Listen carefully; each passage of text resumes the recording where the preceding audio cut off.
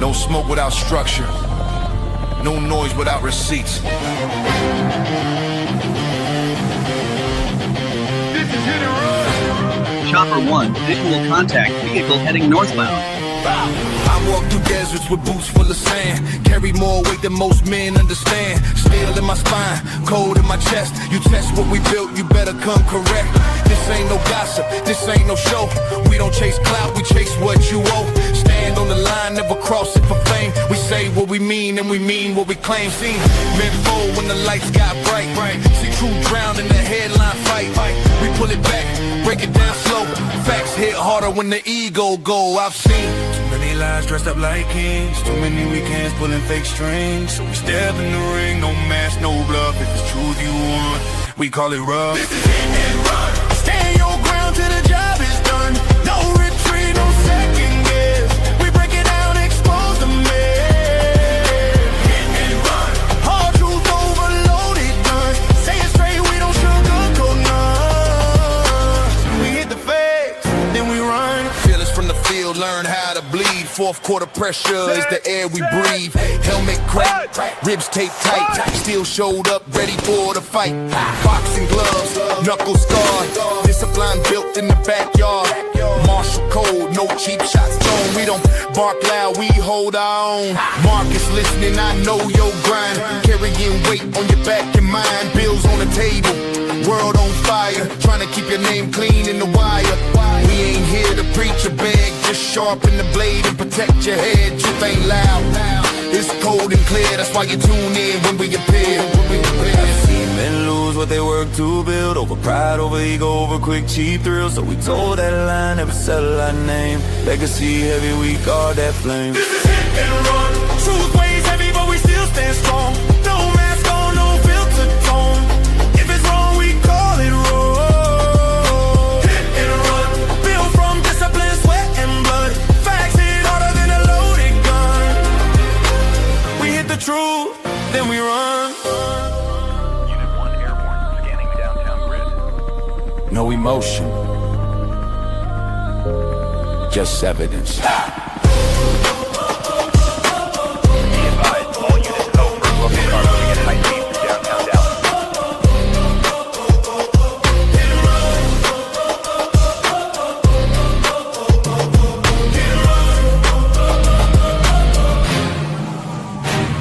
We the roam. A once quiet farm town turned home to one of the largest and fastest growing Indian communities in America. Where are you from? India. From India. I'm from India. South India. I'm an H1B. I'm into IT. Motherland India or Texas, USA? Obviously, motherland India. Obviously. Obviously, motherland India. As the Indian population exploded from 3% to 33% of the population since the year 2000, many Texans are outraged, declaring there has been an Indian invasion. But how are all these Indians coming to Texas? And is Frisco the only town in Texas where Indians are seemingly spawning out of thin air? I pulled up to the Frisco Town Hall meeting to witness the clash of heritage Texans and their new Indian neighbors. We need It's a mess. It is a mess. Ladies and gentlemen, welcome to another Hit and Run. We're back again. And throughout our series, as you could tell, we had talked about dealing with the Somalis in Minnesota. You know, we jumped over to New Jersey and went into the Hasidic Jewish community from Jackson and also Lakewood. And now we're here. This one hits a little closer to home for our brother here, Fearless, because he's right there in the thick of it. He's watching this happen real time live. We brought it up last week during one of our lives, and now we're going to get into it. And our brother Tyler Oliveira, the YouTuber that does a lot of investigation, that actually we have been tracking him because every time we've gotten into a conversation, he beat us to it. So why not? You know, it's a form of flattery. But right there in Frisco, Texas, there's been a huge population explosion since 2000 of 600% in the Asian community, 4% of which are Indian immigrants.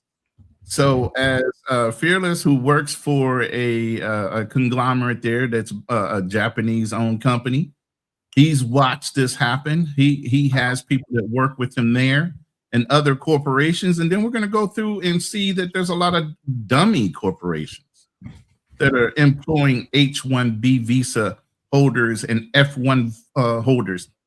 Now, F1, that's really about getting your education. You're over here as a student.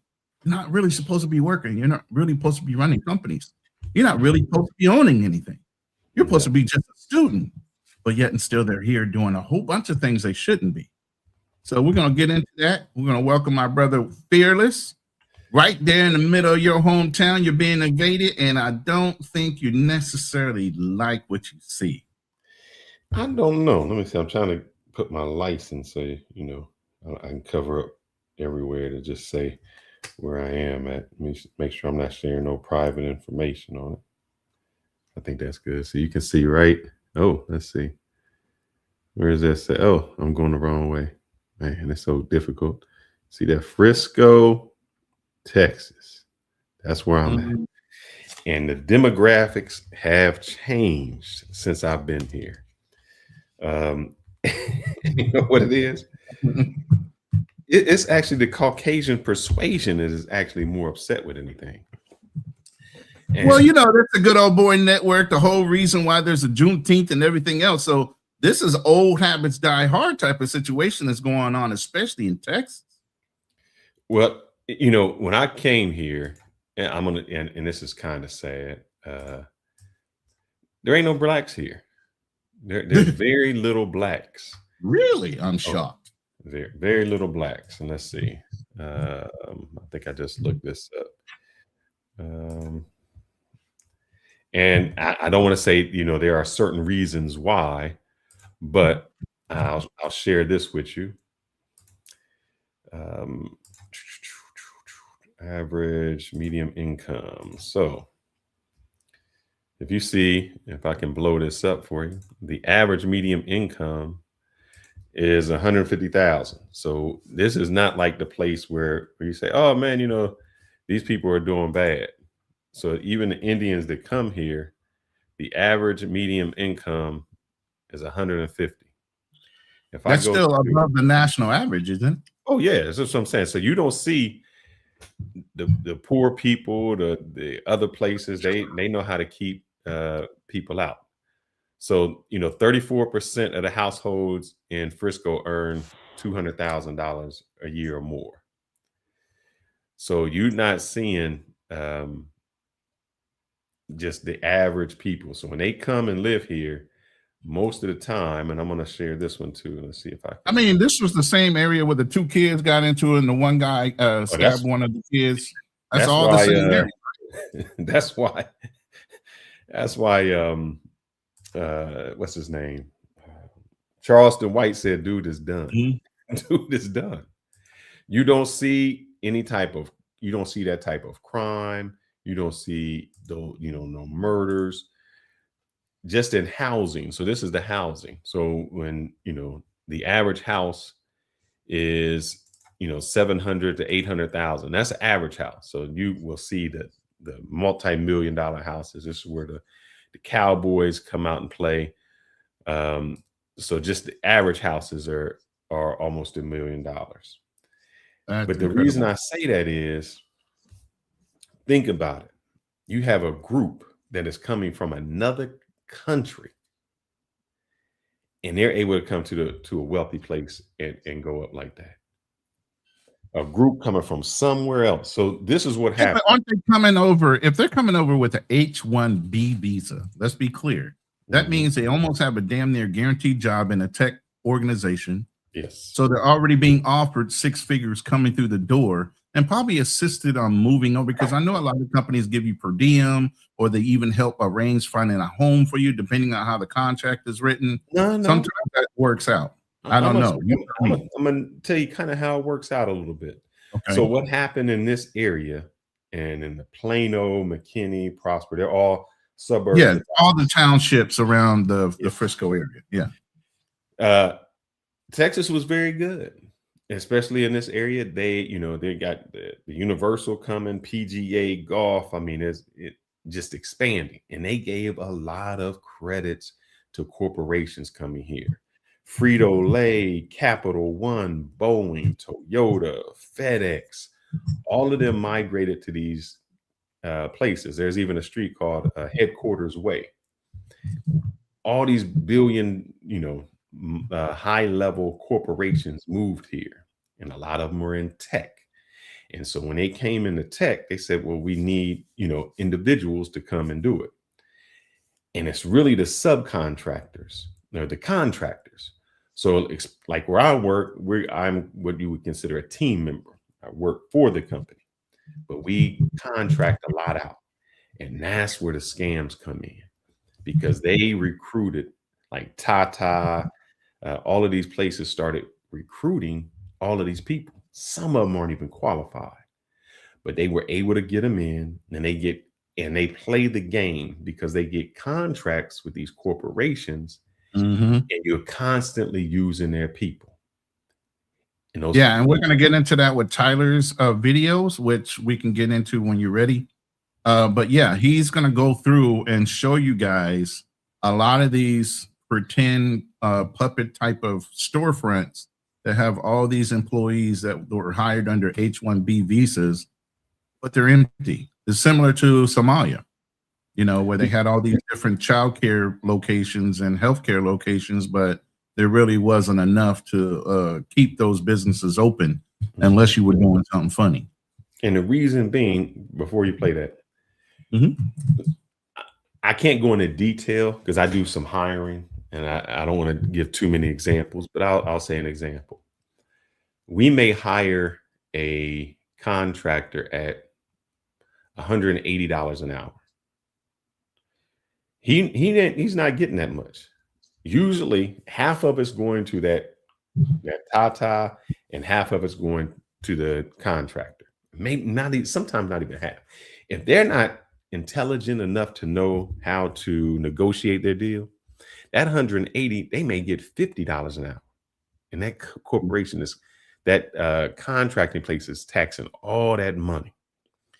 They don't care who works. I'll get interviews we're trying to get one job filled, and they just throw anybody in there because all they need to do is just fill it. And we're going to show you how they game the system. They'll bring somebody in and they'll fake interview. The person you think you hire is not the person you hired.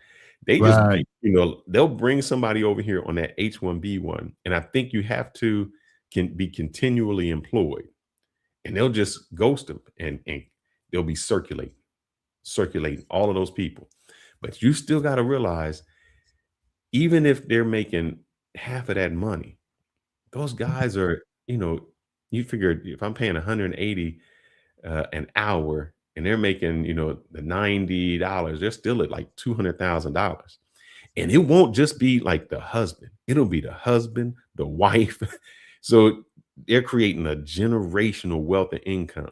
We're going to go through this to even show, and I showed Ronan prior to this, the school district in Frisco is ranked one of the top in the nation, and especially in Dallas, in Texas, and in the nation. And they make sure they move to the area so they can educate their kids. Go ahead. I don't want to get too deep. We'll go in as we go to just say how they set up an entire system that benefits them. And I've seen this coming since I've been in college, man. And I'll tell this story in college, and then we can segue. When I was in college, there was a limited number of parking spaces that you had on campus. So we had a shuttle. So on the shuttle, you'd park off campus, or you had an apartment, and the shuttle would take you from campus and drop you off. When I would get on the shuttle, I'd be like one of the only brothers in there.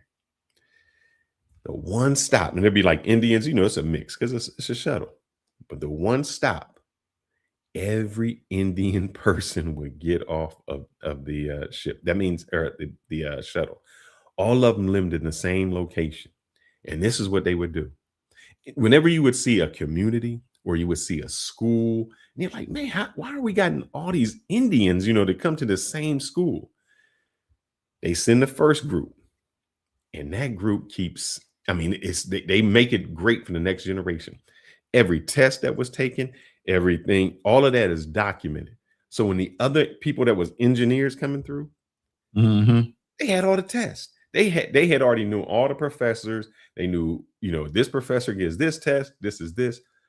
All of that was taken care of for them, because that community was like, if one of you guys make it, all of you guys make it. And it was, and it was so difficult that I couldn't get that from a brother. If I'm trying to ask a brother for help, it's like, I ain't telling you nothing. They ain't sharing no information. They not giving nothing. That is not how it is in the barrel, man. Yeah. In the Indian community, they are sharing is caring. Each one teach one. And that's how they become successful. And I'll say one more story. As we get in, I'll tell you. The department, I won't even say department. I'm in one tech. I don't know how broaden it. But let's just say a couple of my teams that may have 75% Indians. I've always wondered, what if I hired 75% blacks? Would they look at me funny? Hell yeah. What you mean? Nobody. You already know they would. Nobody bats an eye when it's 75% Indian. Not even a bat an eye. When your contractors are all Indian, nobody bats an eye. But that's the difference. It's the contractor bringing in other Indians, and that's more acceptable. No, even when it's team members bringing them in, man. I had some. I got to kind of. The hiring managers, are they also Indian? Yes, because HR, are they also Indian? No, wait, because that's HR, how isn't HR? Do HR have some Indians in there running the HR department? No, because it's not. Here's the thing: it's not HR that hires the people. So if I'm a manager, I say I need this type of position, and all they do is just help put that out and put it on the web.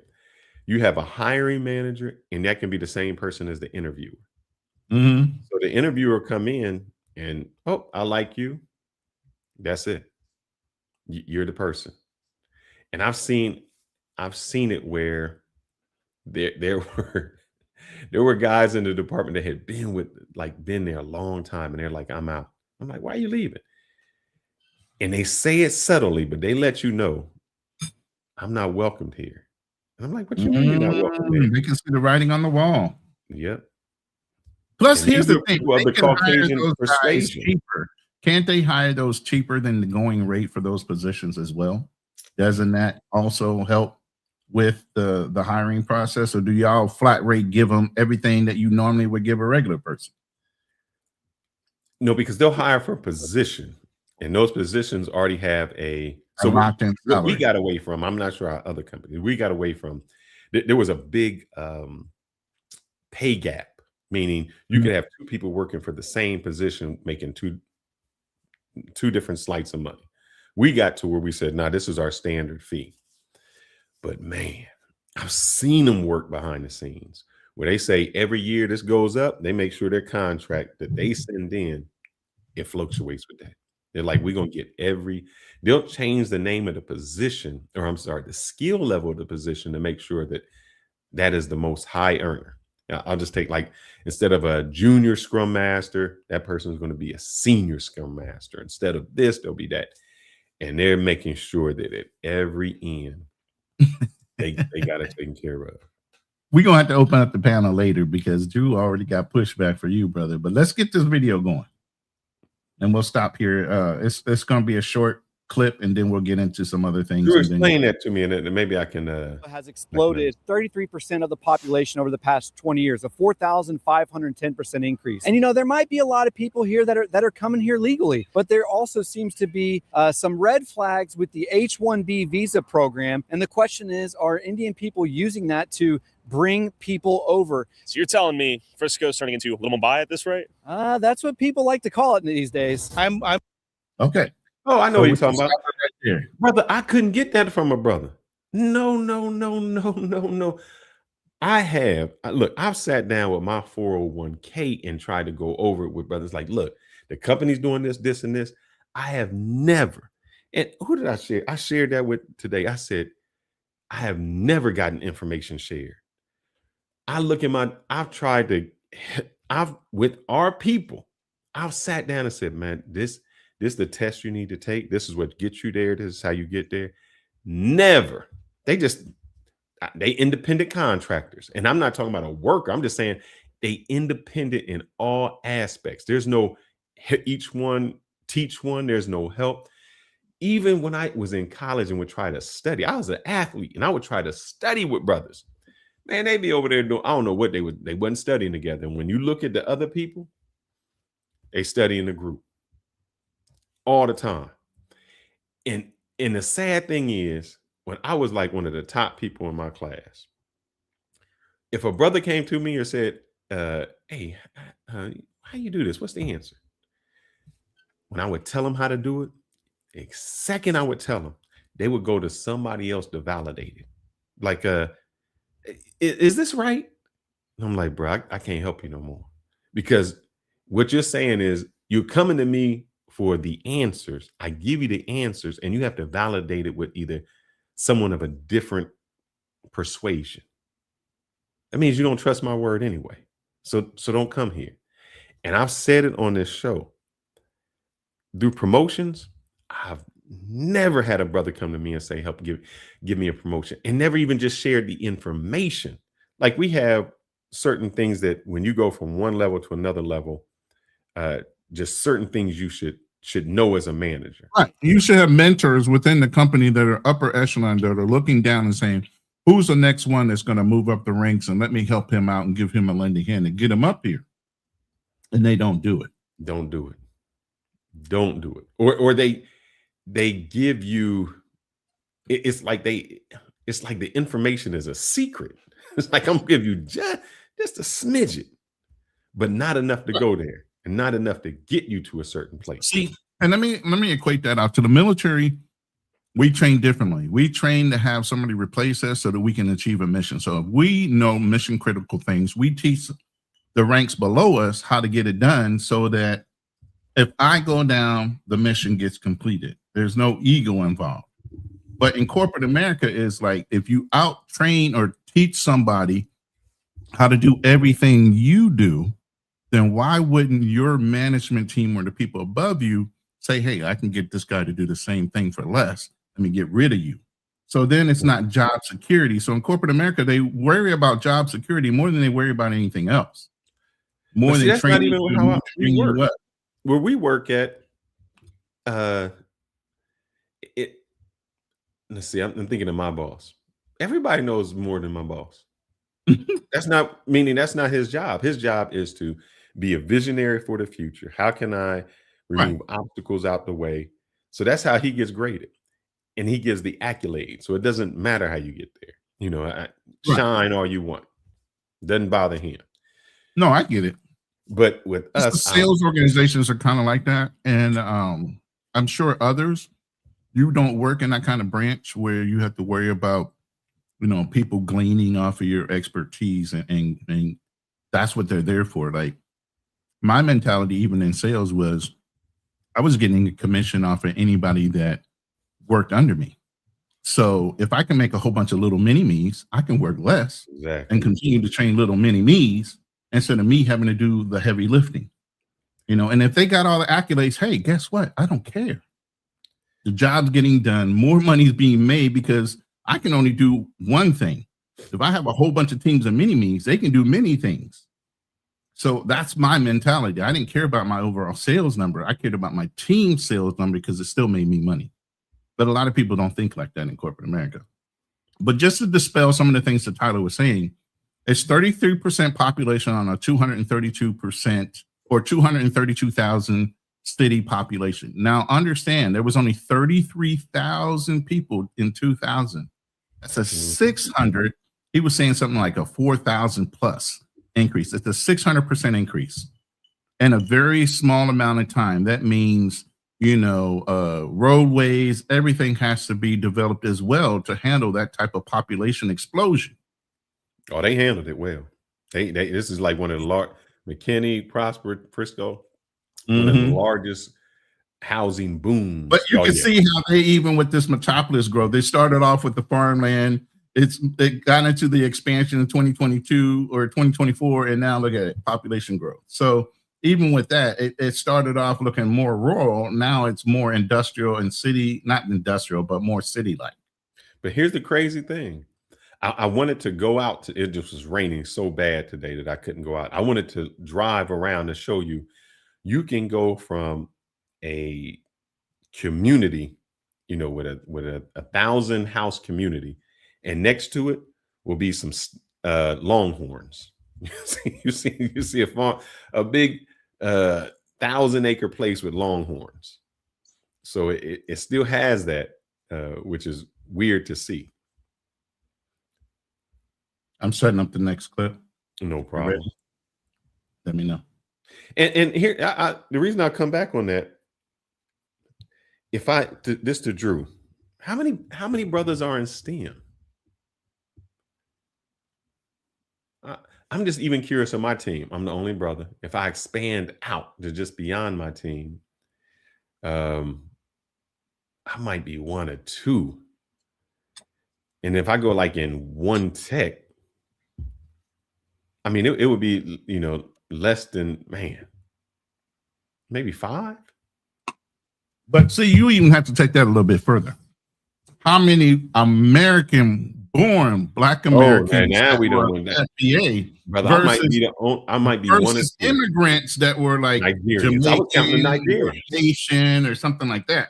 I was counting the Nigerians. You got even less. You're even less of a percentage then. Yep, I was counting because the you Nigerians. know the immigrants from Black nations are all about STEMs. It's our culture, our country, people that do not necessarily focus on STEM so much. But you know what we do? I know some brothers like we do the humanitarians, you know, what marketing, things like that, but not the technical stuff. And the marketing becomes so, that can be difficult within itself. But go ahead on that. Yeah, I loved it. And I mean, that's where I started off at. When I first got out of the military, I was a tech. You know, I got out of the computer field. I've been around it since they were 8088s. So when I got out, I instantly went into tech. I went into marketing and selling network infrastructure. And so I rose through the ranks real fast because I already knew that shit inside and out. It wasn't nothing I had to be retaught. But yeah, a lot of brothers struggle with this stuff because they never took the time to learn. And yes, we have our nerdy brothers out there, but it's not the norm in our culture. But let me go ahead and play this clip and we'll push forward. Law, I think it's a good thing. But if the law has allowed Frisco's Indian population to go from less than 2% to almost 20% Indian in the last 20 years, turning Frisco into a majority-minority city, is the intent of these work visas bringing Indians to America to support our labor force or to replace it altogether? To the flag of the United States of America. This is insurrection. This is the overthrow of the United States government, which is why 20 million people walked across that border. I can't go to Somalia and live, or Mexico. This is my home, America. The H1B visas, we don't need them. We don't, not right now, someday, but not now. And now, as of late 2025, T-Mobile USA opened a global technology hub in Hyderabad, India that employs thousands of Indians while they're laying off Texans and Americans. They've even sent Americans to go train these Indians in India. T-Mobile USA could have easily opened up this technology hub in the United States of America, and they could have ran it out of one of the 2 Frisco offices on Warren Parkway. On top of that, T-Mobile spent $81.5 million on salaries for H1B employees in the United States in 2025, all salaries that could have went to Americans. Is it a coincidence that T-Mobile has a new Indian CEO as of November last year? Probably not. We are the end. There you go. There's your accusation right there. Proven. Indian president comes in the office. Hey, let me ship all these jobs overseas so we can take advantage of it. Let's bring some Indians over here and give them 6-figure salaries. Jesus Christ. Talk about the setup. And here's the thing. all these cultures kind of mirror each other in a way. They find a place where they can see themselves and they start to spread out and condense and control and start to disseminate what are the rules of the game, one, and you got to be aware they understand these rules. Now they're starting to get into city government. Now they're starting to get into the school districts. Now they're executing the same plans and things as we talked about with Somalia, as we talked about with the Hasidic Jews in Lakewood, and also expanding into Jackson. I mean, it is a repeatable thing that we're seeing over and over and time again. Go ahead, Phyllis. Now this is, I know your buddy, and he may be listening to us. This is where buddy? I differ from obstacles. Oh, God. When we talk about obstacles, he talks about, hey, this is what I'm doing. This is where I'm great. And that's great as an individual. But why so many other people, and as an individual, he might be doing good, but the reason so many other races beat us because they don't look at themselves as the individual. And that may be good for him, but I'm going to tell you where it messes you up. Because we think, and maybe obstacles thinks, I'm smart and I can do it. You know, I've studied and I can get through. Other cultures, it don't even work that way, bruh. I was trying to look up the population of a high school I went to. This high school costs more than most Ivy League colleges. Why do parents send their kids there? I'm going to tell you why. Because in the summer, I remember in the summer of 10th grade, the one dude, his dad calls up another dad and says, my kid, I need him to intern somewhere. The one dad was a sitting judge. And he said, oh, well, he can come. I forgot what they call it, like his intern, but book for me or something like that. He can do that for me for the summer. Kid wasn't smart. Kid, just the average, even at this school, just the average kid. But that put him in front of the most influential people because the judge was meeting with mayors, governors, all of that. And so they start to say, oh, his name gets around. He goes there as 10th grade, as 11th grade, as 12th grade. Now, when he gets out into college, he studies. And where does he go?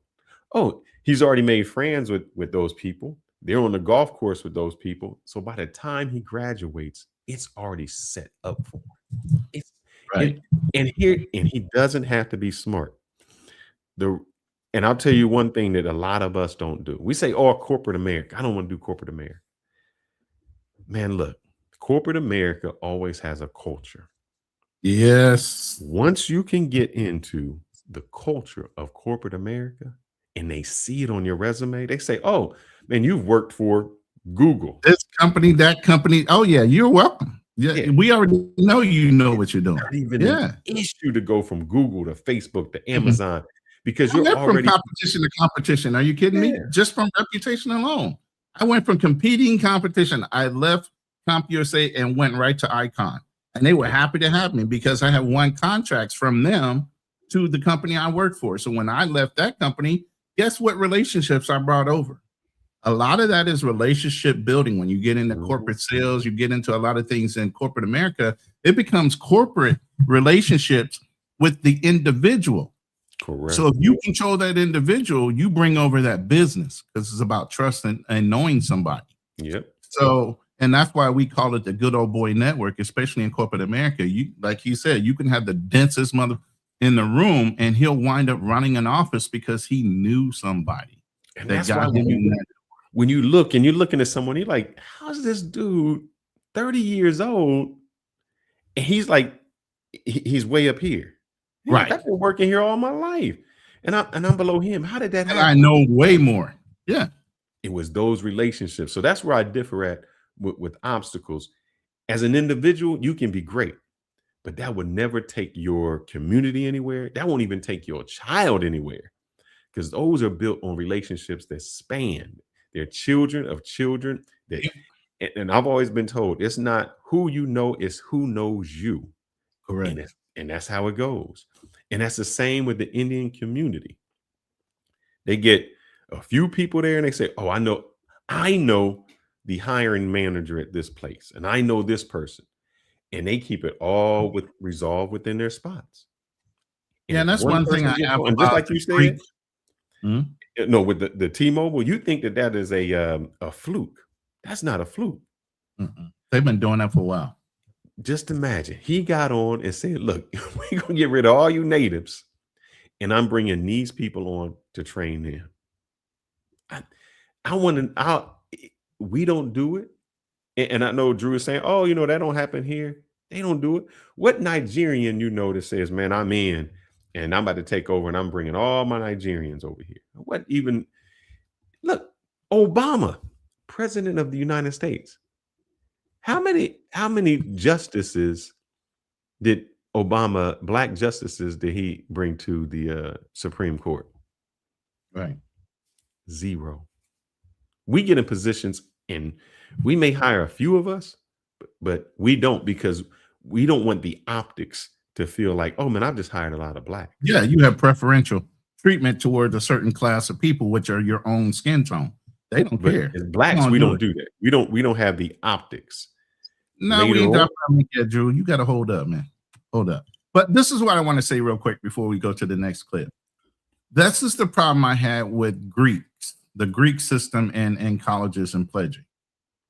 The whole point of joining pledging to these Greek units were supposedly because they had the inside track. There was a referral system. It was part of what we could consider the good old boy network. These people were supposed to be connected in different businesses and politics and other things, to where you should be able to call on your brother and sister within that Greek system and be introduced into somebody of note. That does not work. It never did, because you still have the crabs in the barrel mentality within the Greek system that brothers feel like you have to pay homage to them or damn near get on your hands and knees in order to get up. It's different when you're talking about other cultures. It's not a thing where you have to belittle yourself or be humiliated before they'll get you somewhere. They know it benefits the overall group if you're there. Not you got to pay homage to the fact that this person got you on board and you owe them something. That's the biggest beef I ever had. I'm going to help answer Drew's question. This is a direct comparison. So of the percentage, and this is just when I was looking at the percentage of Asians, the percentage of Asian, I just went to Ohio State University. The percentage of Asians and blacks are the same in enrollment. It's nearly who graduated. Oh yeah, I'm saying just in STEM. I'll go to the graduation. Triple the amount of Asians are in STEM, and when it came to the medical field, they just blew that away. That's 25% on the medical. That's the enrollment part. How many stay and actually get their degrees? That's another thing. You can enroll all day long. Are you going to make it? Are you going to stay? I can tell you from my own personal experience. I was enrolled. I had a master's degree program I was enrolled in, but life happened. I dropped and went in the Marine Corps. I was in an architectural program, 5-year program to get my master's. You see where I'm at.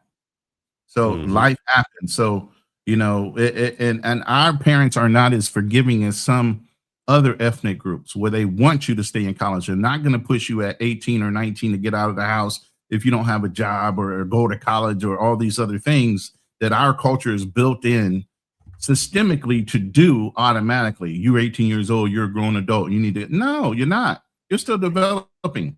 And did you train your kid to live on their own? You teach them how to pay bills? Did you teach them about fiscal responsibility? Did you do any of those things? Or are you throwing them out to the wolves to figure it out on their own?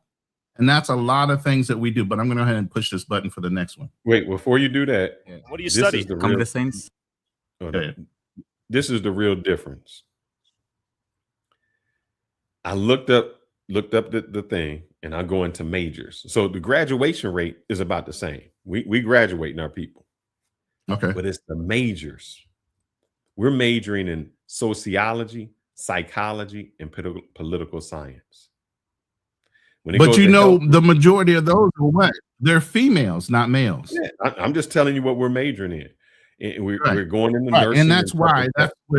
that's where the separation is, right? Yep.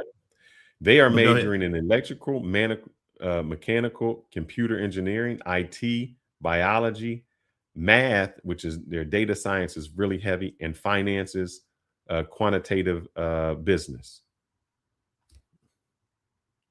When they get out, Yeah. I mean, you're going to be a sociologist, you're going to be a social worker, you're going to be our majors don't even add up. So they get out, they're exponentially making way more than us. So go, Yeah. you can play that. I'm sorry. Yeah, let me go ahead and push this real quick. I'm on green card. Do I need to specify that? Yes, if you could. Oh, you don't want to? Why?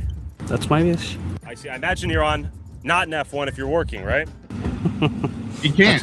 Exactly. Okay. I'm a TN visa. I'm permanent. Okay, so your green card. Yeah. Would you prefer India or USA? US is good. Why not Okay. US? That's why I'm here. Is your wife here? No, yes, yeah, but yeah, Is she also on a visa? no, she's not. She's on the same green card with me. Same green Yeah. card. And do you have kids? Yes, sir. Yes. And are they here? Yes, they are here. They're going to school. Okay, Everything is so- good. They're born and raised here. Everything is good. Oh, born and raised here. Yeah. Okay. What are you working? Software. Engineer? Engineer, software. Software engineer. Did you get a college education in India or the USA? India. Yeah, I work in IT. IT. Why are Indians so good at software engineering? Just pause there for one second. Pause that. Whereas in what neighborhood can you go to and you go around and ask black males, what do you study? Or what's your job? First of all, what's your job? Not too many, bro. And so Not you too go many there and places say, to what? go and not too Everybody's an many. engineer, IT. So I can't blame them for what they've gotten into. So that's no blame on them. It just is different. Their priorities are entirely different. And you talk about a fake it till you make it. Oh, that's a fake it till you make it.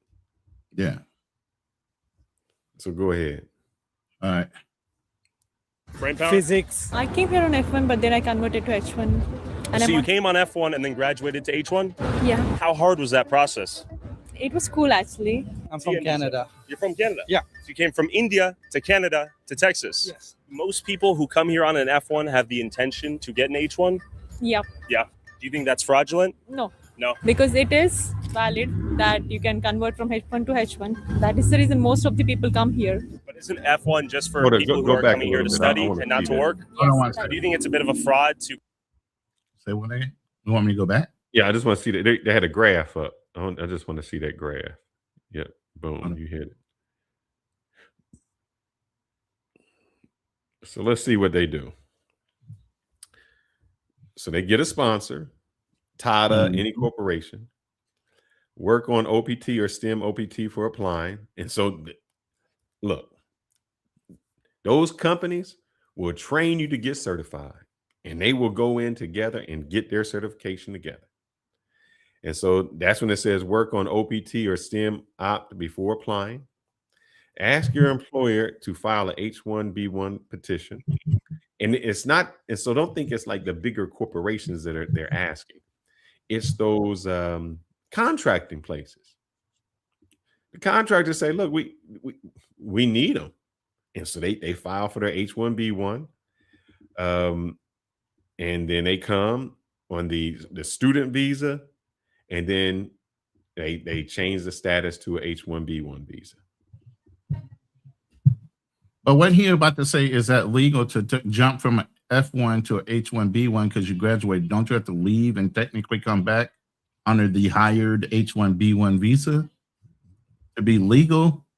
Is it? I don't think so. It's a pathway Because- that you're kind of like jumping, like No, because you know what we've tried to do. When I say we, I say the United States. What we've tried to do is say this: we are tired of sending our talent outside. So you have Asian Americans come here and they get all of the training in the United States and the learning. And then when they graduate, we say, you got to leave.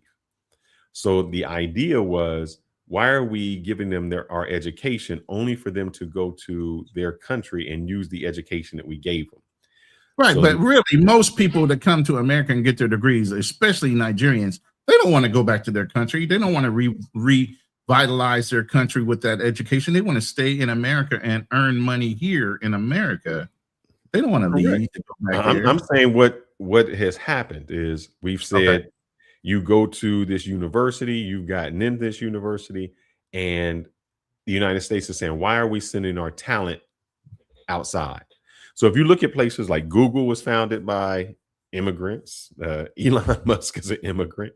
So we said we didn't want to, and I'm not saying, when I say we, I'm saying the United States is saying we don't want to send this talent that we trained outside. We wanted to keep them here.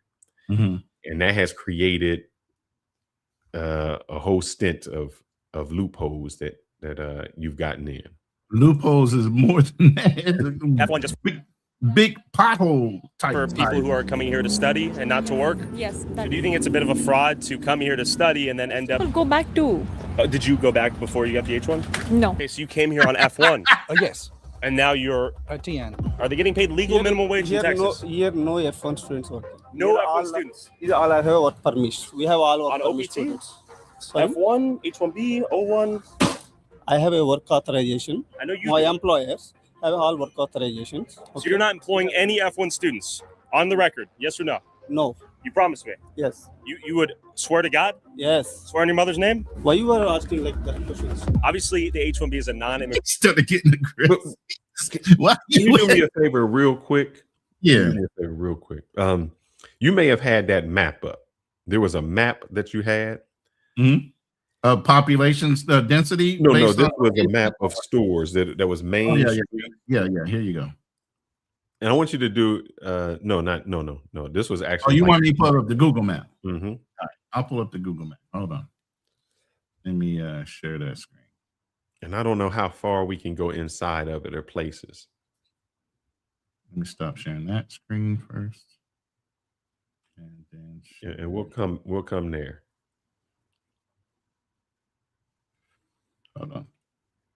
Taking a second to get this up. All right, there you go. No. Did you have it? Yeah. It's right here. All right. So I don't know if These are all Indian restaurants right here, and this is on the block Main of Court and Main Street. All Let's these see are if we Indian. Donato's Pizza right there. So go right in. You see Donato's, great place to eat. That's a good spot. I don't know if you can get a street level view of places in there. Go ahead and go in. All right, and back out just a little bit. All of those, and the reason I want to show you, look, there's a Cam Pizza. That's Indian. Indian vegetarian. That's Seven Brew Coffee, Indian. The vegetarian cuisine, all of those places are Indian. And the reason I say that is this. That's got to be an Indian market, right? Oh, yeah. That's the marketplace. Swargam Army, something like that, Indian. All of that, Indian places. Think about this. How many spots can you go to that are blacks have the whole shop that's taken, that's taken. And then on top of that, I want you to think about the diversity of the spots that they have.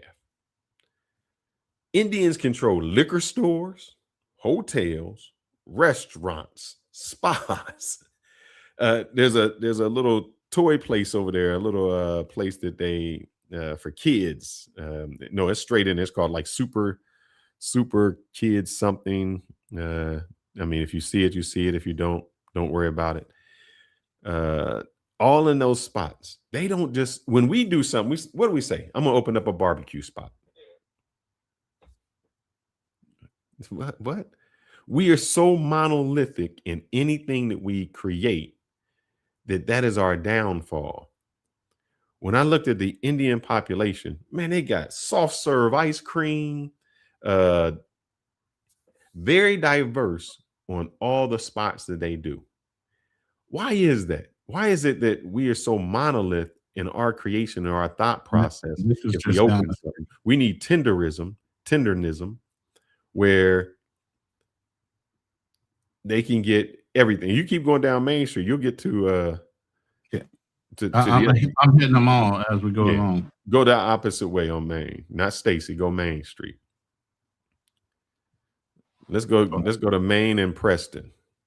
We're gonna go down. Is that Preston? Right there. So look at that. Indian Bazaar.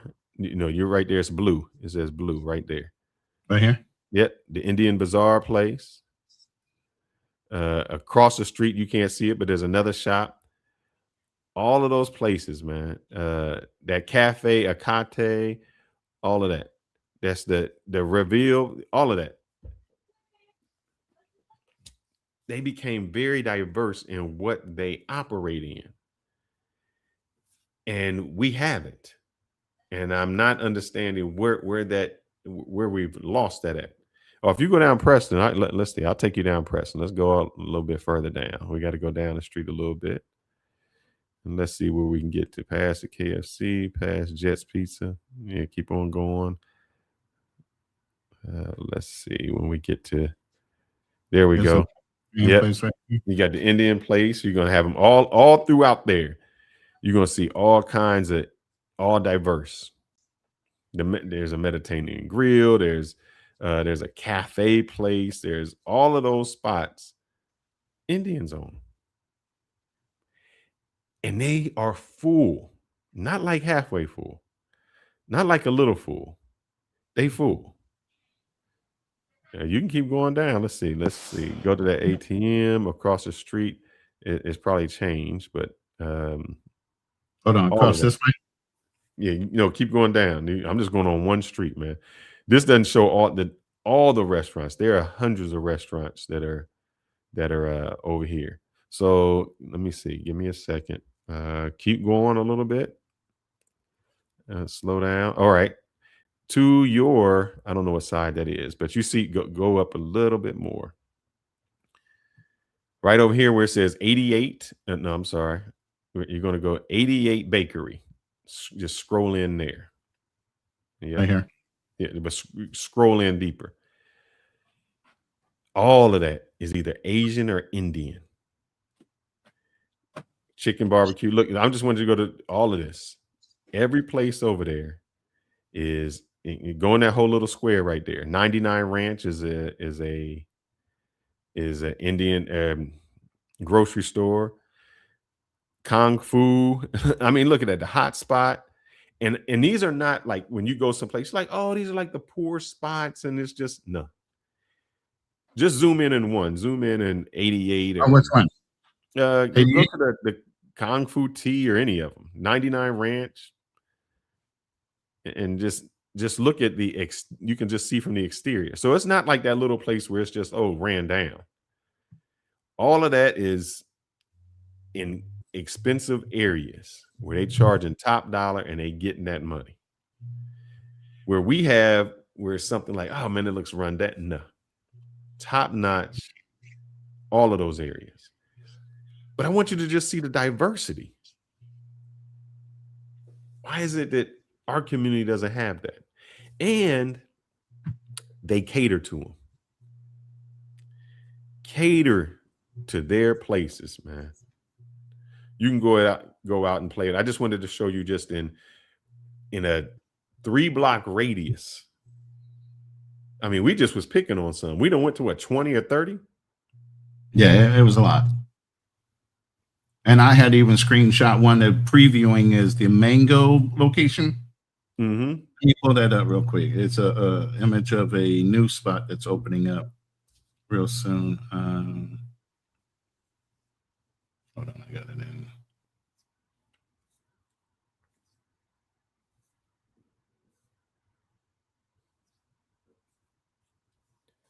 So I know we're going to get to Mango Yard.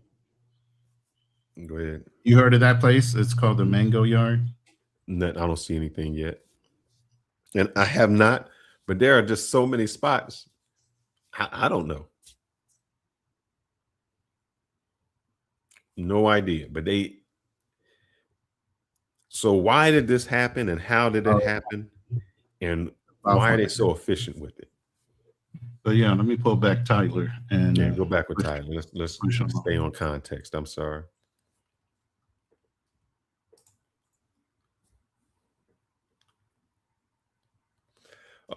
Drew, I live here. What you talking about? I better be ready. I live here. What you gonna tell me I don't know? Okay. Date. And how have you liked Texas thus far? It's good. I like US. I like India more. That is the reason I'm trying to go back. Basically, at the end of the day, our family is important, right? Our family is in India, so we need to go back to India. I see. Are you married here? Yep. Is he also? And here's what you're gonna know. See what she just said? She just said she'd go back to India. You know damn well her husband is not wanting to go back to India. Oh, because no, you can live rich over there. It's changed. You go to the bigger cities, and a lot of them drive Teslas. Yeah, but they wouldn't have the same jobs over there. So if she goes back, that kind of money that she's making is not available in India. So yeah, you can buy a house and build it up real quick, but here's what they do until you retire, until you have enough money to run your own business or whatever. Brother, this is what they do. They go to the community. What we taken 30 years to go through to buy the house, they put their money together. Didn't I tell you? I don't know if I told you. Right. No, they all live in the same houses. I understand that. I would just there was I don't think I told you that story, Ronan. I was long story short, I was buying something off of Facebook Marketplace, and I went to a lady's house, and we were talking. Indian lady, and she's like, "Yeah, I'm moving back. I'm in Frisco." She was like, "I'm moving back." Well, she's not gonna move back yet. And long story short, I guess her husband had passed away. She's Indian, and I was like, "Man, you moving?"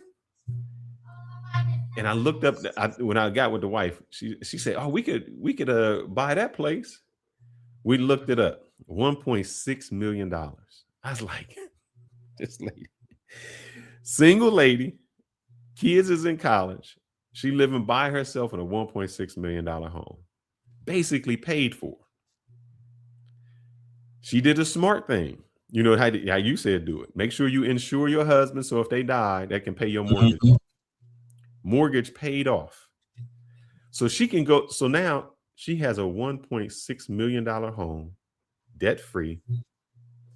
She can go wherever she wants. Go where she wants. All right, I'm gonna push on. Woo! It's getting hot here, man. I told you we're in summertime. It's already 90s. Specialized skills. Teachers being invited. Our colleges and universities create these wonderful, best and brightest computer scientists and computer programmers and engineers. After a 4-year college degree, we go through rigorous training. That holistic training that happens in the United States far supersedes what you find amongst the H1B cloud. And out of all the 50,000 plus visa applications, how many of those were legitimate? There were, easily between 70 to 80%. That was my denial rate. And we created that gold rush. One example of how H1B Indians are used to suppress American wages, it all starts with this guy who needs some more cheap labor. To avoid the headache and cost of hiring an American, he outsources the job to an IT staffing company. This IT staffing company claims to have an army of high-skilled H1Bs to fulfill the contract, all at a cheaper cost. And most of the time, these IT staffing companies will rent an office like the empty ones you're about to see, put that address on their H1B's employees' paperwork, basically telling the government, don't worry, here's the office where he'll be working. But the reality is the IT staffing company won't use that office for anything and will send the H1B employee directly to the client's worksite. The client gets cheaper labor without the responsibility of sponsoring the H1B. The H1B makes great money compared to what they'd make in India. They can work towards getting a green card in the US. And most importantly, they don't have to live in India. All while the IT staffing company collects the spread between what they underpay their H1B employee and what the client pays them. It's a win-win-win for everyone but the American worker. India number one. Now, we're going to get into this, but everybody does that. Even in America, I used to sell labor when I sold infrastructure of our installers. We're selling at 75 cents or $75 an hour. Even though we're only paying our installers maybe 20. So we're bagging what? The extra amount of money. Every company does that. So it's not unheard of as somebody that's like a recruiter or something to over announce how much they want per hour. because they're trying to get a commission. Let's go invest. Go ahead if you want to say No, something. you're right. But you know, as a company, we look at it like this. Let's just say my salary is $100 an hour. That's what I make. The difference is you don't just make the $100 an hour. You make my car allowance, my health benefits, everything else that goes with that. So that package is much greater. So what they say is, well, instead of paying this employee this $100 an hour with all the benefits, and it'll be very difficult to let them go, let's just get somebody for a project, for a year project. And we can bring them on and we might pay them $150 an hour. But that's less than all the benefits I got to pay out, all the commissions I have to pay out, all the bonuses I have to pay out. And I can use them for this specific task, and then I can move on to the other one. You got our boy Kanal in the room. His new channel. And so I'm glad of what he said. He said, salute. Which one do you want me to pull up? No, two things. Let's I can go with Kanal when they say, Kanal said, crazy things. These people are not as intelligent as they claim to be. Can I play something real quick? Yeah, go ahead. Let me do this. Let me see if I can get this for you. Let me take this down real quick. Go ahead. Video file. Desktop. I don't know what I called this. Just there's a new folder. Nope.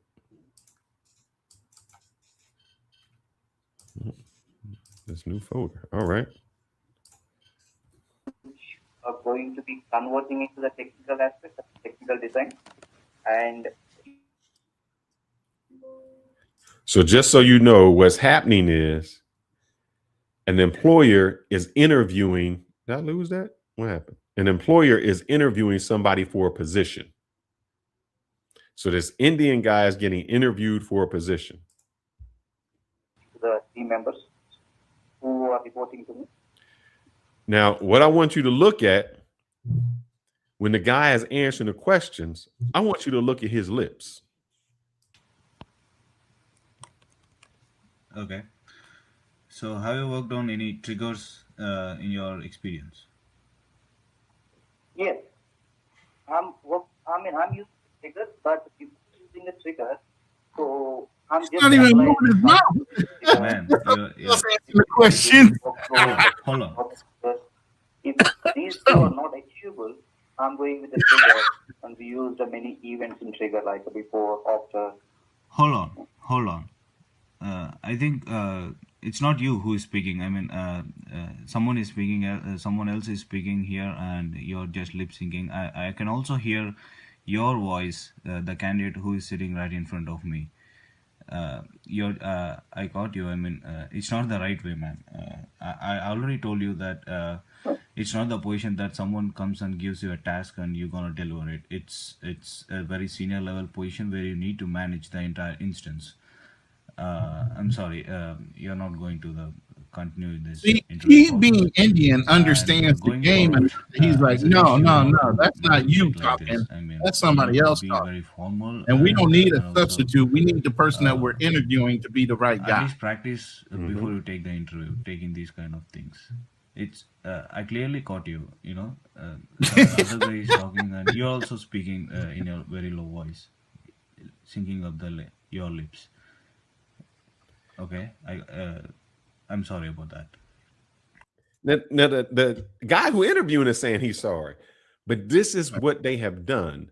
They would get somebody who sits off screen that is actually interviewing for him. So that person gets in that position who really doesn't have the skill level. Doesn't know anything about the job. And he just figures, I'll learn on the job. I'm not, because they're going to train you anyway. Isn't that what most people say? They're going to train you how to do the job anyway. As long as you're smart enough. 3 months to on board. Right. It's going to be 3 months. And then here's the thing. Just say, for instance, that gentleman is just a figurehead. He gets the job. He might make a little money. Somebody else, a substitute.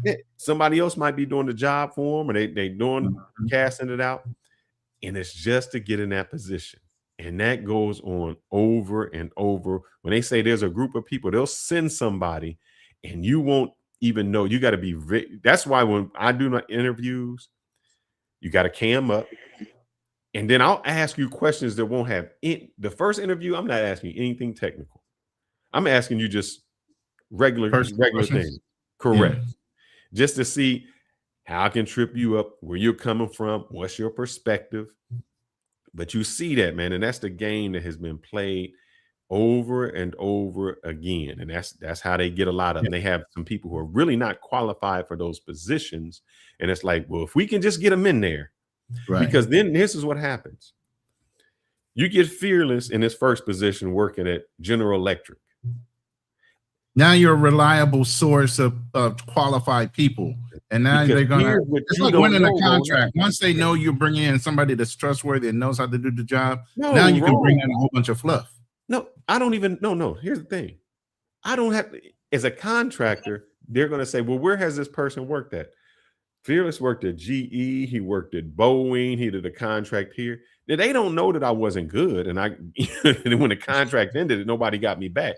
On my resume, it shows I've been at all of these corporations. You mean the corporations don't call up and follow up on these resumes no more? No, because here's the thing. I'm relying on, because it's not a person I'm hiring. I'm actually hiring the company.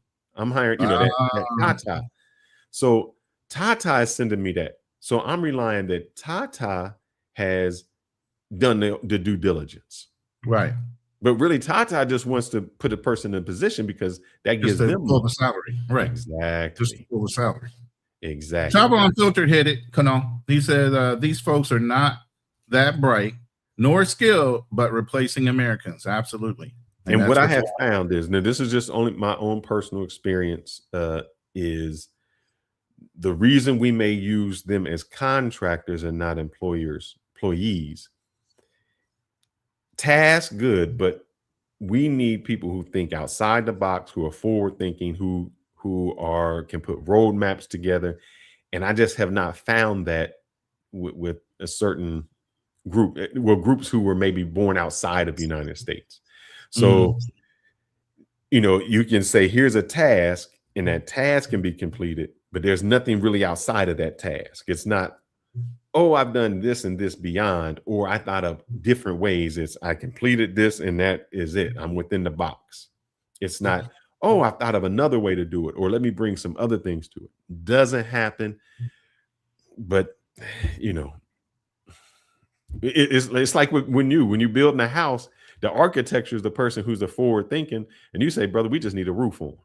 And they don't care who the roof. Well, yeah, and that's the whole thing. The architect does the design and is forward thinking. Then you got to worry about the contractor implementing it. And if he's going to cut corners on what your required build list is, and he's going to get substandard steel, hello, China, who does that all the fucking time, they might turn out a great building when it comes to the architectural design of it.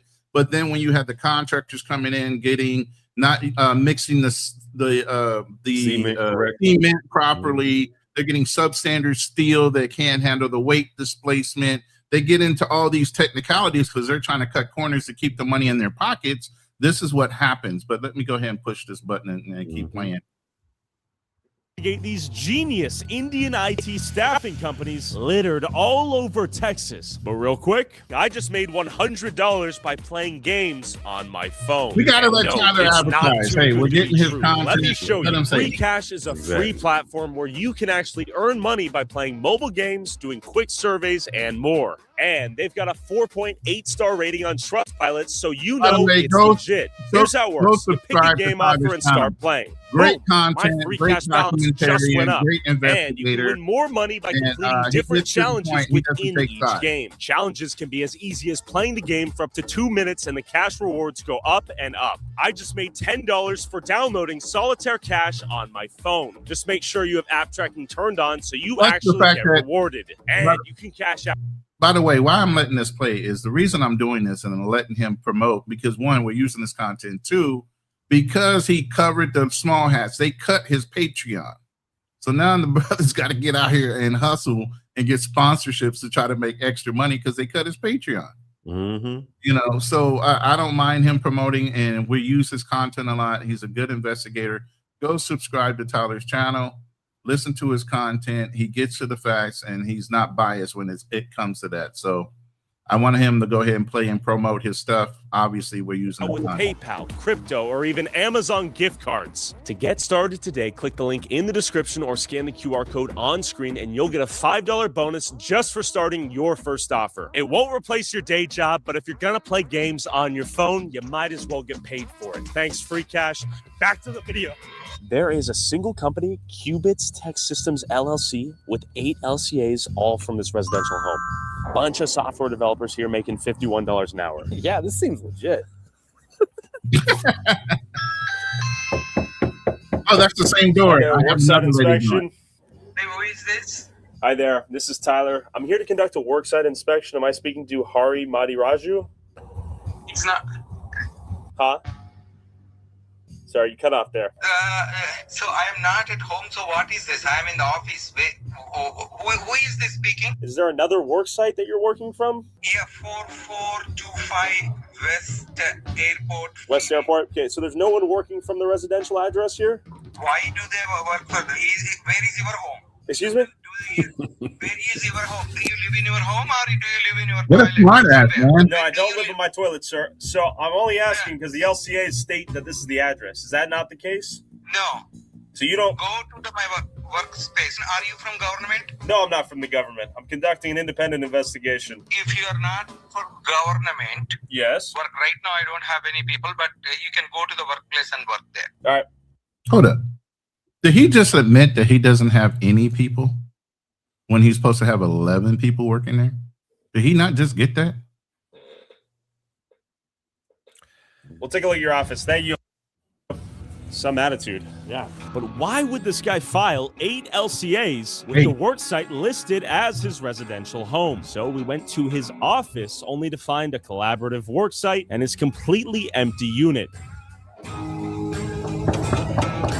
No one in their office. Hari Madiraju finessed us. Let's give him a phone call. Please leave your message for 214.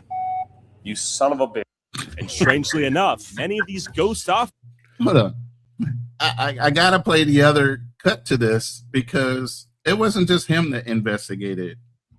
It was another lady that did this too. And she went to his house. But he came to the door this time. Hold on, did I download this? I thought I did. And if you didn't, I got one for you. Let me know if you want me to get mine. Oh, let me go to downloads. I'm in the wrong folder. I thought I organized everything, but where's she at? So to go back to this, here's the thing. I think in 3B's Technologies is not an go ahead. isolated incident. Here we have Qubits Tech Systems, and this company, tech is in the name, so you would think technology, okay? They have filed 13 H1B visas, and 12 were approved in the year 2025. 1 was denied. So you would expect that at least 12 people were working in this house. So hold on.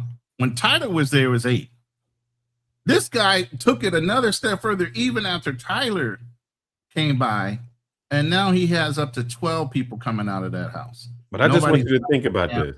If in tech, they paying people $100 an hour, and if they paying the employees 50 of that, that means this dude is making $50 an hour times 10.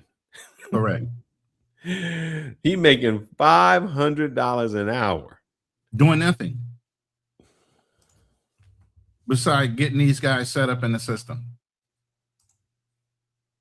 They're gaming us left and right. The American people, that is. They're gaming us left and right. And now the corporations are right behind it and allowing this shit to happen. That's $1 million a year. In one house. Now replicate that by however many other locations that are doing the same thing. That's why when you see Tyler going through these investigations, there's a whole bunch of empty office spaces. Now, office spaces sometimes are not that cheap to rent, especially depending on where you are in the country and what the office building looks like. They charge you a nice little overhead for an office space.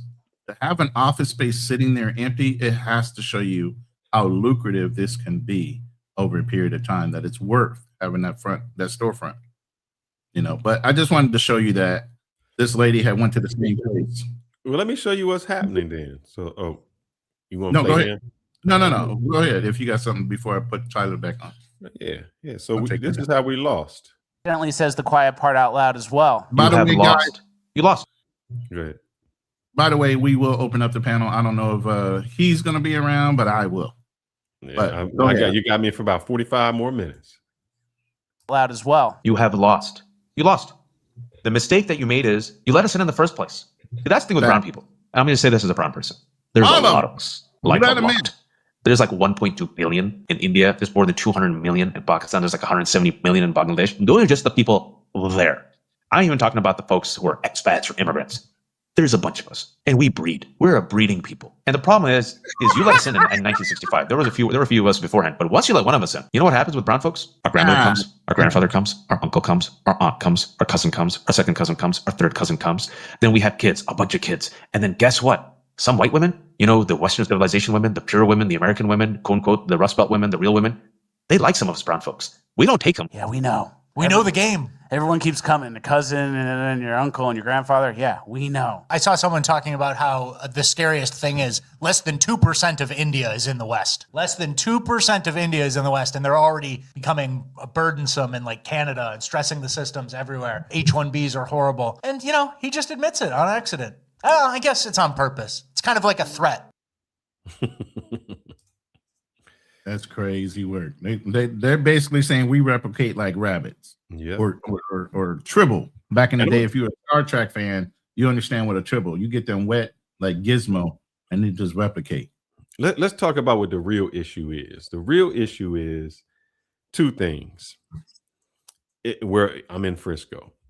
One thing is these people are very scared that their culture is changing because they're dealing with a people who don't need to assimilate.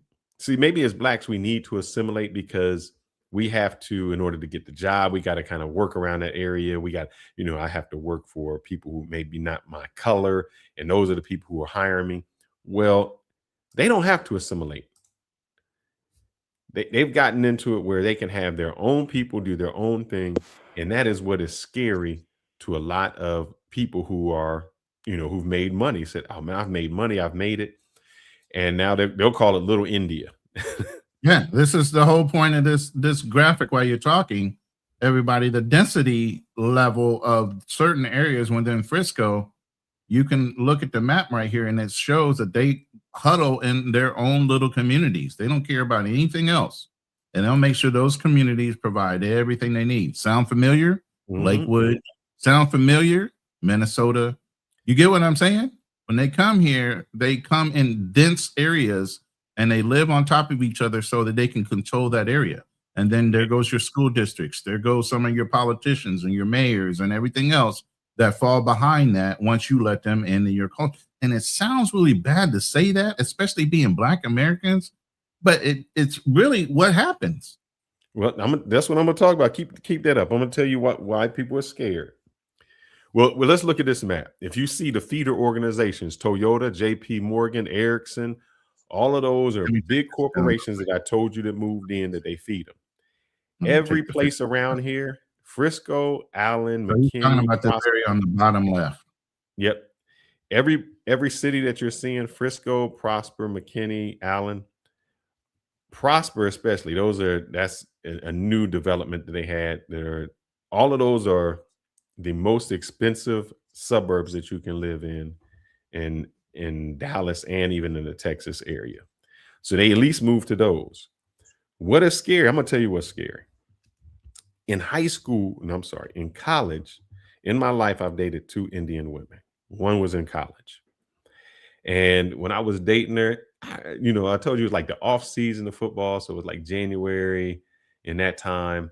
So we was inside. We didn't go outside. It's cold. And that was cool. Meet at the library, things like that. When it got springtime, we had to be outside. Come outside. No, she come outside. We was not walking together. And I'm like, I had never experienced this. I'm like, what's going on? And she said, like in her community, look, we can date, we can do all of that behind closed doors. You can't go see your parents or nothing, huh? No, never. You're never seeing that. You never. And she said there will come a time where you know, when I have to get serious, and you won't be part of that equation. Damn, at least she was straight up and honest with you. Straight up, man. Straight. And so I was like, man, I ain't dealing with this.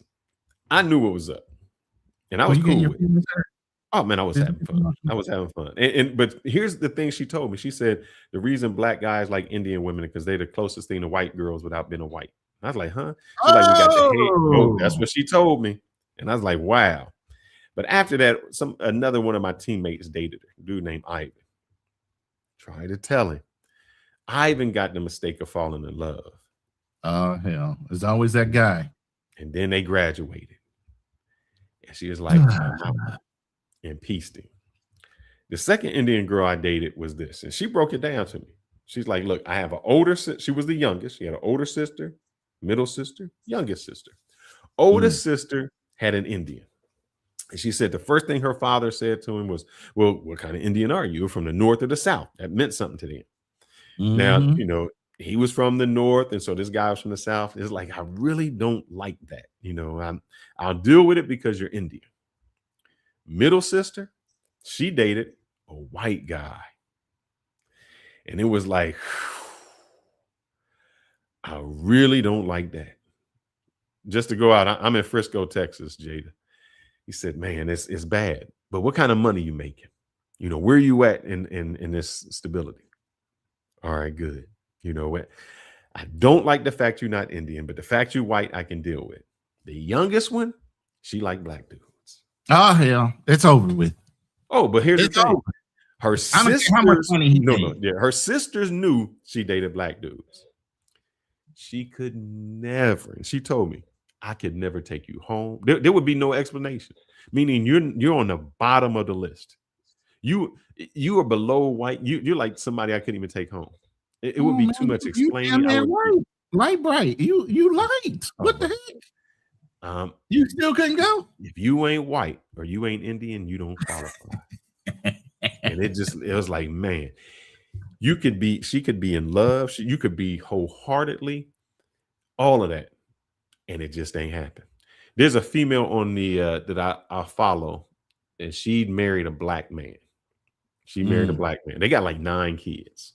A lot of kids. Yeah, don't mess around with the kids. But she said her mom, the weird thing her mom did was when one of the children was born, she would like look at the ear to see how dark it would be. And she said, and so she had like 2 kids. Well, she has 9. Do that. Yeah, when they had the first 2 kids, she was like, well, this one can come over. And when they got a little bit older, she's like, oh, you got to be kidding me. They were preferential even on the grandchildren? Yeah, yes. And she said, that's why I can't talk to ruthless. But back to what I was, you in Addison? Yeah, I'm speaking the truth, brother. Or at least you're down there with the good stuff. You know, he's in the party area. I wanted to go down there. My wife keeps me from there. Too much going on. But yes, it's gatekeepers. But here goes the issue. I've never been to India. One place I wanted to go, I had a boss to go on there, and he said it. How did he say it? I wanted to go, but then I started looking. I said, ain't no way. He said 3 days was enough. and I read in between the lines of what he was saying. And it was the culture in India is very different from the culture in the United States. I want to show this. And this is what people in the Frisco area are afraid of, because I've seen the Mumbai parties in the street, all of that. But this is what Indians understand civic sense. The answer is they won't. They won't because civic sense cannot exist where empathy doesn't. A person with empathy won't throw trash on the road because they know someone else will have to clean it up. They won't leave a table dirty at a restaurant because they'd never want someone else cleaning the mess they made. They won't blast loud music even at home because they care that their neighbors might be disturbed. They won't spit out of a moving bus because that might hit a passerby or stain a wall that someone worked so hard to paint. You see, a lot of Indians won't even clean up their own plates at home or pick up their own dirty socks off the floor. They grow up without empathy for their own people. And that makes sense. And obviously, it's not every Indian person, but we're talking about like 1 point something billion people, and the whole continent's kind of like smells like shit. We obviously say that it's not every Indian person, and there are great Indian people and all that, but there's trash in the river. Yeah, I don't want to hear these guys with their personal opinions when they. No, but what happens is you'll see, and I had some where they were in the streets, and Canada hated it. Canada really hated it because they would just pull over to the side of the road and they would just throw the trash where they wanted. If you've ever seen any Indian places, they would, they bathe in their river. This is what happened in Canada. Oh, I got a few myself. And so they're in a public lake and they're just taking a bath. Like, that's crazy. Hold up. Stop. And this is the problem. Here's the problem what we talk about with Americans going in their countries, trying to implement our culture in their way. And inversely, the reason why some of these guys are so used to bathing in rivers and everything else, because they didn't have running water in their homes. They were basic homes or whatever. So they're used to doing that. Well, you're in that country. There's central running water, AC. There's all the things that you did not have in your home. But to continue that practice when you know you have the minor conveniences to do it in the privacy of your own home just means that they are stuck in a routine, and it's ridiculous, that you feel like you still should be able to do those things when it's not publicly acceptable in that culture. But again, inversely, we do the same thing. We go to other people's cultures and we want to implement how we feel and how they should be doing things and our laws of our land in their country when they don't apply. We do a lot of the same things. Salute, Justin. Hold on, let me play these videos real quick because this gets back to your Frisco situation. This picture is what pissed people off. This made a lot of people mad. This is the Boy Scouts. Yeah, well, they're probably in allegiance and all this. Yeah. Look at every Boy Scout. If you go from right to left, you got 1, 2. The third guy there is a white guy. Everybody else are Indians. I don't have an issue with that. But you're talking about Dallas, Texas. You're talking about, this traditional way. How dare these Indian people come in and become Boy Scouts? Right. Hey, if you're not teaching your kids anything, that's your issue. If you're not been a part of, you got the opportunity to do Boy Scouts. You're not doing Boy Scouts. My wife works for the school district, Plano School District. She tutors every Saturday. You got two kind of people. You got the people who falling behind and they just there. And she says people who are ethnic, they show up and they on their phone. The Indian people go there to take advanced classes. Now, this is free. There's no charge. The other people aren't paying attention. They don't care. The Indian people that go there, it's a free opportunity. They go there to take senior level classes, to talk to the professors there, to go there. Why is it that in our community, we got something that can really put you forward, take you higher, and we don't take advantage of it? So I can't be upset when a group of people says, I'm going to take advantage of the opportunity that's presented in front of me. It's free. But repeatedly for the last 3-4 weeks, we've gone through these communities that have come to America. And like I'm going to say his name, Primo, says they don't assimilate to our culture. They stay in their little pockets and stay within their cultural bounds, in their traditions, and then they try to infuse their traditions into the culture of that city, that town, that state, whatever. I mean, and it got so bad in Minnesota, you got Ilhan Omar, who's a senator. You got several senators that are Somali from that one community. You got state, you got mayors, you got the city council, you got school board. They have totally proliferated that whole political system within Minnesota alone. You know, but let me get these videos out, man. You keep on stopping me. Go ahead, brother. I'm sorry. All right, so I'm gonna put this first one out. This is an Indian girl talking about racism. These are the examples of some comments under the post. Oh, this is it. Hold up. What does that say? Yeah, hold up. Let me just pause it there. Pause it.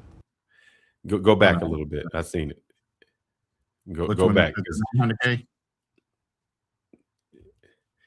Man, let me tell you this. When I was looking at homes, I did not understand. I did not look. I was naive, man. I was naive and out of it. I was in my own bubble. I work with Indians. I do that. I was in my bubble. When people are saying, man, I'm moving out of Prosper, I'm moving out of Frisco, I'm like, why, man? It's the prime state. It's where everything are going up. And I would look at these places that they would post on Instagram, and that was what it would say. Imagine paying $900,000 for a home just to walk outside. I just read it the way you just read it. I'm like, oh my God, because I can hear the country accent and smelling curry. I looked at, you know, when you start looking at the comments and you like, God damn, these people. Yeah, their food is a special kind of smell, and then themselves. It would say something like, I'm tired of cars that have student driver on the bumper. I'm when you tired. know damn well they're not students. Oh man, it was. I had never, you know, as a black person, you're like, oh, I seen the racist comments coming toward us. I had never seen the comments that just went. Even in the post that I showed you with the Indian Boy Scouts, it was. Hold on, we're gonna get some of the people, the local people's comments, even a brother. So I wanted to get through these videos so I could show you her point of view and then start looking at the locals and what they're saying. And I know you're local as well, so you have your insight. But I want to make sure you guys all understand it's not just Fearless, it's the whole community, white and black.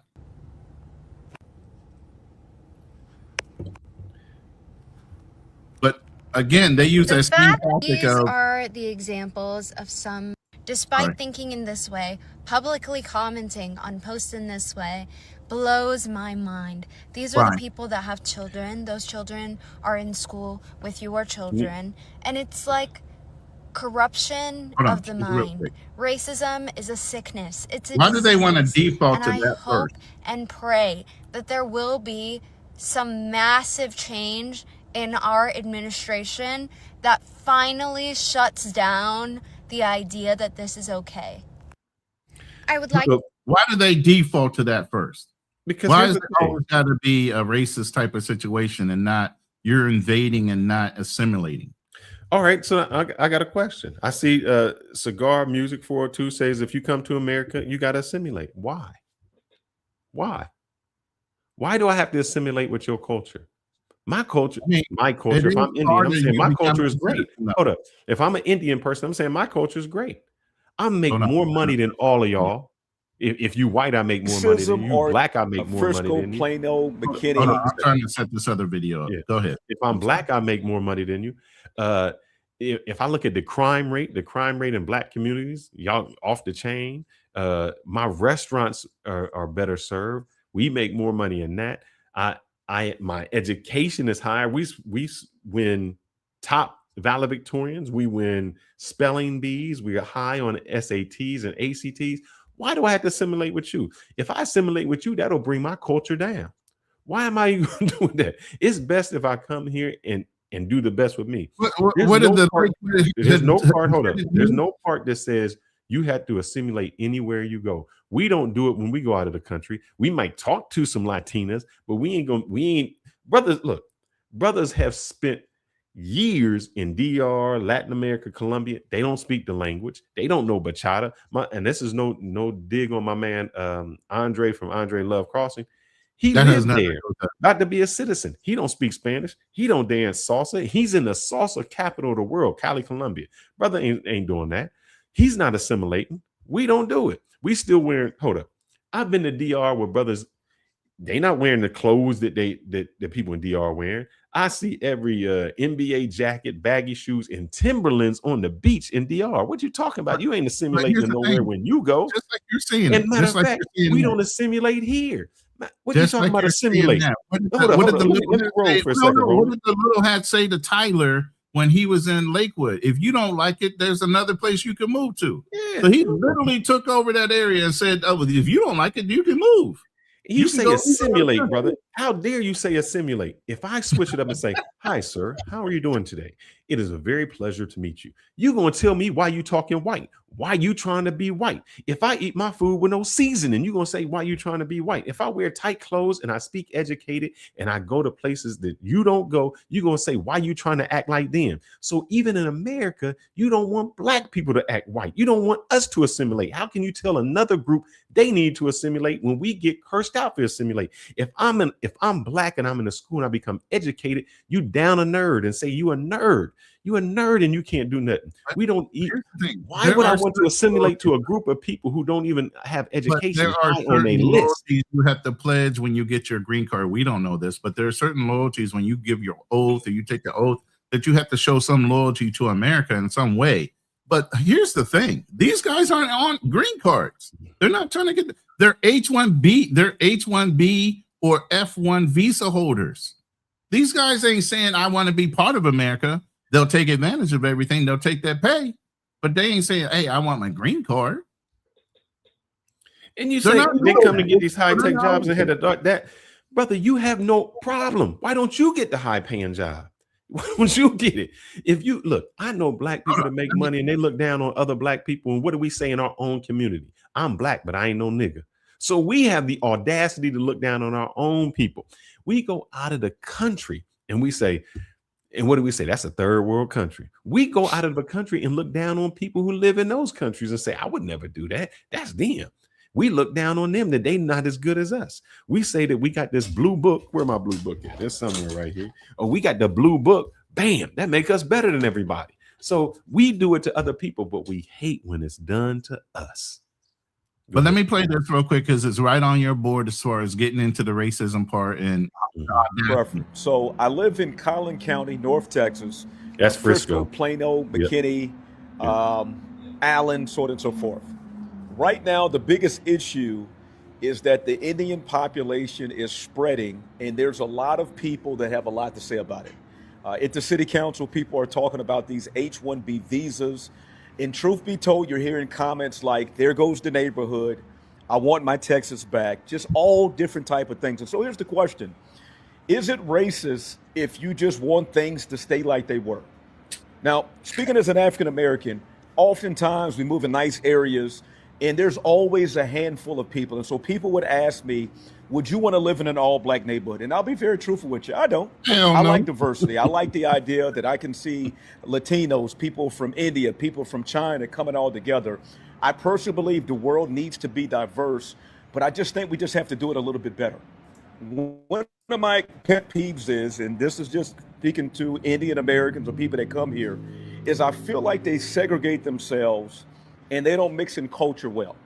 Now, I've stayed in Canada for months at a time, and what I love about Canadian culture is everywhere people go. So you could go out to the club and you'll see everybody in the club. You go out to school, you learn about different groups. I just feel like in America, we're like a buffet, but it's the salad, it's the lettuce, it's the tomatoes, it's the pickles, but nobody's mixed together. So I want to get your thoughts on that one, right?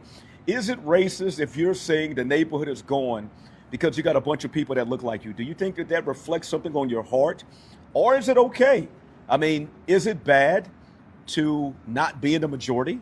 And what I think is funny is if you live in an area where people have always been in the majority, and now that ranking starts to switch, people start to get uneasy. What if I said, there goes the neighborhood because they got a bunch of Caucasians coming? I never say that. But I do want to get the thoughts on this one because I think everybody has a different perspective, and I love a good dialogue. So it's the audacity of us to say that. Yeah, Stonebriar and Frisco. Oh yeah, yeah. Or Legacy West and over there. If you ever walk there on Saturday, you'll see Stonebriar Mall is full over there by the Walmart. But it's sad. It's sad that a black person says that because that's what they did to black people. There goes the neighborhood. Look at him. He driving down the street playing that damn music loud, bumping, got that bass going on. You know, that's how they are. They smelling like cocoa butter. Damn. That's what they cocoa butter. They got the cocoa butter. Hold on. I want a couple white folks to chime in. I want to hear them. I want to hear the white folks. They also involved in this Indian takeover video, my last video on here. There's a lot of proof for it if you don't actually believe it, because I've had a few comments saying you're just racist. No, this is a clip, random drive that I make pretty consistently, but it was on my way to a job, and I'm about to show you the videos here in a second, but it was just a 30-second drive. You can see about 15 Indian-owned businesses, Indian that's what I was all telling you. Indian customers. Yeah. They create their own economy within Frisco and within Texas. And now you'll also see half of the people running for seats in city council and for mayor. Half of them are Indian as well, over half. Now in that video, it doesn't show all of them at all. That's only one small part. Those are the conservatives. There are other Muslims and Indians running for Democrat. I'd say about 60 to 70% of the candidates running are Indian or Muslim. But they're not invading, are they? To y'all who didn't understand. Okay. So I got one more video, and it's from a female. And then we can have a topic conversation real quick. And we're going to open up the panel here in a little while. That I receive from people who live in these other cities where things are going on, because if I didn't have them, I wouldn't be able to tell you and relay you information about what's happening in your community. Now, with that being said, there's an elementary school named Shawnee Trail Elementary School that's located in Frisco, Texas. And this elementary school offers a program that is free for children before kindergarten, so pre-K. Now, it is a program for children who have special needs that may need extra help before they go into elementary school. Now, a mom who has a child with special needs was the one that messaged me about this because her child was enrolled in the program. And with her child being enrolled in this program, she's met other parents and other kids with special needs. Now, for everything that I'm about to tell you, it's all alleged, according to this mom who has a child in the program. She states that she was always confused as to why 80 to 90% of the kids enrolled in this program were Indian, and she brings up the fact that she was invited to a birthday party where she allegedly heard that Indian moms are bragging about their kids getting free daycare due to this program because they filed their children under limited English proficiency, which means that English is not the first language spoken in the home, therefore the children have trouble speaking English. She went on to say that the parents will lie about their kids being able to speak English even though English was taught in their home country. Now, she talks more about how they have this hive mind ideology, and that brings me to my question that I raised on Nick's Right podcast just last night about how these cultures, when they come in, are they willing to assimilate and work with American culture, or are they so intertwined within their culture that they would rather stick to them and stand arm in arm with them as opposed to doing the right thing? It sounds like, unfortunately, a lot of these communities just have the hive mind ideology. Now, she ends her message by bringing up legitimate concerns like, what about all the children that are losing these spots in these classes, children that have special needs, children that need the extra help to be introduced to kindergarten, and worrying about all of the displaced American children that can't have places in these programs because Indians are lying about how their children can or can't speak English. It's definitely going to take more digging, but it sounds like American adults aren't the only people being displaced. I will always... Well, if you make a certain amount of money, you want to go to a certain place. I'm going to let Patrick Bet David tell what happened, because he used to live here in Plano. And he'll tell you, look. We used to live in a city called Plano, Texas before I came to Florida. Plano, every weekend we used to go to a city called Frisco. I met the mayor at an Inc. conference that I was at in Arizona or Tennessee. I don't know where I was, guy named Mayor Masso. We go play poker. And then afterwards says, I want you to come and look at my city, Frisco, see what we've done to this great city of Frisco. So I go to Frisco. He takes us, introduces Stolen Ryan, Don Nelson, all these guys, the old governor of Texas. What was his name? Governor Perry. We meet the governor. We're having all these conversations and said, did you know Frisco in 1990 only had 6,000 people living here? And they start giving us a tour. Really? Where's it at now? Do you know where Frisco's at right now? Frisco went from 6,000 people in 1990, where the average home price you wanted to buy in Frisco was $58,000. Today's Frisco's population is 234,000, and the average home price in Frisco today is $700,000. So if you have some high-tech people, and this is a lot of why people are upset. You have some high-tech people coming here and they're buying in the most affluent neighborhoods, sending their kids to the most affluent schools, taking advantage of the things. I know somebody said, well, if they have a shop, they only hire their people. Well, bruh, how many times you complaining about Chinese restaurants only hiring Chinese people? You know, but I go to Jamaican restaurants, there's Jamaicans in there. So everybody kind of assimilates to their own. But yeah, let me see that change in life. Because when I moved here and I told people who didn't live in Texas at the time, or who had moved from Texas, they were like, where you live at? I'm like, oh, I'm in Frisco. They were like, man, why you in Frisco? I mean, y'all got cows or something? You living on the farm? And I'm looking around like, farm? What are you talking about? So the people who left Dallas or left the Dallas area and moved somewhere else, their perception of Frisco was just country. And I guess that's what it used to be, a country place. And it just expanded. Crazy. You can go back to that other one. That's fine. The Asian majority raised. Look at that. Total Asian population. Man. I mean, you guys are at what, 33%. That's a controlling faction overall, Asian. Now it's only 4.1%, but I guess they're the ones making the most noise, the Indian population right now in that area.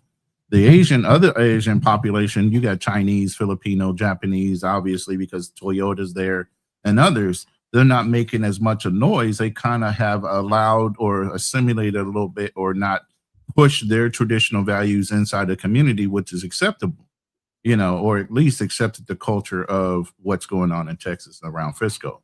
But Indian population itself is not so bending in the way that they join a community. Like some of these other cultures that we went through with Somalia and also the Little Hats in Lakewood. Once they infuse into a community, instead of them changing their cultural ideals and everything else, they hold to them, and then they start pushing and branching out and pushing their ideas into a community that maybe is not so welcoming of it. And this is where you get the conflict. Even though this is a country of right and everything else. Where would you want to go to if you're in a place you make good money? You can go to the next graph. We can keep talking. Where would you want to go to? You're going to go to places that have your type of food like this. You're going to see, because a lot of them are vegetarians. So they have their Indian vegetarian places. They eat their food, the curries. You're going to go to where your restaurants are, where your food is at. That's where you're going to go. And to your point, even the billionaire that we looked at with Lakewood, what did he say? We need to amass a certain amount of people in a certain area, so then that we have everything in that area for our people. So he even said, you're safe in what? Numbers. Really? Mm-hmm. You have more control when you have the numbers, and that's what he basically said. He backed so many different politicians so that they can control the area. And his relationships all the way up to the president helps do that. He can get people to turn a blind eye. He can get people to be pushed out based on his relationships. Here we go again. Outside of corporate America, people utilizing what? The relationship more so than, being an old salt of the earth, somebody that's been there forever. They don't care about that anymore. And think about this. When blacks make money, we get away from other blacks. When Indians make money, they go toward their Indian population. That's a whole different. And that's this chart right here. They look at the majority tax in the area throughout Frisco. They stay in their neighborhoods. They don't branch out. By the way, hit the like button and subscribe to the channels, both mine and Fearless. I don't care if you're in my room. Please go subscribe to Fearless Talk Live. And vice versa. If you're in Fearless's room, come over and hit the like and subscribe button in our rooms. It's hard enough to compete against some of the same guys we like and we deal with, but at least show that you showed up in the room and hit the like button. Yep. My question is this: what are we upset about? Are we upset that they use the system and got it better than us? Are we upset that they make more money than us? What is the issue? I think in the FBA's mindset is like, look, man, y'all wouldn't be here without the sweat and the tears and the blood of our ancestors. And while we have assimilated because we don't know our cultural past, and a lot of us have been lied to about our cultural past, a lot of us have always been here, Creoles, Indians, and so forth. And some of us came over later and some were brought here. So, I mean, to even know our true history, it's confusing enough. But when you have cultures that come over and through our suffrage, take advantage of systems that are in place, I guess, I don't know if it's a fact that we envy the fact that they're doing it, or I don't think it's a jealousy thing at all. I don't think a lot of our people like to break the law if they can get around it. But the fact that if we try to do it, like you said, checks and balances, or the fact that it's a dark melanated person doing it, gets shut down a hell of a lot faster. But that's not even true because Somalis got away with it in Minnesota. So how did they get away with it? And we haven't even gotten to what Nigerians do or other cultures that haven't been discussed yet. And I'm sure they're doing just as much, if not more. We just haven't looked into that yet. I'm sure it's coming around to them too. So throughout the nation, people have figured out how to pigeonhole themselves into the rules and regulations of certain programs and exceed or take advantage of it to where it almost looked like they're doing the great American heist in those situations, in those policies and everything else to the fullest extent and getting away with it. But go ahead. And I'm gonna say you, but maybe not you specifically. Ronan, you got the Tommy Sotomayor syndrome. Lord Jesus, help me now. All right. And I'm gonna tell you what this Tommy Sotomayor syndrome is. Please do. Kevin Samuels copied off of me. I was the first. He took my words and he did it. And I'm kicked off now and I got to do OnlyFans and I don't make no money and nobody likes me and black women got a wig. And I taught him everything. He used to call up to my show and he used to do all of this. And I say, and Kevin Samuels just was better than you. And I say that to us because we always say we built the way for other cultures. And why we keep talking about that? If we built the way, we should be the front leaders for every culture. We should say we not only paved the way, we went and did it. But we had the Tommy Sotomayor thing. Yeah, I was the first. Yeah, but now you kicked off YouTube. You can't get funded. You can't do none of that. So you can't be mad at Kevin Samuels for taking what you did and surpassing you. Just like we can't get mad at these other cultures taking what we did and surpassed us. There was a time that in the to the point of breaking the law or testing the law, you don't have a problem with that either? Of doing what? They've just played with the point of pushing the law or even breaking the law. You don't have a problem with that either. Oh, they just played the game. They just played it better than us. We could have done the same thing. But see, here's the problem. When you say they don't assimilate and their fathers don't want them dating black men, what is it that they could take away from the black culture? If I'm a place and I say I want to take something from the culture, what is it you're going to take from the black culture? When your scores are lower, when your crime is higher, when your salary is lower, when your education is lower, your dropout rate is higher, what is it that I can take from the black culture that I want to assimilate? That I want to, I want to say, hey, I want to do this. They got spicy food, so they're not white. Hold on, stop. You're pulling out every negative thing about the black culture, but there's a whole bunch of positives that go behind that. But we always like to accentuate the negative. The culture of music, the culture of, we have invented a lot of things that we either get to take credit for or our slave masters do.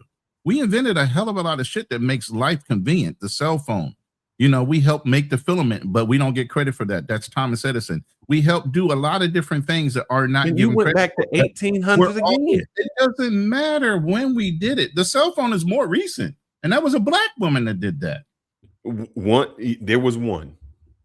Bro, I'm not going to sit here and pull out all the things that we've done as far as a black culture, but the fact that you're pulling out one aspect of the inner city. Let me ask you a question, then, who Ronan. we are as a people. Let me ask you a question, Ronan. What black neighborhood you want to live in? I've lived in several, but that's beside the point. No. What black culture? I'm in black Philippines. neighborhood you want to live in? I don't think I'm coming back to a black neighborhood. Who said that? But let's put it this way. Let's be very specific. Where are most black neighborhoods anyway? In the inner city, right? Somewhere where you wouldn't want to live in the first place. Why is that? No. Here's the thing. And we talked about this before. Hold on, Drew. We see you in the back. And we talked about this with the little hats. Where you live at and what the economic and how much you make should not determine how dirty the neighborhood is. Last week we talked about the little hats. About taking pride in your neighborhood, but again, that's last week we talked about the little hats, and a lot of them are on welfare. But when you walk around there, you don't see trash. You don't see all of this. We talked about how they have a grocery store where they don't have to have a security guard at the front of their grocery store and a metal detector going into their grocery store. And those people are on welfare and not making a lot of money. In a black neighborhood, it's poor and it's crime. So do we need to get into that or not? Every one of those cultures you're talking about is doing better than us, has what? A nuclear family. And they have a culture that believes in a nuclear family. What does our culture not have? The belief in a nuclear family and the reinforcement of it. But outside the cigar place, outside of DMV, tell me somewhere there's a prosperous black place. Because that's the only place. No, there's places in Atlanta, there's places in Texas that have prosperous black neighborhoods or environments. And they don't get along. And there's places in Kansas. Leawood is one of them that I can remind. But there's wealthy individuals, and it's an integrated neighborhood. It's not only just black, but there's white and Jewish, and there's other cultures. We might not know them specifically if you don't live in those neighborhoods. And I'm sure there's some in Ohio where you were born. And there's where blacks move to a certain neighborhood, and it's about 10% of them. It's not the majority. It's not like when you. Well, no, because the majority aren't at that level. The majority are still stuck in that colonizer slave mentality. So that's what I'm saying. If I am an Indian person, what because am I? That's the acceptable culture. Rap.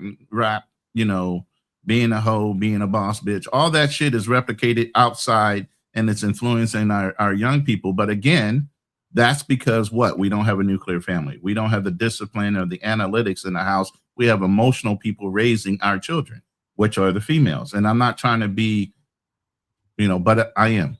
I'm being gender specific. And I'm going to go ahead and bring up Drew because we can keep going back and around and around and around. By the way, the panel is now open. The links are pinned to the top of my chat. But I'd like you guys to please hit the like button at least. Subscribe to the channels. I know we haven't gotten super chats, but that's okay. But hit the like button and subscribe to our channels at the least. Thank you. What's up, Drew? I know you've been jumping at the bit since the beginning of this one. You sent me. Oh my God, I've been waiting. You sent me information in the background on email and everything else, waiting for this topic. So I've been waiting for this one, and I've been waiting to get on this panel for a minute. So I want to start at the top of the show. By the way, Kanal, if you're still around and you can join, please jump up, man. I want to go back to the top of the show that Fearless said something that I didn't really care for that he said. And you can go back and listen to it, Fearless, that you said that the Indians were coming into school, sharing the tests with each other, passing this guard. And when you asked the brother to help you get through it, that he said no. You basically said that black test integrity wasn't a good thing. Right. That's exactly what you said. No, I said no. Let me take it back. Go back. I didn't. I said I would try to help a brother out. No, that's not how you said it, brother. You corrected yourself afterwards. But no. I said I've never had a no. I was talking about it. Well, I'll go back.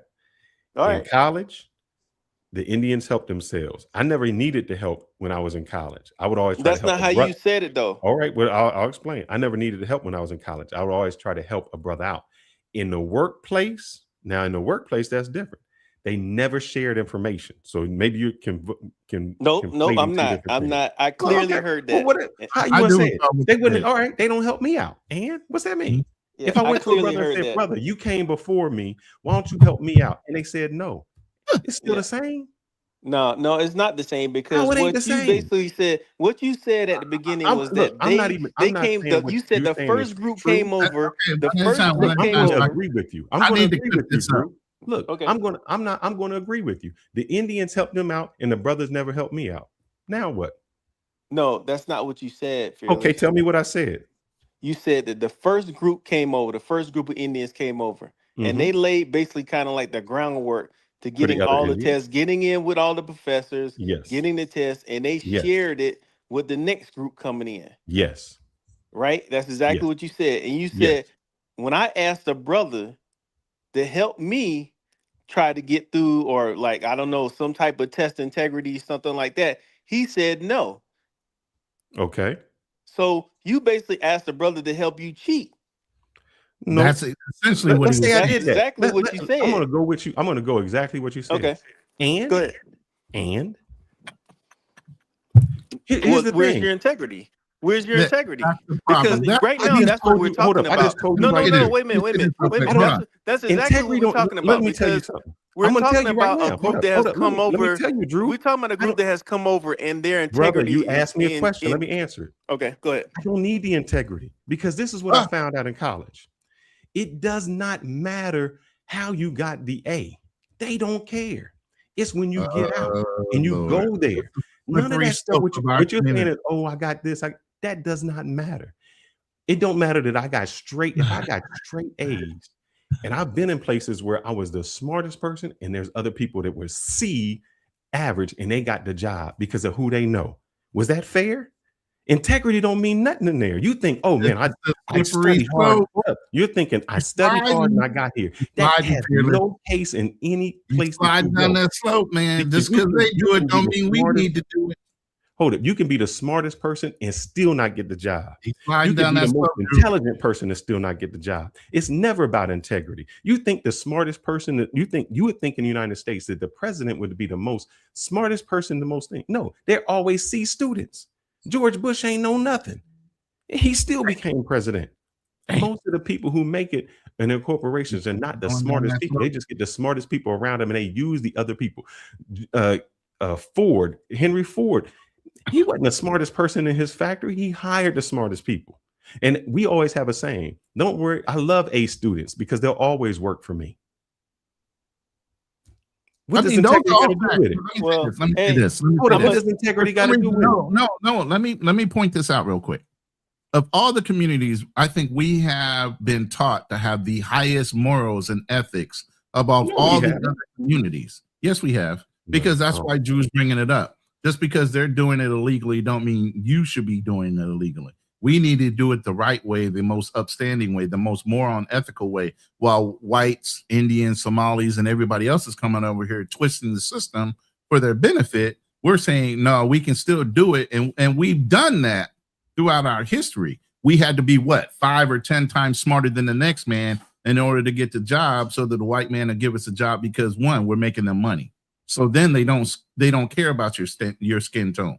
If you're out thinking them and they know they can make a dollar off of you, they're going to hire you over that dumb idiot. But in certain key positions, you have no consideration. They're going to hire that good old boy person in the network to run the office over you, no matter how good you are. So eventually you have to learn to break away and start your own companies in order to do anything that is 100% the way you believe that you should be doing it. And that's the situation that's going on. Roland, let me go back, because he's talking about integrity. Remember I told you I went to the hackathon and I talked to the Indian dude who was the CIO? Do you remember that conversation we had? I remember you bringing it up, yes. And the thing he said to me is, he said, man, I used to think that if I worked hard, if I put myself in this position, and that would get me a certain place. And then I found out from my counterparts that none of that mattered. I found it in my first year when I was interning somewhere, and I was like, man, I'm doing it. My projects are on time. I'm doing this. And then this girl who just went to the social places with him, who, you know, hung out, did all of that. She the one that got the promotion. And I was like, hold up, man. I've done the integrity. I've done the work. I've done all of this. That meant nothing. And if you think that the smartest person in the company is the person that gets promoted, brother, you are sadly forsaken. That doesn't happen. It's the That's not networking that what gets you there. being the smartest Or the person oh, you and know what? having integrity are Or two the person different who things, brothers. cheats. You think the person who cheats don't make it? I'm not saying that they don't make it, but there will come a day. There will come a day. Listen to what I'm gonna say. Listen to what I'm gonna say. There will come a day where that person is put to the test, and they will fail the test because they didn't learn what they needed to learn, and that's just bottom line. It happens all the time. No. The person Not will be learning what you need to exposed. learn and integrity The is two person different will things. be exposed. Trust me. They'll be And you know what exposed happens in when they get leadership. exposed? You know what happens when they get exposed? They get fired. No, and then they just get another job and just doing the same thing somewhere else. Well, hold up. you got to go through that firing talked phase. about this. Then. We just talked about this. We said what happens that H1B1 person. And I said the hardest thing to do is to get into corporate America. Once you're in corporate America, you got it made because on your resume you got Google, then you went to Amazon, then you went to Facebook. What you do don't mean nothing because it already shows that you're in them places. I just said the H1B1 person comes here and all he has to do is get that one job at that one company. Because when they do a resume, they don't say, how did you do? You just go from that one place to the other place to the other place. And while you're doing that, you're learning on the job. Let me ask you this. Did they hire in the NFL? Did they hire a coach that was never a head coach? Or did they hire a head coach that never wins? Which one usually gets hired? A head coach that never wins. Why is that? Why is it? It ain't about integrity. It's because you've already shown that you can be in the position. It don't matter how he got there. It don't matter if his best friend hired him. It don't matter if he cheated to get there. All he has to do is get in that position. It don't even matter if you good when you get in that position. So what you telling me? You get fired. What I'm going to tell you is job. this. What I'm going to tell you is this. Then is that we're going to agree to disagree on this because you're going to have a feeling on how you feel. I'm going to have give a me the feeling on how I stats. feel All I want about is the stats. integrity. Give me the facts. And that it's depending on how even wait a minute, because I know you have a young child and I have a young child. And integrity, if that's not paramount in our family and in our lives, then what are we? I mean, what kind of moral values are we going to give our children? If you're going to say, well, yeah, just go ahead and copy off Jane's test right there. She, don't worry about it. It's about who you know. No, just like I'll tell my child, you go and do the work. You go to do the work.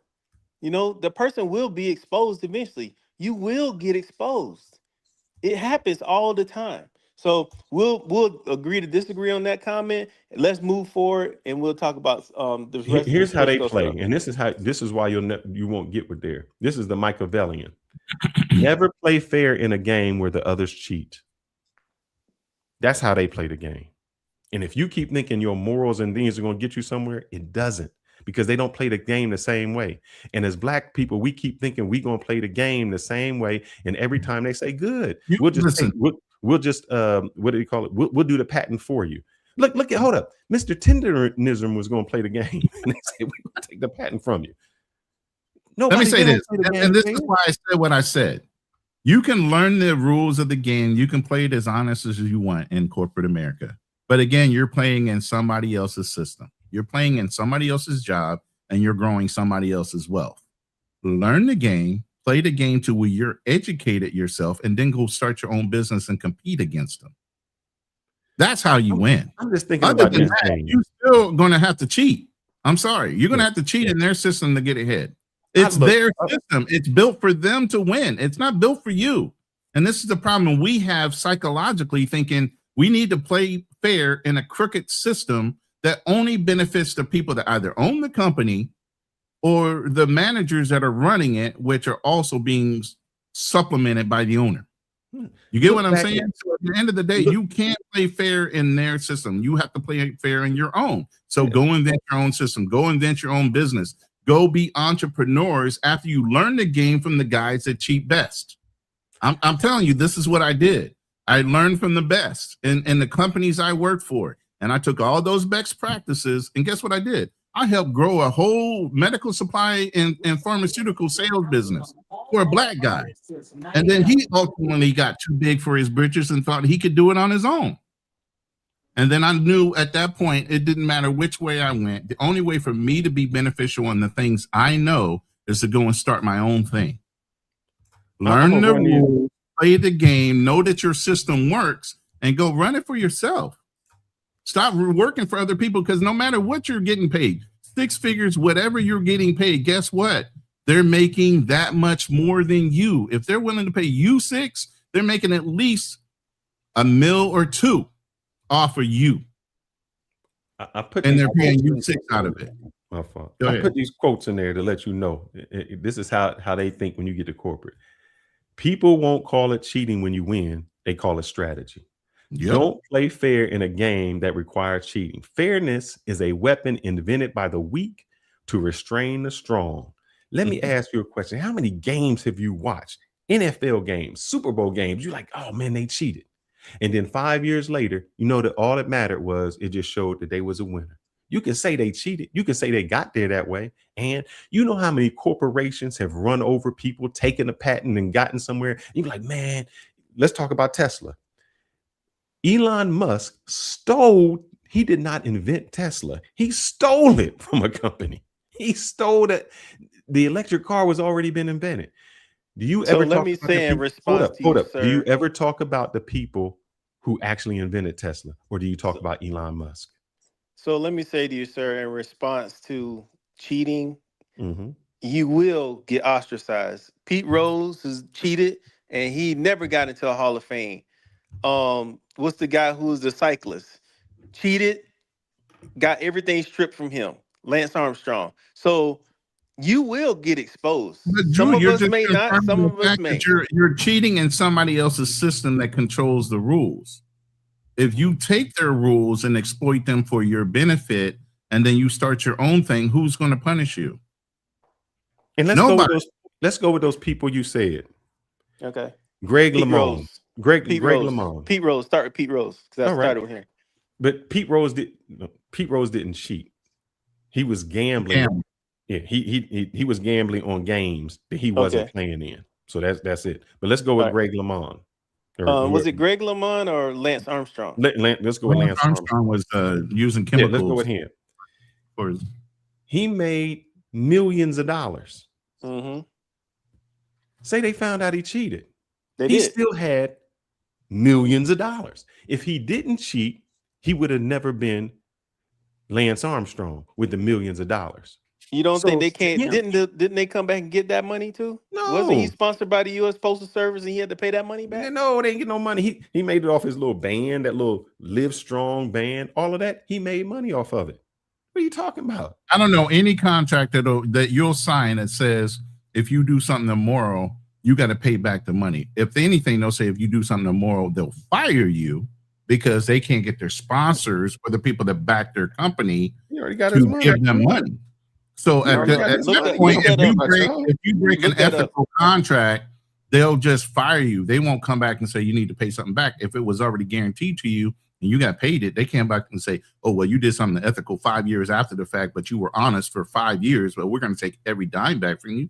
They can't do that. Or if you even paid a little money. Think about Mark Zuckerberg. He cheated his partners out of his work. And then they sued him. He's like, yeah, I'll give you some money. I'm already a billionaire. All right. I want to get beyond the integrity then. Okay, keep going. Like I said, we're not going to agree on that. All right. So, but I mean, listen, let me say this real quick, because I think I operate on a high moral, integral type of personality. Again, you're playing in somebody else's playpen. Okay. Is it unethical? And I come from a military background, and I'm going to tell you, my unit, the phrase, the motto of my unit is whatever it takes. It didn't say follow the rules. It says whatever it takes to get the job done, you must do. Well, you know, so I come from the same military. I guess I'm on the weak side because our creed is, the first thing in our creed is Integrity first. But let me ask you a question, Drew. Yeah, go ahead, brother. But you know Did you that go they're to not college? integrity. Did Go you ahead, go to brother. college? I did. All right. May I ask what you studied? Business. All right. Do you think that what you learned in college really translated to when you got sorry? to, do you think what you learned in college translated into what you did on your job? Yes. For him, yeah. All right. Contacting, yeah. 90% of the time, it doesn't. Meaning, what I learned in IT really doesn't translate to when I get out. When I learn in engineering, it's like learning some foundation, but that really doesn't translate to real world. So is it wrong that the Indian people say, you know what? We're going to get you the best thing to get you through this college. Even if you don't learn all of this, when you get on the job, you're going to know. Well, When you, one thing I wanted to say about this, even with the discussion of the three communities, is that I'm not upset with them because all they're really doing is taking advantage of the loopholes that have been provided to them by our government. Their system. Yes. And it's they're our taking advantage of system the system. that they've taken advantage of. And they've exposed it. And now, like I said, their integrity is being exposed. Because this is the one thing, and we saw this about last week or 2 weeks ago in the court system, is that if this birthright citizenship ends, the dynamics of the immigration coming to our country is going to change tremendously. It's going to plummet. It's going to plummet because these are the holes that have to be filled in our country. Yeah, H1B visas, I know it's being addressed, but that is the core right there. That birthright citizenship, because even you heard people within that Indian community said, "Yeah, my kids are born here." Oh, whatever. If I got to go back to India, at least my children are U.S. citizens, and they can come back eventually themselves. but here's what you're not understanding. It won't hurt them. Here's why it won't hurt them. We're not producing enough people in the IT field to keep going.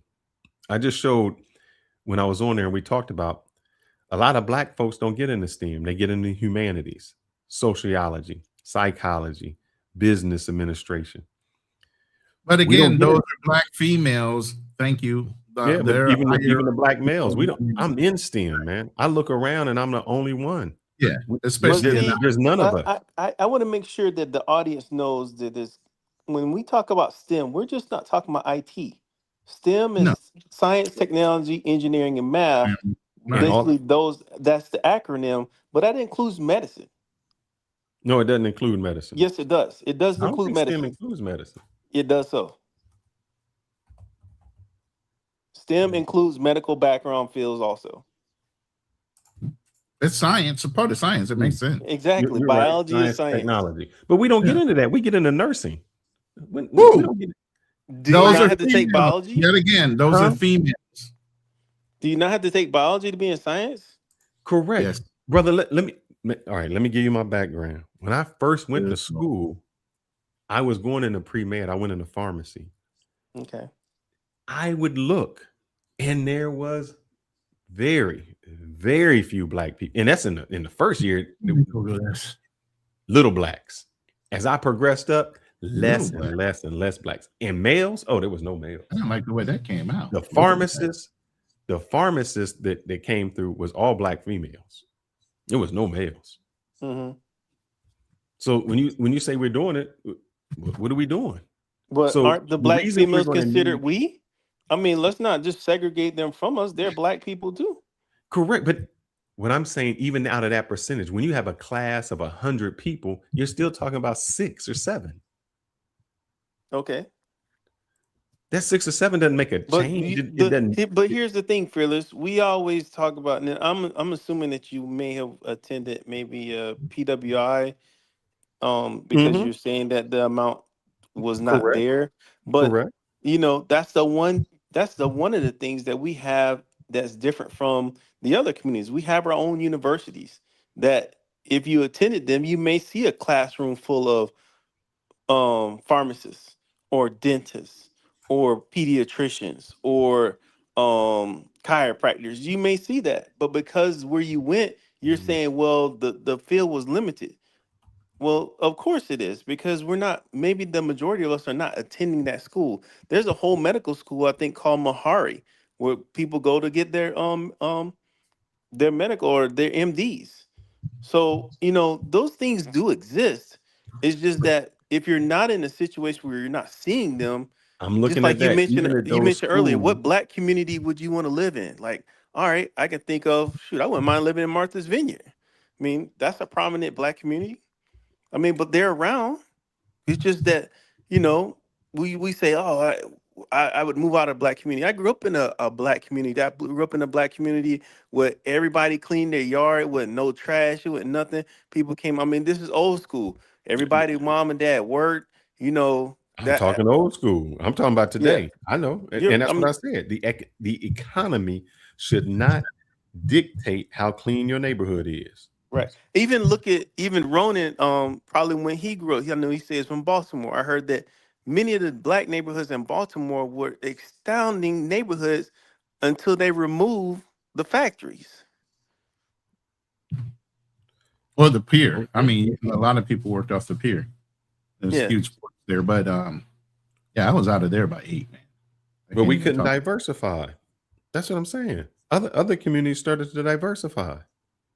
We never could. It seems The like thing they're segregating now.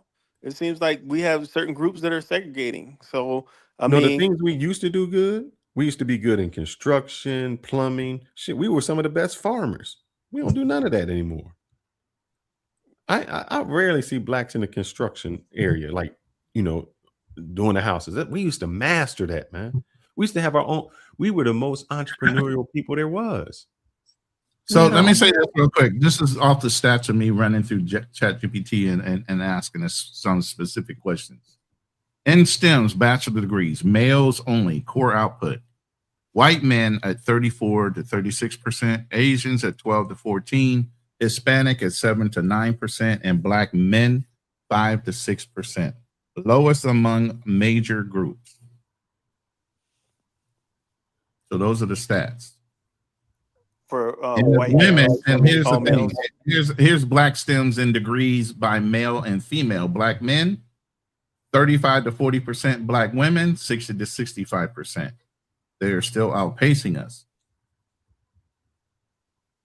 So you said that 65% is in STEM? Black females? Of a percentage, Black 65% females. Of the percentage of people getting STEMs degrees in the black community, 60 to 65% are black women, and that follows up by black men only being 35 to 40% of the ones going through STEM programs. They are higher than us when it comes to who's going through the programs. I applaud them. I applaud them for doing again, that. we're only 3 to 5% overall, or 5 to 6% overall, and just males only amongst all the other groups. We are the lowest of black men being in these programs. I applaud them, definitely. But I don't know. I don't want it to be that we don't do this. Who's We may pushing not dominate things? That's the whole thing. And then PhD programs is 3 to 4% black males. Yeah, I don't want it to be that we don't. Yeah, of course, we don't dominate these programs, but we do participate in these programs. We just watched a black man get launched into space. Right. But and to Fearless's point and my own point, is very few of us in those rooms. Yes. When I was in the rooms of technology, it was very few of us. Matter of fact, when I went and I was selling a whole network infrastructures to places like ESRI, which is an international company for map-based programs, and they actually did everything from NASA to working with the military, it was me in that room. That was the only black person in that room. Hey, I wanna redirect a little bit, because here's another thing that was brought up in you guys' conversation.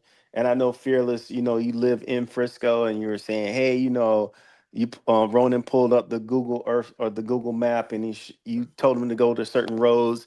He said, well, all of this is Indian. Well, I was doing a little research while I was while I was watching you guys. It's only And what I 4.1% realized, Indian. There's 29% or 33% Asian in that whole community. 4.1%, which is Indian. I wanted to make that very clear while we were doing this, that even though we're talking about the Indian population, there are so many other Asian communities in Frisco aside for the Indian ones. It's just the Indian ones are the ones that are like the mole out the hole. They're the ones popping up.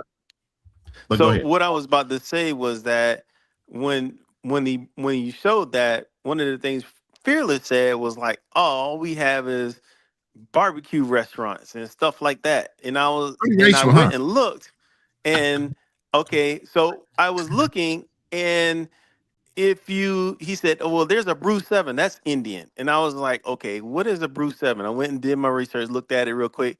That's just a franchise. We own franchises too.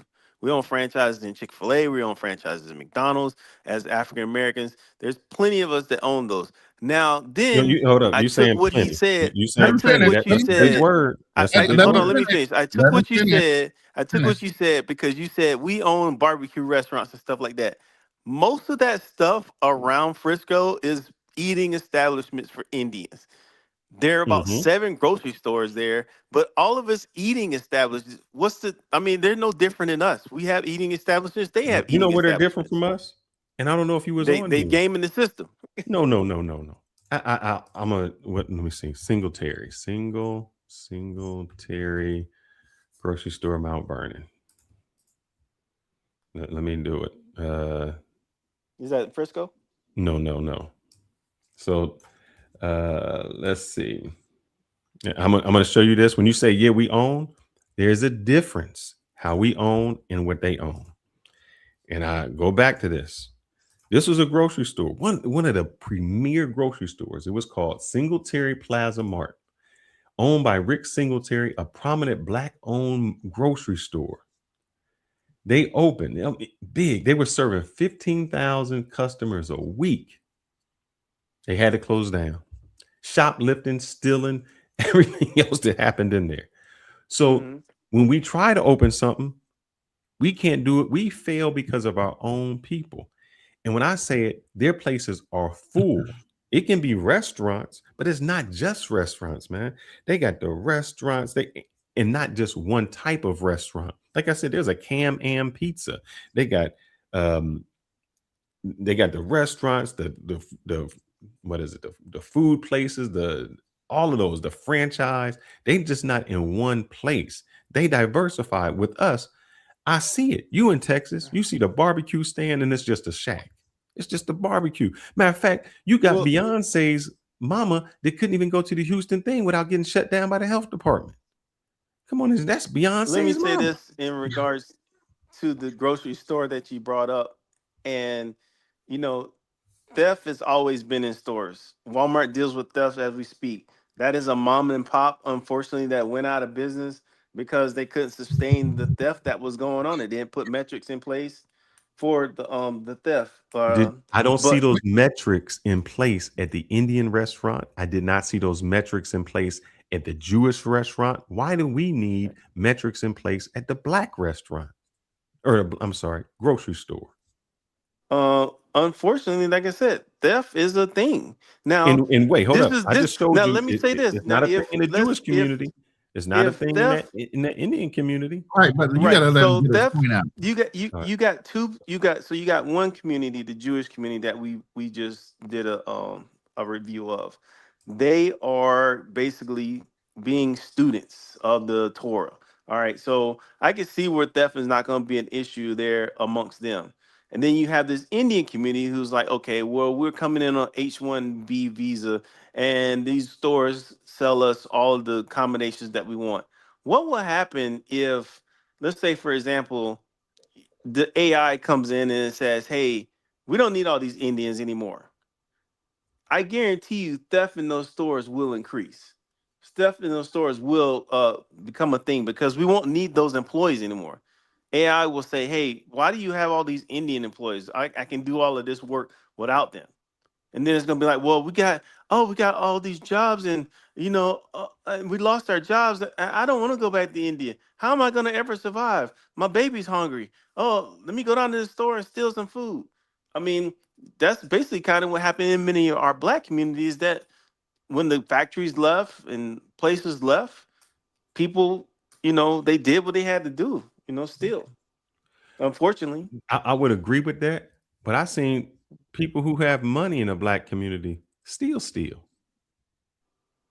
Oh So yeah, people I are gonna seen the steal hold up. regardless. I seen black people in the community that got it and still do ghetto things. So you Brother, let can't me tell let me me that tell it's you, people steal in every community because somebody was telling me this, and maybe you guys have heard this same thing too, is that a lot of the self checkouts, there was a lot of stealing going on, and it's been Mhm. nationwide.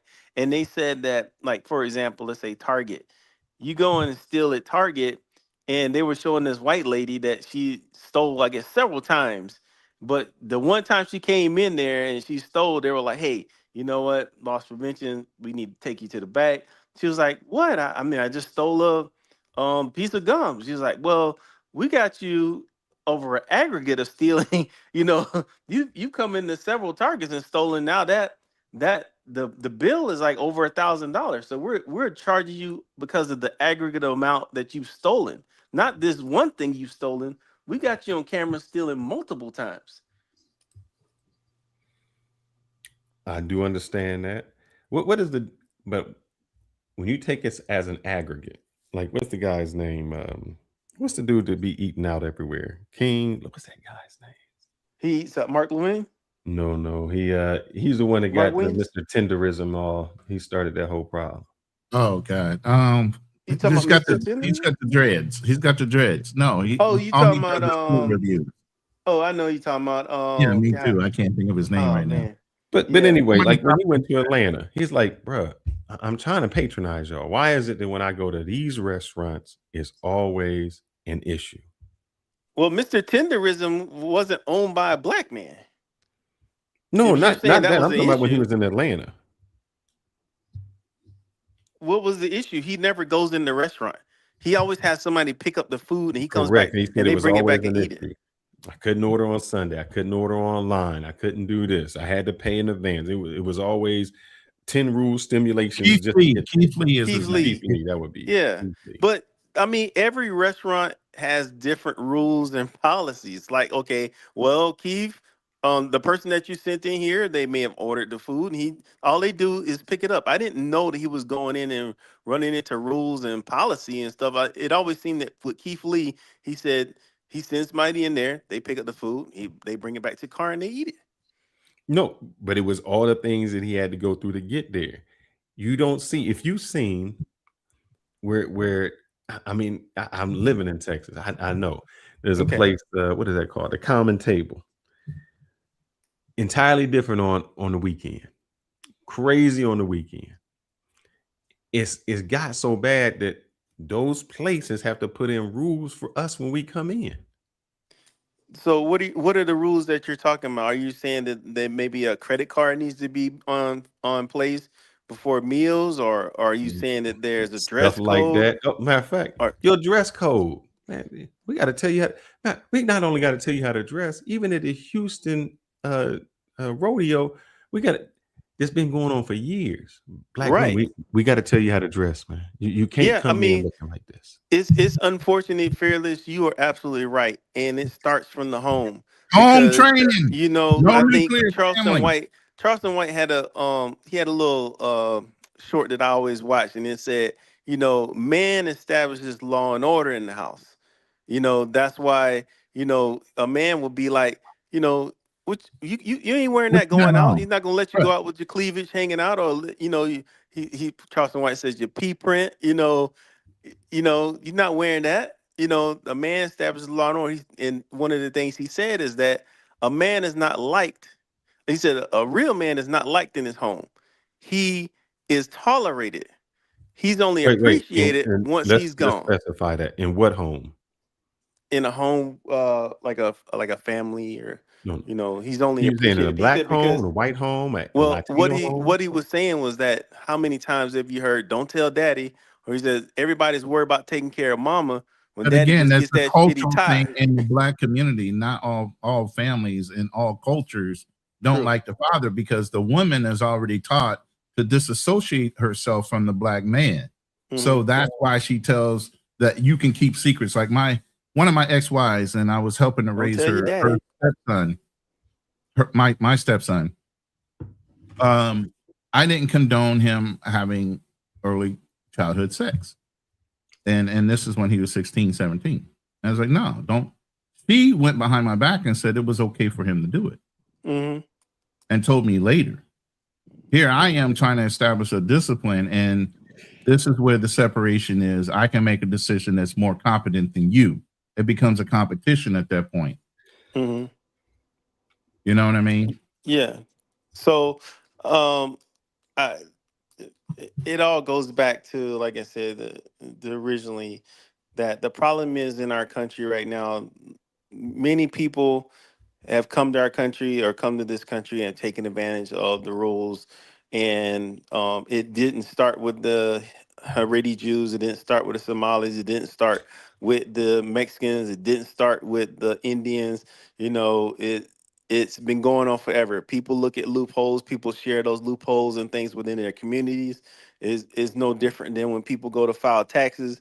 If you figure somebody can get you back more on taxes, you know, they all go to John down the street. He can get you back way more, you know, and John's doing some type of stuff maybe that Harry doesn't know at his tax office. You know, there's always loopholes in our country that have to be shut down.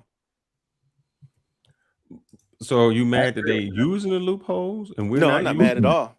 I'm not mad at anyone. But what I'm saying is that it does need to be shut down. Ethically and morally, Let's just say we shut down all the loopholes. Mhm. Let's say we shut them down. Do you think that puts black people in a better position? Black Americans, does it put us in a better position? They shut down the loopholes that foreigners are using? Yeah. Oh, I think it does. I think it does does it help us? because, for example, I have a buddy of mine that lives in Atlanta, and I know that when, you know, all the talk of ICE and everything like that's going on, he said that he knew black contractors, black movers, people who were getting calls, black landscapers that hadn't gotten business in years because a lot of the Hispanics were hiding out. They were just like, you know, I'm not stepping outside. I agree with you there. Yeah, So deliver no my furniture. question then is, so the only way we can get it is if they leave. Why can't we compete with them? I'm not saying we get it because they're leaving. What I'm saying is that they need to enter legally. Now they can come in and get it. You know, they're more than welcome to come in and get it. But the thing is, they're coming in illegally. They're breaking the system. Let me answer that question. Let's go a little bit No, further. I want to answer your question real quick. The one that you asked. It's not necessarily you have a problem with competing, but like you said, they'll come in and stack up 5 to 10 in a house, and they'll all support each other. So if they're out running their own individual business while you're trying to support a whole family by yourself, you're not stacked 5 to a house. You've been here. You're trying to conduct a legitimate business. They can afford to undercut you because they got 5 to 10 people supporting that household until they all can stand on their own 2 feet. So while they're undercutting your business and stealing your legitimate money by undercutting you so they can do the job less and start stacking money between the 10 of them so they can buy one house at a time, you still got to fight for your one individual deal for your one individual family. That's the difference. So how do they get to take advantage? They take advantage by doing the things, taking advantage of our system, outbidding us because they can afford to do it cheaper because they have extenuating help by living in a house with 14, 15 different families all at once. So they don't have to charge as much to get the job done. They'll do it for less because they know they have extra help. We don't have any help. We've been here. So that's how they take advantage of the system again. And they're also getting the state-sponsored help. They're getting the welfare. They're getting the SNAP. They're getting the other things that help them along while we're still sitting here in that middle ground where we don't make less enough to get on the support, but we also make not enough to support ourselves. We're right in that middle area.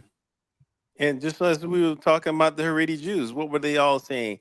Well, my wife works.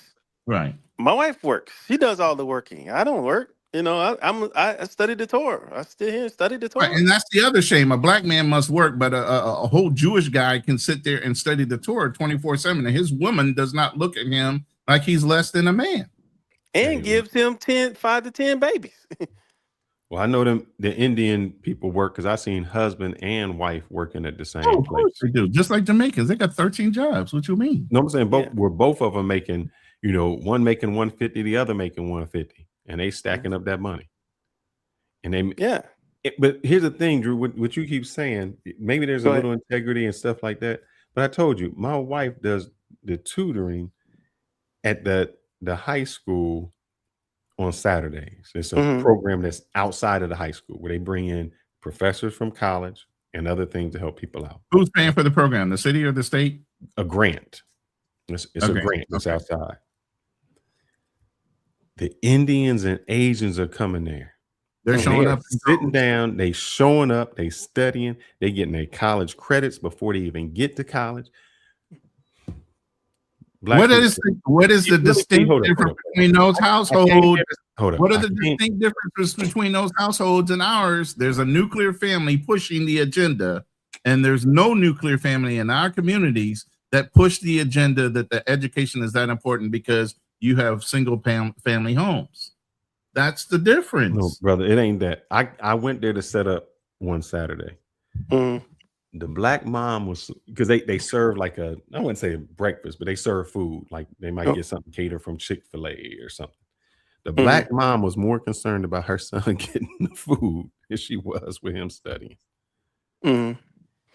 So you can't tell me, so you can say this integrity, all of that, but that starts not in college, man. That starts when they in school.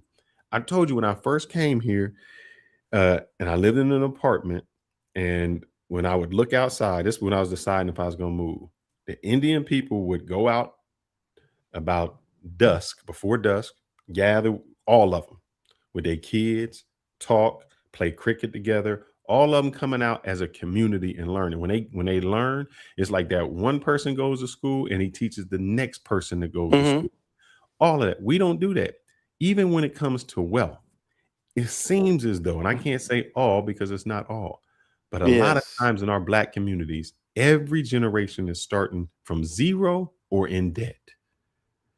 Where other generations get that hand up. It's like, man, I'm starting on third base. My pushback to you is this, and I hate to hear you say we don't do that, because I believe a lot of we do that. We do push going to college because these black women are getting it from somewhere. They're being pushed to go to college by somebody. So we are doing it. The black men, like you said, a percentage of them are being pushed to go to college also. But I don't know. I just think I think kind of sometimes, like when I hear you talk, it's like it is, and I think Ronan kind of mentioned it too. Is like you're focused on the negative stuff. Like because when I went to college, what they was doing, they was getting financial aid just to pay. It wasn't about I got to be successful and go through here. It was I'm getting this financial aid check. Or I'm on welfare and they making me do something, or either got to work 20 hours a week or I got to go to school. Well, at least they chose to go to school. But they was racking up $100,000 in debt and school loans for a $20 for a $20,000 a year job. And you know what, Fearless, that's something that I'm glad that the figures show that now, because hopefully that propels us into degrees that we will be able to capitalize from. That was something not until recently, probably within the last 10 years or so, that they pointed out that, hey, you guys are going to school and you're racking up hundreds and thousands of dollars worth of debt, and you're only getting a job that's providing you with $30,000. It's not competitive. It's not something that's going to be sustainable for you.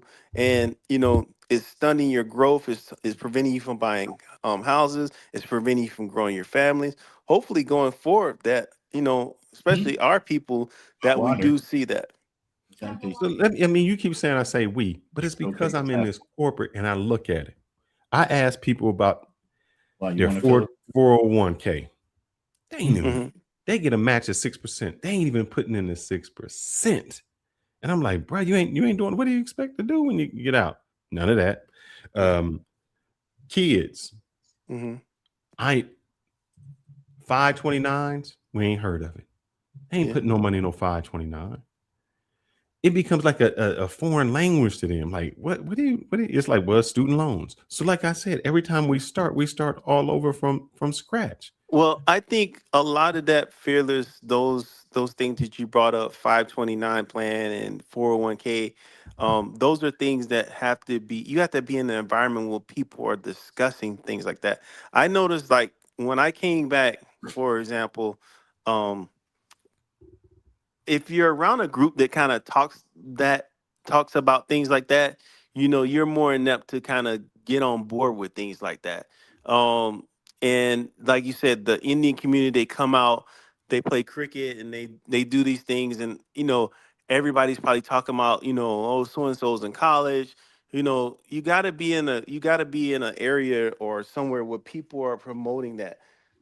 Hey, go to college, or get this degree, or try to get this job or something like that. So it's about where you are, and if people around you are talking about that. They say iron sharpens iron.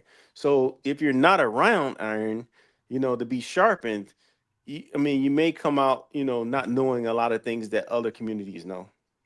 Let's even go further. I don't know when we did this, Ronan, but we always say something is biased. Yeah. We look back at the last 20 years of who won the spelling bee. It wasn't no black people. Wasn't no white people either. It was Indians. That's what I'm saying. So you got a group that comes here. Did you say, oh man, English is one of their languages, and they study and still do it. So how can you have a group when you say, oh man, this is unfair, this is this? They come here and still excel. So we keep making, every time I hear you say something, it's like, oh yeah, we could. No, on every statistic I'm looking at, we're not winning. And so what, you got to give me a reason why. You can't say, oh, I know of one. Maybe I think maybe we don't look as being a top spelling bee champion as a value. Yeah, because we look at being a top rapper as a value. I mean, I think some of us probably do, but not all of us. I mean, I couldn't tell you who won the spelling bee. The spelling bee is like one of those things, like it just becomes a random news blip, like, oh, this year's spelling bee was won by. Now it does, but before it was a big deal. Punjabi, Now it's like a blip. But Punjabi again, Salam. in certain communities, it's a big deal. Or even when you have younger kids, it might be a bigger deal. But after you get to a certain age and your kids are out of school, then it's not something you pay attention to. But right. I think it's but you know what it shows? Like my child made the honor roll sticker. Oh no, like, yeah, I no, don't hold really up. care. But here's the thing: what you don't understand. You know what it showed? It shows somebody who had discipline, who could learn. It's the foundation to get you there. Just like you say, man, I'm learning this math, or I got this in computer science. It's not, oh, that means, oh, you just want a spelling bee. That means nothing. It's set a foundation on you're studying, you're achieving, and you're being at the top. We don't do that. If you are, and I've been there, you talk proper, you talk white, that's proper. If you're smart, you a nerd. All of those things are disintegrated where you just like, that's not emphasized. So how can you say something is biased when it's the same test? Like we say, oh, the ACT and the SAT is biased. Well, it's the same test been given for years. How is it biased for us? They go to the study sessions to learn how to take the test. So it doesn't matter, that you're saying all of this is biased. It's still the same outcome. So you got to help me with the outcome. Well, like I said, the outcome has had to be where you have a group of people that you're around constantly that push you or propel you into that. If you're living in a family that maybe nobody's gone to college, or you don't have that mentor or that propel to be in that situation, you're basically going into ignorant and blind. I mean, you don't know what you don't know.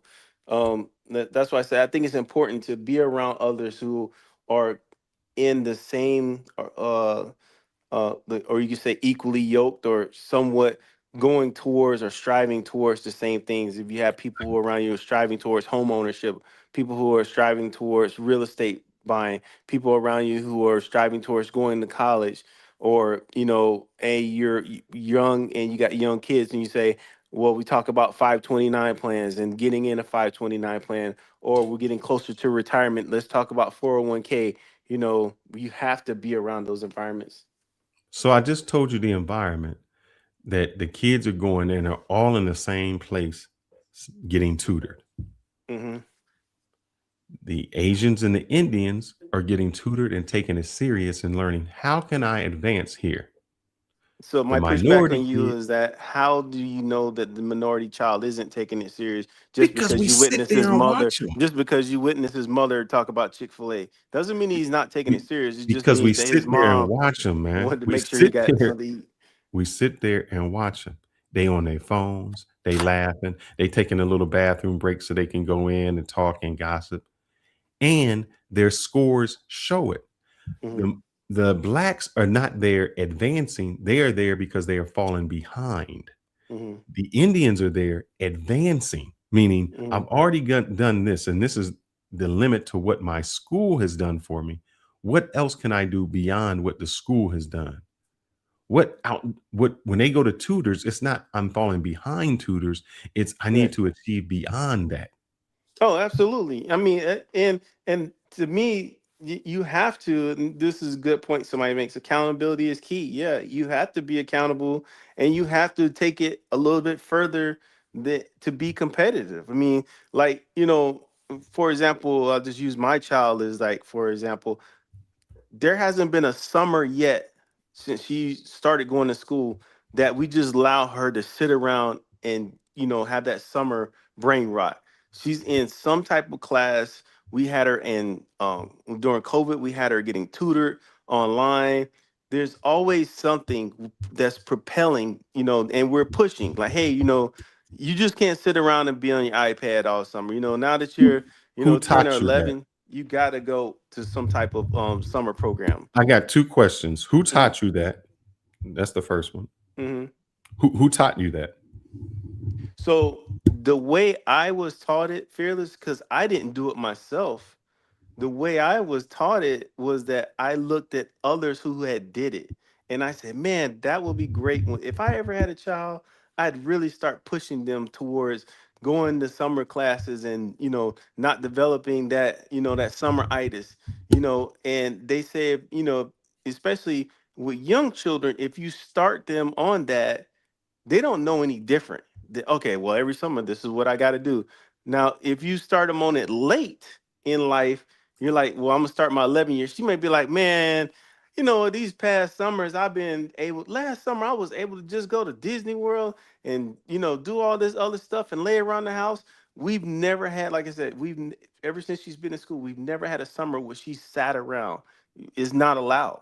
You have to be doing some type of coursework, something. And, So so it goes back to this. Nobody Mhm. taught you that. You learned on your own.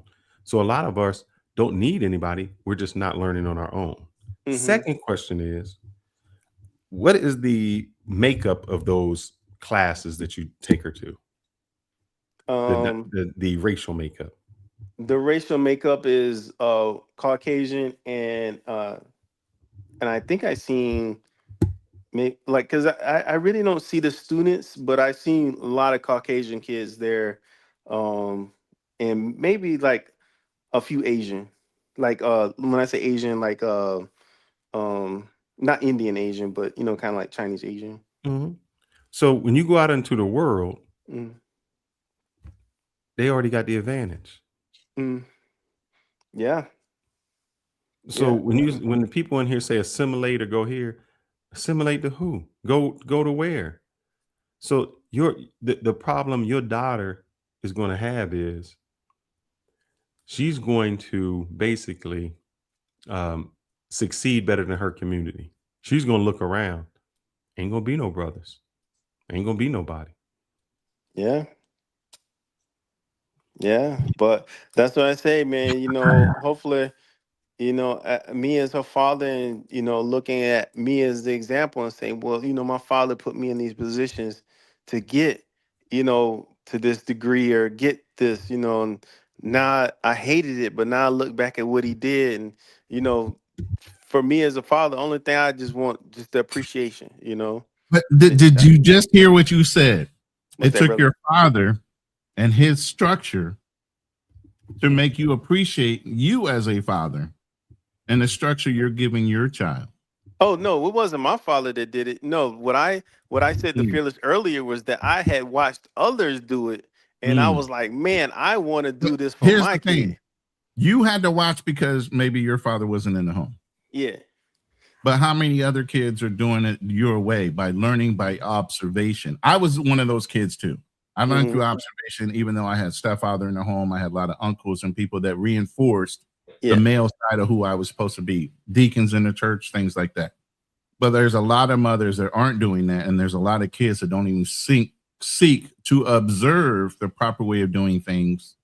They just want the quick way, the shortcut in order to do things. You have to be around people that are, like I said, moving towards that. And like I think, and like I said, for the way I kind of looked at it, it was just kind of funny because I was like, man, I looked at people when I was like a junior and senior, and I was like, well, how many courses do you need before you graduate? Like, oh, I only need like 2 or 3. I get to go home. I only have to do a half day here in my senior year. I was like, how did you get to do that? Well, I took summer school.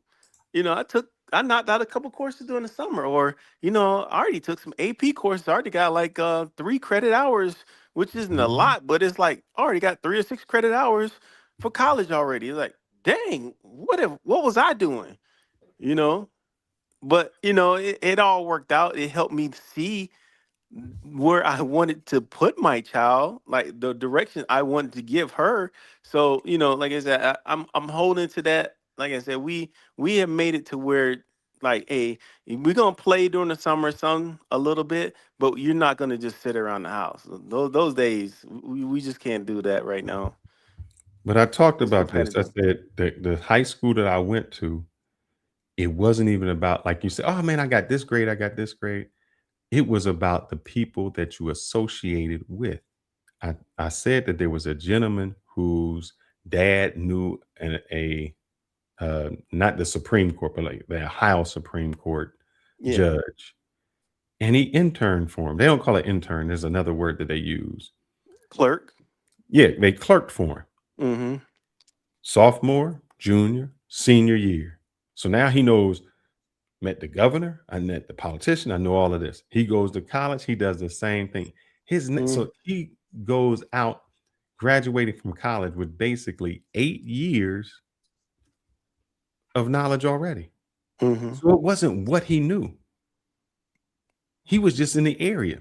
Have you ever had something like, all right, the reason they advertise so much, like, like during dinner time or right before dinner time, is to put that thought in your mind to think, man, I'm not really hungry, but that McDonald's do look good. That's the same how it comes with networking. Like when someone says to me, hey, just remember me. All right. When I need something, it's the person who's just always around. They might not even be the best person, but you're like, oh, I know somebody who can do that. That's what happens with those other people. They put themselves in a position where we don't. We relax. Somebody's got a good comment right there. Sid Loya. This is what the average Indian kid in Frisco High School. Oh, yeah, I said it. Let's see. Sorry, took it down. Stop. Right. Yep, they go. Somebody put that in there about the Kumo. What is it called? Kumon. Kumon, yes. And there's a lot of them over here. This is what the average Indian kid in Frisco High School does: take 15 plus AP classes. And this, hey, when I said this is what they're doing at the tutoring, there are professors that come from, I don't know the colleges here, like North Texas, Dallas, something like that. And they are teaching them those classes. So they take the class, like you said, they take the classes in high school, all those preliminary classes. By the time they get to college, half of their college is already taken, or at least the first year. So they just save money. They take classes by the end, SAT coaching, yes. And this is what we don't do. You call it cheating. This is a way that they cheat. They learn. Oh, I don't call nothing cheating. This is not cheating. Integrity. Integrity. I don't call this Even not even integral. this No, isn't what an I'm saying integral is, issue. No, They're putting no, in the work. learn how to it's take the called test. preparation for a test. Yeah, When they you were go to taking take in the a work. wait. When you go to take a bar exam, you have somebody tutor you for almost 3 months before you waste the money to take the bar exam once. When you go and get your real estate license, same thing. When you go and get a lot of licenses, you pre-test out before you go and take that test because there's value behind why you're taking that test. Now, And all of that's a what those sudden, when Indian the kids are students do doing. it, all of a sudden it's a problem. Yeah, it's not. It's No, not a I'm problem telling at you. all. No, the They're just Indian prepping kids, themselves to take the they test. all You go to study that. for the test. They say this is what the professor does. This is the type of test you got to look out for. Here's the previous test that we took. Here's the way that you need to take the test. And sometimes it's not that you're not intelligent. I'll tell you, the first time that I ever took my solution architect phrasing test. It's a Yeah, phrasing. I failed my solution architect test. I knew everything, but I didn't study for how they gave the test. And I was like, hold up. I didn't study like this. I had to go back and learn how they were asking the questions, all of that. And that's what when you say, oh, it was an integrity. No, that's what the Indian students do. They say, I took this professor. Here's how the test looks. Here's what you need to study for. And they do it for all of them. So when we go into it blind and we have no idea, they already had the heads up because they know the style. They know what to study for. You still can't, you're not taking you can't take your cheat sheet into your class. You can't it don't matter if you know the answers. If you got a 200 thing test, you still have to have a background on it. What you're studying is the style, the type of answers that can go there, why that answer is. That's what they do that we didn't do. So if you want to call that not integrity, that's what they do. They get themselves prepared because somebody else went before them and they're showing them this is how it is. That's exactly what, when you study for those SATs, somebody, or you even do the test dumps. I've looked at test dumps when I've taken things. I still have to know it. It's just with the test dump, it may have the answer, but I still need to know how did they get to that answer, because there's going to be something similar on. There's going to be 3 other questions that may be similar. We don't do that. We keep the information to ourselves because we're so afraid that somebody's going to get over. When I showed this dude, man, I don't talk to him to this day. He don't listen, so I don't care. Good comment, Mackie Samuels. When I showed this dude what I was doing in my 401k and what I was invested in, he only called me when he wanted something. He never gave me. It was always, what can I extract from you? Never what I can give you.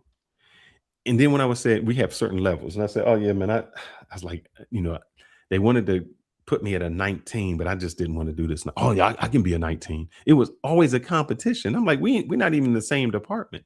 I said, I didn't take the 19 because I know what it required, and I didn't want that time away. But it was like he was wanting to sabotage all the time.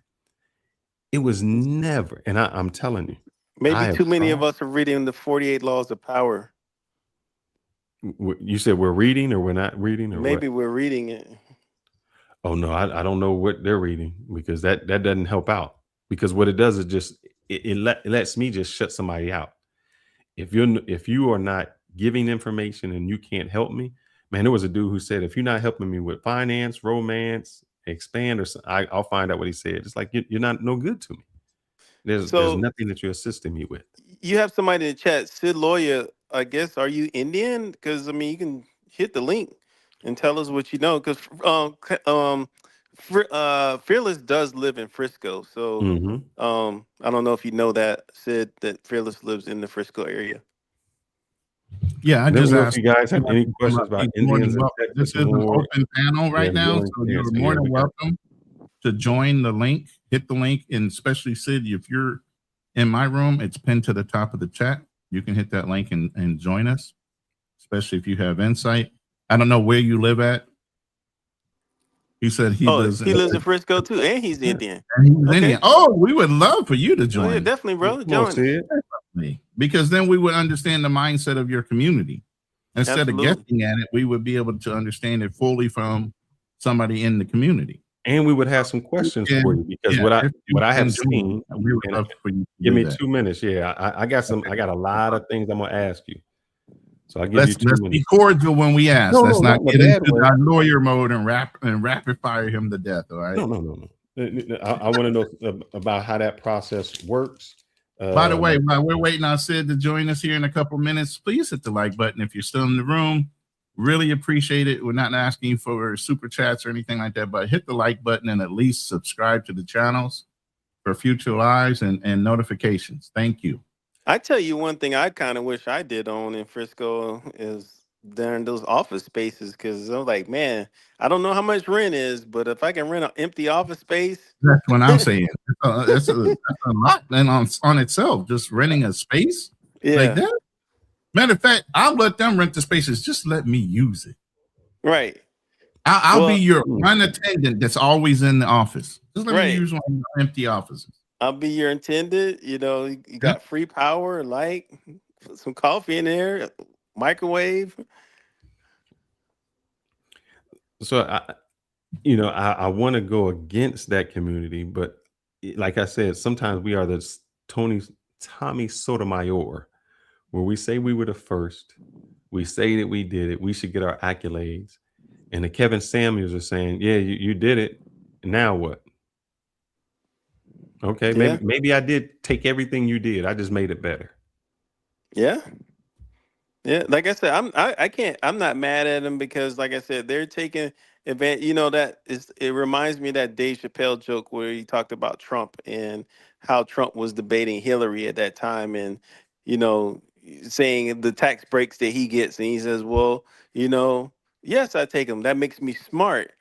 And he says, if you feel that I'm doing something illegal, why don't you go ahead and cancel it or get rid of it? And he says, I know you won't do it because you and your friends take advantage of the same tax breaks that I do. Yeah. And I have no problem with him doing that. No. I use those same tax advantages. No, RJ, I bet she doesn't drive a Camry. I bet she drives a Tesla, or he. Who? Sid. I think you Sid Tesla. Why are y'all going to stereotype the man? Leave the man alone. Tesla. Well, the thing about Tesla is, I think that a lot of people got some breaks from Tesla, so I think that's why a lot of people are bought more them. reasonable. They might drive a Honda Accord for all you know, Mm-hmm. or Camry. I mean, you don't always go for the top of the line. You live within your means. The ones that don't, okay, I see Sid in the back. Sid, please don't freak out and do something crazy. If you want to cam up, you can. You don't have to. I just want to make sure you're not going to do nothing crazy and get us demonetized. But welcome, Sid, to the panel. We appreciate you taking some time out and joining us. And since Sid is from Frisco, Texas, guys. So you live in Frisco right along with Fearless, and you come from the community that we're talking about indirectly. So we really appreciate you joining us. Thank you. Yes, sir. Can y'all hear me? Mm-hmm. Oh, absolutely, we can. Sid, what kind of car do you drive? Jesus Christ. Tesla Model 3. Don't miss. He don't miss. Yeah. Don't miss. Why is that, Sid? Not to stereotype a Indian person for buying and driving Tesla, but go ahead. Why is that? Hold on, let me say this. Sid, why do you think that is? Because maybe your community buys Teslas, but like I have family and everything in Hawaii. A lot of people, Asians in Hawaii, they love Toyota.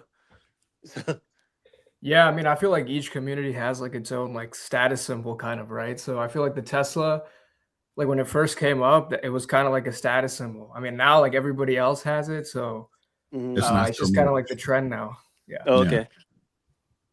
But go ahead, bro.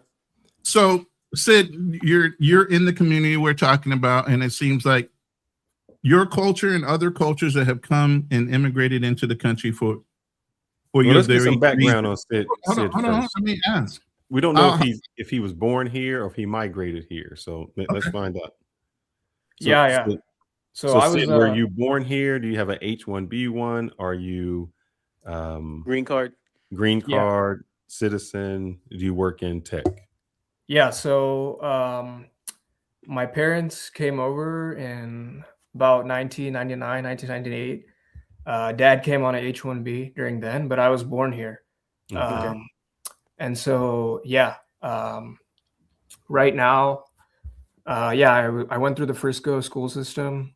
I went to UT Austin. I got my bachelor's in computer science. I was part of the computer science honors program there. And right now, yeah, I'm working in tech. I did a little bit of work in Austin for a startup. Now I'm working in Dallas for another company here. Why did your family move to Frisco? Yeah, so I wasn't born in Frisco. I was born in Missouri. And so, yeah, my dad kind of just like relocated. And so what happened was actually, this was around like 2008, 2007. I had a lot of family. So first, my dad's brother moved here. And then a couple of our friends, like from across the country, they started moving to North Texas, like Richardson, Plano, Carrollton. And so, yeah, then, we kind of just joined them. And honestly, that's kind of how, I think that's also one of the reasons that a lot of Indians just came to Frisco.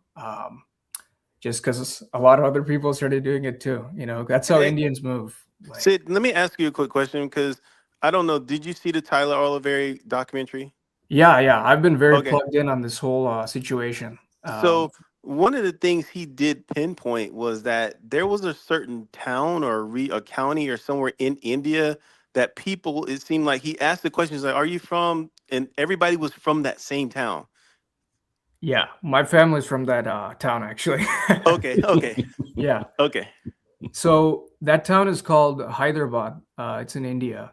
And so the majority of Indians that are in Frisco are from that city, like that region, to be specific. And so I guess like just to get ahead of it, like the reason that a lot of people are coming from there is because that area, that part of the country really, the moment the tech boom started arising in like the 90s, 85s, that area of India really started investing in the like engineering colleges and infrastructure there. Bill Gates actually met with the governor of that state, and he started facilitating partnerships. And so so he was ahead of the game. Yeah. So yeah, that state, and once they started having people go over to America, and then seeing them having financial success, like everybody in that area started getting really obsessed with going to India. So that's kind of like where the hype. That's kind of how the origin story, I guess, from that specific area. Yeah, I was wondering about how did people like learn, and it was just basically like one of the ladies said, well, I had a cousin or had family members that were already here, and that was kind of like the talk to come to that location. Exactly. Yeah.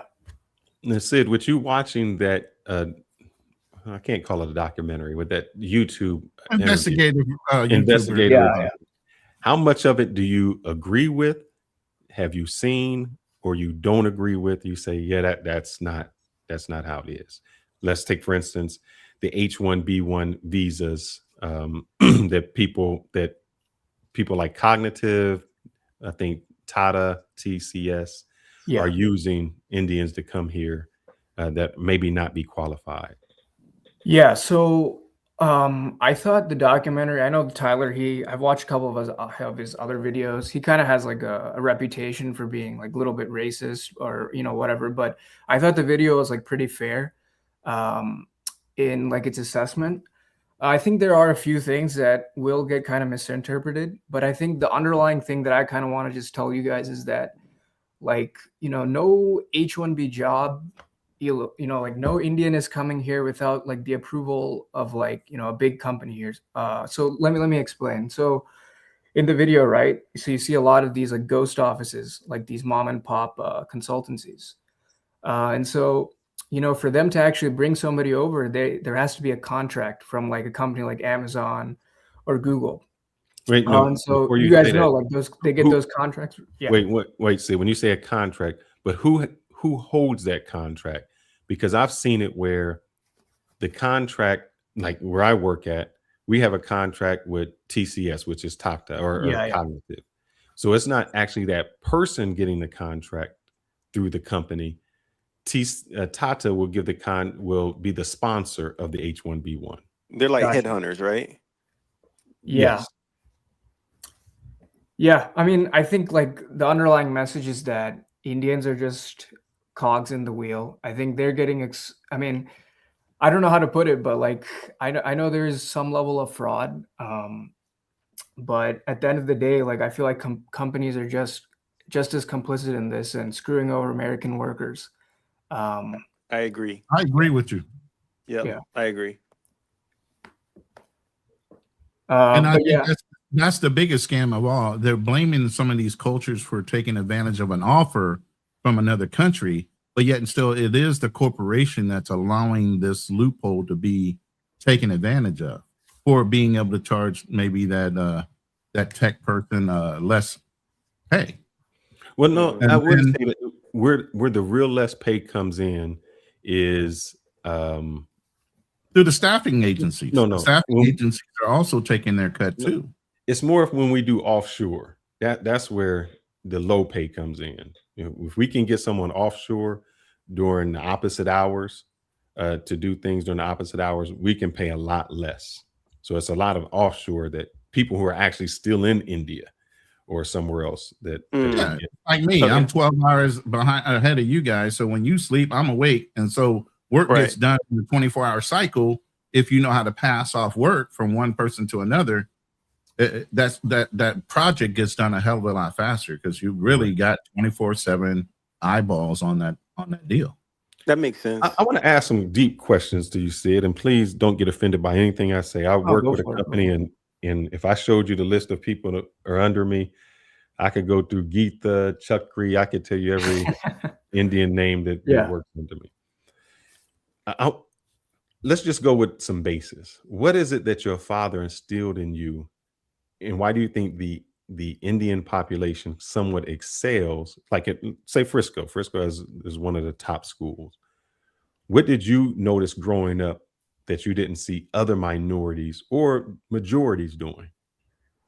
Yeah, so day one, it's like education is the focus first of all, because that's what's going to get you from the middle class to the top class, or wherever you are in society. Education is the number one priority, and so yeah, growing up, like I did play like basketball and all this stuff, but my dad put me in Kumon, and I still remember when I was like 5 or 6 years old, just like sitting in there like struggling. You started at 5 or 6? Yeah, I think even younger. I was in actually like pre-Kumon. Wow. Yeah, a long back. Yeah, this is many years ago. So I would literally just like sit in the room and they wouldn't let you out until you finished the whole like problem set. And so, like for some kids, like, toughness is instilled in many different ways. Like, I know some dads, they'll work out their kids like in the weight room starting from a young age, but like this was more so like mental toughness. So it was like instilled in me when it comes to academics. And so, yeah, a lot of Indian parents, it's pretty much the same thing. And so it's an endless barrage of tutoring, extracurricular activities. Like I would never have an empty Saturday or Sunday. Saturday, I would either go to like swimming. I'd have like debate coaches, Kumon, some sort of combination of these different things. So it's always like, Indian parents, they will be driving around all across the city, just making sure that their kids are kept, busy in some fashion that they see fit. And so, yeah, just the parenting is very heavily involved. And that's, I think, the number one factor. Sid, would you say that's all Indian parents? I would say, like, see, the thing is in Frisco with, like, you got to think about it. Like the people that are buying $1 million houses, they're also, likely to have prioritized education, to get to where they are. And so they want to, at least pass that on to their kids. So I think in a city like Frisco, yeah, that's going to be like the majority of Indians are going to be like that. Yeah. Yeah, because most of the people who are going to be here are going to be either in tech, they have to at least be affluent coming here. Exactly. Yeah. Another question: do you see a difference between like just say with hiring? Do you see a difference in your mentality or your way of thinking compared to that of your father, or compared to that of the H1B1 people that come in? And I'll give you an example, because I've hired and we have contractors who are an H1B1. What I have found is people that we get as contractors are great at task, but they're not great at outside the box thinking. Yeah, no, I actually totally agree with you on that. right now I'm more so doing like independent work. I'm about to join my friend's startup. So that's why I'm actually back in Frisco right now. So I'm out of the scene. But yeah, I think what you're saying is absolutely correct. A lot of these tasks that these H1B guys are doing are not extremely like high cognitive level tasks. They're more so just, it's kind of just like filler work, work that needs to be done, grunt work, in my experience. So I totally agree with you on that. Now, another question is, do you think that you are discriminated against, not in this sense, since people can hire Indians at a lower rate, say, oh, I can get this H1B one. Do you see people that say, oh, maybe he's just that grunt worker?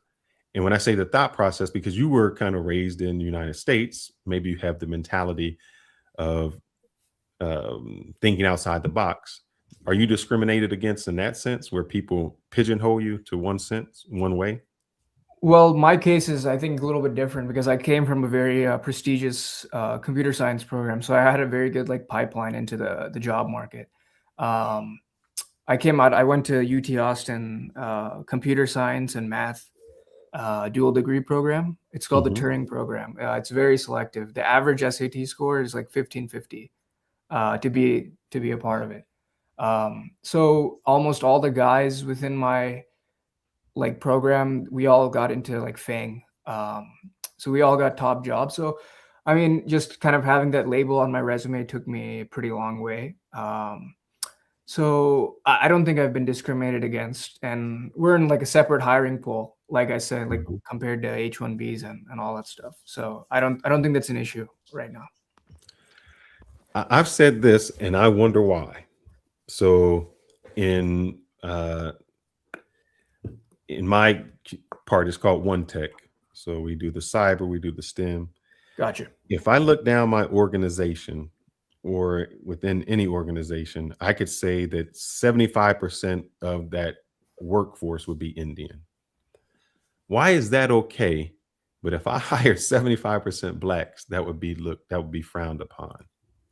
Do you see that, like there's no issue in hiring 75% Indian, but there would be an issue with hiring 75% other minorities, say it's Latinos or something? Yeah. I think Tyler kind of covered it pretty good in his video. It's like, see, the reason that we're seeing a lot of like this, so like as Indians rose up in tech, you kind of see like these ethnic networks kind of forming. And so, when you come from a specific place in India, and you bring this guy over, you kind of know, it's just like a very like one-to-one, relationship. Like you're gonna know him very well. You're gonna push him to his limits. Like exactly what he's gonna expect from you, and you're gonna expect from him. And so that's why I think you're seeing these like 75% Indian. And if you really look at it, they're most of the time, let's say the managers from this region of India, I guarantee the majority of those like workers that he's hired that are Indian are also probably from that same region, because India is it's not a monolith. There's many different cultures and stuff. Correct. So, yeah. Let me ask you a question real quick. Because you have a unique perspective. You grew up in Frisco. You went to the school district. Yes, sir. You got to interact with different types of students, whether they be YT people, Black Americans, Asians.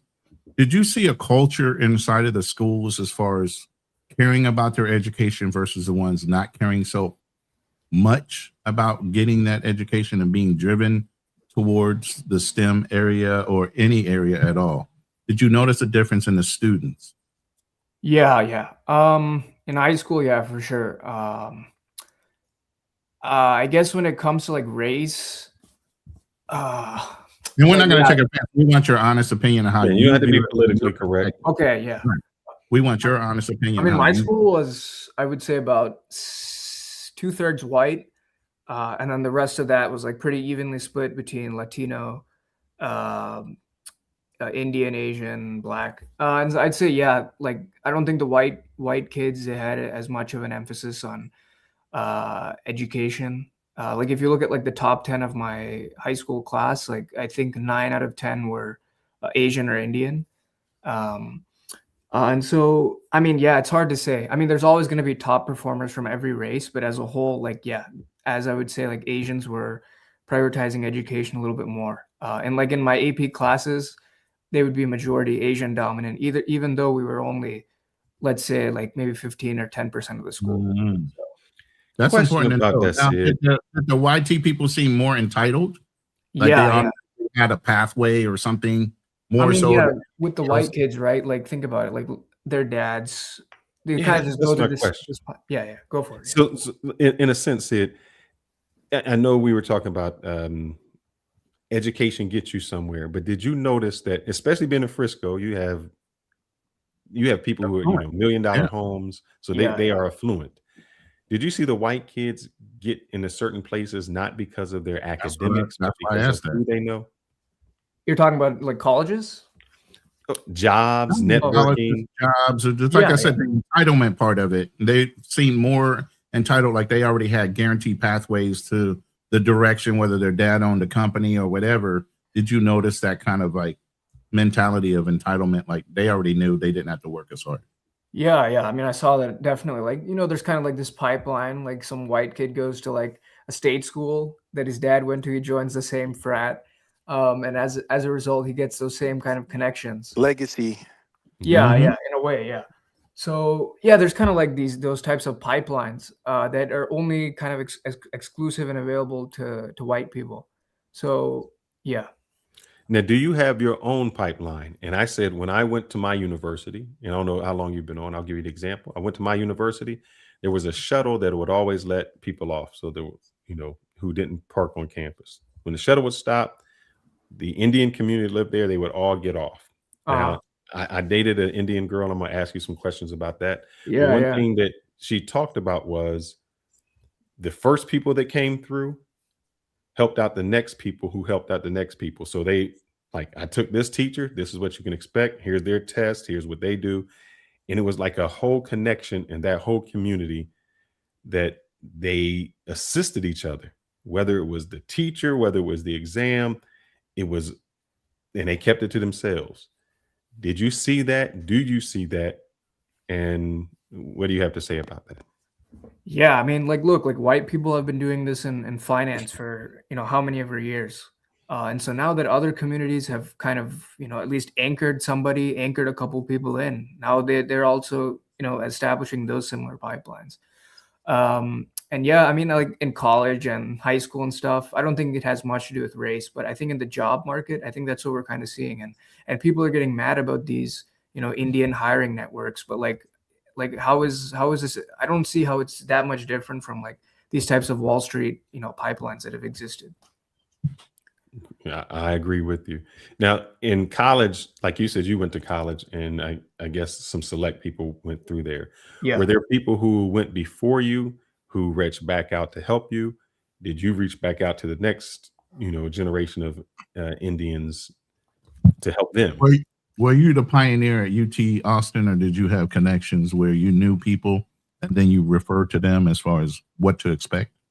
Basically? So I was in like I said, the CS and math honors program, and so that's only like 50 kids per grade, and so that's kind of like a network in and of its own.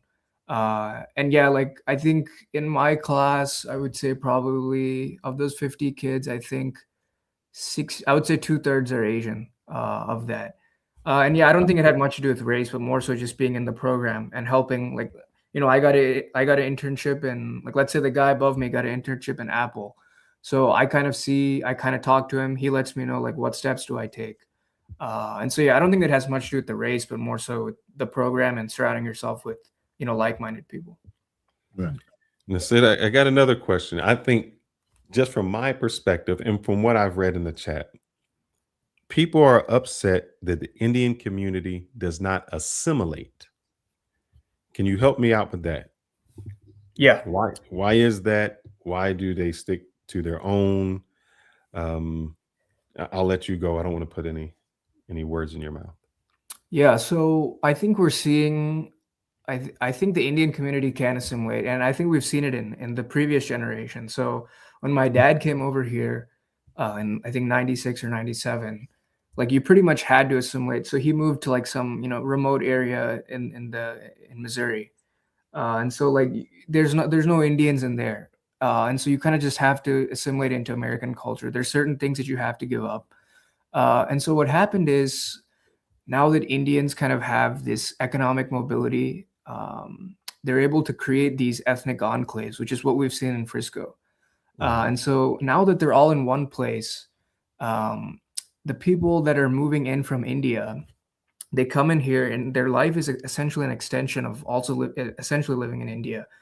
Like, think about it, right? Like, let's say I move in from India. I come into a community that's roughly, let's say, 70-80% Indian, which is what we're seeing on the east side of Frisco, right? You go to, there's Indian restaurants. There's Indian movies in the theater. Do you go near, the one I'll give you is Stacy turns into Main Street. Uh-huh. And right there is, I think it's at Coit. Maybe it's at Coit. Yeah. Main and Coit. I mean, there are maybe 10 like vegetarian restaurant, jewelry. There's even a Can-Am pizza that I found out was like Indian owned. Yeah, there's Indian pizza stores. Yeah. Yeah, that was different. Nothing wrong with it. I just thought, man, they cornered the market. There's a Wonder Kids that they even have that it's like for children to play. Yeah. But here's the key thing that I just picked up from you. Yeah. And you can associate it to FBA versus immigration. I don't. You know what FBA is? Maybe he doesn't know what that is. I'm just saying that to our audience. He doesn't need to know. Basically, what I'm hearing from you is because your parents and other folks established a community, and the enclave was there. As the newer Indians from India coming in, they immigrate through HB1 or the F1 visa. It's a little more easier for them to assimilate into that culture because of the conveniences that you guys have already set up and that community has already set up. You got it. Yeah. So then they thrive a lot faster because there's built-in systems in place for them. Yep. So is it that you don't have to, meaning you have your own restaurants, you have your own grocery stores. So there's not really a need. And so another thing I will say is, like, I do think that, there is an assimilation problem, but also like a lot of these H1B guys, like it's a temporary visa, and all this, there's a lot of these crackdowns coming, and if they lose their job, they have to find somehow somebody to sponsor their visa in 60 days, or else they have to leave the country. So it's kind of like a YOLO attitude. Like, I could be deported. I mean, I could just be sent back tomorrow. You never know with how the job market's going. So I think that's also kind of playing into it, this current job situation. That's interesting. I never thought about it like that. That they're just basically like, hey, just gamble, YOLO. I mean, yeah, like they're buying houses on this visa stuff, but I mean, at the end of the day, like they're not guaranteed to keep it because they get deported. Exactly. Well, actually, you know what the rule is? Even if you get deported, the whole thing is, can you afford to continue the mortgage if you live in another country? Yeah, because they can't take the that's property. yeah. But bro, think about this. House. Think about this. Let's say, for instance, there was a huge swarm of people who were H1B that was like, hey, you guys got to go back. And they're like, well, the hell with this house. How that would drive down the housing market down there in Frisco. Well, no, Texas passed a law that you cannot buy it going forward, not in the past. Now. You can't buy a house if you're H1B1. Oh, really? I didn't see that. Wow. Is this recent? Yep. Oh, shit. I asked the Google about, I asked ChatGPT about it. It hasn't been established yet, but it's on the books. It is being talked about. Is that Governor Abbott?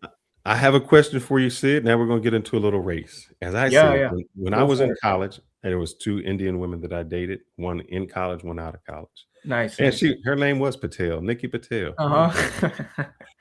But one thing that it was, and this is years ago, so I can't say if things changed, but great person, great relationship, everything was fine. I played football, so this was like during the off season. Cold outside, so most of our time was spent either in the dorms or not outside. As spring approached, things got a little different. Where it was, we can date in private, it really can't be seen in public. And she was saying that, she let me know, look, I could love you. I could fall, and you could be the greatest guy in the world. At some point, that's just not going to happen. After that, I dated another girl, and she has That's wild that they can separate it like that. She separated. She has two sisters and her. First sister made me married an Indian. These people were all Indian. Mhm. And the father really wasn't upset. He was just like, is he from whatever state? You know, he wanted to either be from Northern or Southern or their state. He wasn't, but that was still okay. The middle one married a white guy. And it's like, oh man, you know, he's not Indian. I really didn't want you to marry a white guy. He seems nice. That's cool. The one I was dating was like, nah, you can't meet my family. You can't go through my family. You can't be seen. Yeah. And she's just like, that's how it is. Like, black is a Black American. You were the no-go. Damn. What say you? Yeah. So it depends honestly from parent to parent. My experience is that it's a very polarized spectrum. So either the parent is going to be really like cool with their kid, like you do whatever you want, life, you only live once, or the parent is pretty much like anti every other race. Like you're only marrying an Indian, most likely from our specific region of India, like within our value set. So it's a very just like you're either this or that. Like that's my experience. And so my parents were pretty liberal with me, and you know I dated a couple of girls. Not only maybe half of them were, or two of them were Indian, two of them were, one of them was Hispanic, one of them was white.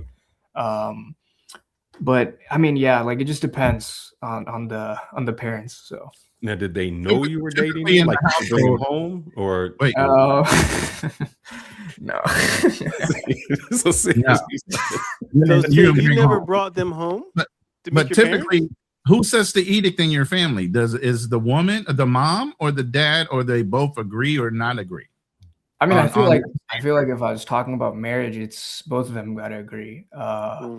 Dating, I see the thing is, dating is not really a concept in Indian society. That's another thing. Like going It's back, courtship. yeah, Go it's straight mostly courtship. courtship. So like in India, basically the way it happens is, let's say I'm from this specific region of India. There's going to be like these networks essentially that'll, you know, connect you with other women that are part of that similar like value set, same like, you know, religion, same like occupation, you know, that type of stuff. And so, yeah, the marriages are just kind of facilitated via that. And so that's what I want to say. Indian marriages are built on compatibility. They're not necessarily built on like lust. They're not built on like, you know, these short-term feelings. Sid, is this true? I had a counterpart, because I can't say a manager, more like a counterpart. He was taking off 3 months to go back to India. I don't want to say to vet, but it was like not to meet the fiance, to meet the family. So whoever his person wanted to marry, it was like, I have to meet the family. So what I don't want to say arranged, but basically it was close to arranged as you could get, because it was, if the family wasn't right, the marriage wasn't going to happen. Yeah, I mean, like I said, That's like the same as kind of compatibility. yeah, exactly. Drew is correct. Like it's Part all of about that compatibility is classism as well, isn't it? Yeah, and so yeah, that's where kind of caste plays a little bit of a role. Like I said, like that value set that kind of plays into you know, that's basically what I'm inferring to. I didn't want to say like out loud, but You can. Yeah. So full disclosure here. Yeah. So Sid, when you said I got this, your parents say you can date anyone. It's more like, as long as we don't know what you're doing, it's fine. But when it comes to get married, do you think you have an arranged marriage or something close to that? Yeah, for me, I know my parents would probably want me to marry an Indian, to be frank. I don't think I'll go the arranged route. Like I'll probably have to just see what's up with the, like, once I'm about to go to the San Francisco pretty soon. So there's a lot of like, you know, Indian chicks there. So I guess Do they have a special website for Indians as far as from India, as far as location, commonality, kind of like things where it's easier to kind of like mix and get to know somebody in your region that would be more compatible? Like, yeah, there's Indian specific dating apps. There's Dil Mill, that's like an Indian, like a South Asian dating app here. I got a question for you, Sid. Yeah. So since you are talking about dating, would your preference be a American Indian such as yourself, or somebody that was From the from old world. India? Yeah, from the old country. Yeah, definitely. I wouldn't say definitely, but yeah, probably an American Indian, just because like, Really?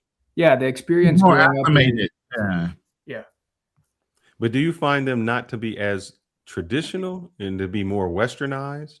Oh yeah, yeah. I mean, the thing is also like India also is becoming pretty westernized in and of itself. So I don't think it's more of that. Just like there's just certain things that you just pick up when growing here for 20 years compared to coming over there and experiencing like a culture shock. Like I don't want to have to deal with all of that. So Yeah. yeah. But even though they're shock, the westernized, their homesickness. mentality. Hold on. Even though their culture. Oh, I'm sorry. Even though they're Americanized, the women that grew up like yourself, born here, Yeah. and were raised here, they're still held to certain traditional values within their home and raised a certain way, so that they do know how to tend to what you would need as a husband. Correct? Of course, yeah. I hopefully, yeah, if they have good parenting. But yeah, Oh, that's the truth. Yeah, that I mean so that let that me would be, ask you this then, Sid. yeah. So since they are American, I mean, they're American. I'm not saying Americanized. I'm saying they are Americans. You are an American. Of course, yeah. So, that how is divorce? Because how is that system in Indian Americans? Are they about the same as other Americans who were like 50%? No, like, so in terms of the Indian divorce rate, like I said, like the marriages there, are built on compatibility. So I think the divorce rate is like 98. Sorry, it's only like 2 or 3%. Okay. And so yeah, you also have to take into account like divorcing is very like looked down upon in Indian society. So, but even if you account for that, like generally speaking, the marriages are still way better off than with the U.S. situation. They weren't established on just as necessarily love or like. It was more compatibility. Compatibility, exactly. So And they so, I have mean, they're marrying for a duty. Yeah. Like this is what we're married for. We understand that we're having children. And then later they develop feelings or not. Yeah. Man, what about colorism? Do you see colorism? Because I work with guys from India, and they keep telling me that the caste system is no more. There is no colorism. What say you? Yeah, I mean, in the U.S., it's not like a thing at all. Like, I don't even know my Indian friends like castes or anything. Really? So in the U.S., it's not like a thing at all. In India, it's slowly decreasing, I think. But yeah, I mean, at the end of the day, if you're born into like the bottommost caste, like your life's prospects are still not good. But I know that the importance of caste is decreasing, but it's kind of just like a stain on Indian society at the end of the day. So Yeah, because the guys that work where I work, one is from the lower caste. Yeah. He's like, oh, we don't even do that anymore. I'm like, Yeah. really? Now, what about just colorism? Meaning, you see that in the African American community where it's lighter skin is better or darker skin. How is that in the Indian community? Man, if the easiest way to answer that is, when I was born, the first thing my grandma looked at asked your was, ears? "Is he white? Is he white Oh, skin or dark skin?" So, so like white skin, they're like at least they're like lighter skin versus darker skin. Like lighter skin is like equivalent to having like 6 feet, six figures. Oh man! So that gives you a big level up in the game for sure. So when you look for a wife, are you looking for a lighter skinned wife or Nah, man. Nothing like that for me. No. How do you think that took place there? The British, of course. Yeah, there's a lot of stuff with the British for sure. Yeah, that's British. That's that colonizer mindset that the British put in everybody. I want to show you this picture if I still have it. Let me see image. Let me see if I can find it. I think I put it. Oh, here. Yeah, I mean that's going to be common everywhere. There's colorism, cigar, which is the skin whitening products. Yeah, this photo. Yeah, I saw this. Yeah. Now, This is what got a lot of people, not me, I could care less, but a lot of people in Frisco, Texas, pissed. Yeah. Why do you think that there's such an issue? Now, here's the thing. These are not H1B1 visa workers. These are teenagers, maybe preteen, who, in a sense, have assimilated. I mean, Boy Scouts is as American as you can get. Mm-hmm. Why do you think that the people in Dallas, Texas have such a problem with this? Well, first of all, to give context to this, right? So, I feel like with Indians and stuff, there's a lot of like, Indians are what, 33% of Frisco or roughly. But, when you go into certain areas, let's say I go to Costco, there's going to be, like 80% Indian, because Indians love to do that. Yeah. If I go to like a restaurant that's next to like an Indian complex, I'm going to see a lot of Indians. And so I think with this photo, a lot of these conservative white families, they stopped putting their kids in Boy Scouts because of all of this, some of this like leftist stuff kind of started getting infused, and they didn't think that, it's that appropriate. And so, they kind of dipped. And so that's kind of what we're seeing with this photo. You're seeing tons of Indian kids because their parents couldn't care less about it, about that stuff. And so as for the outrage, I feel like they just see it as just a population thing. Like they wake up and everybody's Indian, and that's the way they see it. But you know what I see when I see that picture? Yeah, what I do you see Indian kids, or their parents at least, conscious enough to teach them about dealing with different things in America, service, looking at the environment. I see them trying to be inclusive in some way by putting their kids into that, but also understand the American mentality more so than I see them. And here's the thing. A lot of people stopped going to Boy Scouts when they started being so inclusive. They wanted women and transgenders to attend Boy Scouts. So then they don't care. They don't want to deal with it. But then they see Indian boys, all of a sudden they're outraged. Well, where's your kid at? Exactly. Boy That's what I'm saying. Do you even care? But at least these Indian parents, even though they're not necessarily all assimilated into the community, they still care enough to say, I want my kids to understand this culture and these people, so let me put them in it. That way they can blend in better with the culture of America versus us. Yeah, this assimilation. Do you think it's assimilation or this? I'll tell you an example. I am not originally from Texas. I've only been here since I started working at the headquarters. But I have gone to Hutchins Barbecue. I've gone to the Star. I've gone to Legacy. And I say that to say this.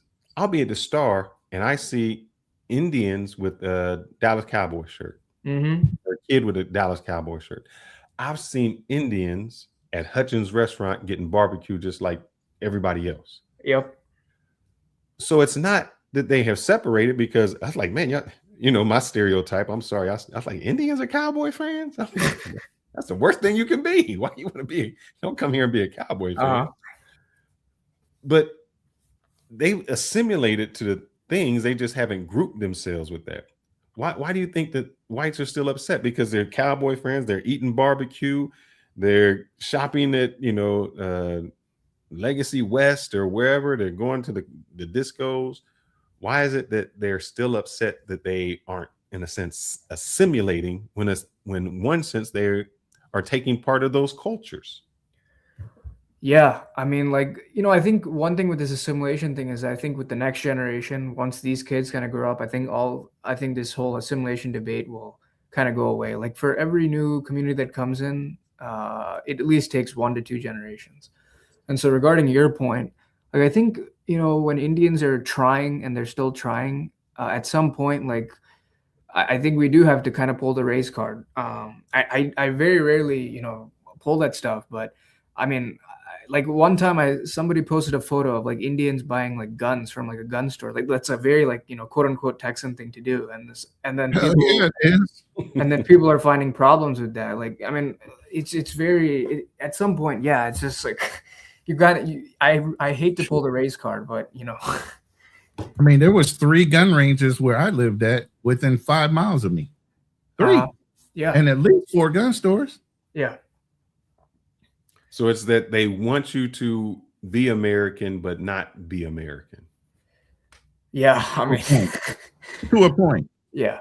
There's limitations even on that. I wanted to kind of ask you guys. The most American thing you can do is be a Boy Scout, right? They didn't like that part. Yeah. So what did you I want did to ask us, Sid? Yeah. So I wanted to ask you guys. So, so when Indians come in, like they take a lot of the high paying jobs and stuff. And so like, do you think that also, I mean, I haven't been in this country as long as you guys, so you guys have probably seen all of like, a couple of different stages of the country, but I was wondering, what impact do you think that plays into, some of these white people's attitudes towards Indian, because they're taking the high paying jobs. I mean, it's not like they're coming to like clean Same thing they have for black people. When we started doing and excelling, that's all of a sudden we're taking their jobs. Well, if you were qualified to do it, you would have done it. Mhm. A lot of us had to fight to get the positions we had. There was no DEI. You had to be 10 or 15 times better than that next candidate to get the job. So at this point, it's now about whining, about thinking they're losing something when they never even tried. I don't have a problem with you guys getting the jobs. If nobody's doing their jobs, somebody needs to fill them. If you qualified, then go get it. No, that's where I have this problem, Sid, and it's I'll just be honest with how it goes. My problem is I can't do what you can do. I can't go out and hire. If you have your restaurant, you have your place, it's not an issue for you to hire all Indian. Mhm. If you're a hiring manager, it's not an issue for you to hire majority Indians. Yeah. Me as a black person, I get looked at differently if 75% of my team, no matter how educated, if they were African American, Mhm. they would look at me like, there would be a question is, are you qualified? There would be second guessing. And if something went wrong, it would always come down to it would always have a second question to it. So I can't get away with those things. And I'll say this, if I hire someone that isn't qualified and it fails, that kind of stops my progress from hiring more African Americans, where I have seen that we have hired Indians that are not qualified, that are the paper pushers, that I know that somebody else helped them get the job or they overstated what they could do. And even on this end, I've had managers with a scrum position say, you got to hire somebody who we can understand. Yeah. So that becomes my issue, where it's like, I can't do what you can do. And I mean, maybe that's the advantage that you have. I can't fault you for it. I can't say that you're wrong, but I can see where that, especially in tech, I can see where that becomes a bias in your favor. Yeah. It is very problematic, what's going on in the tech industry.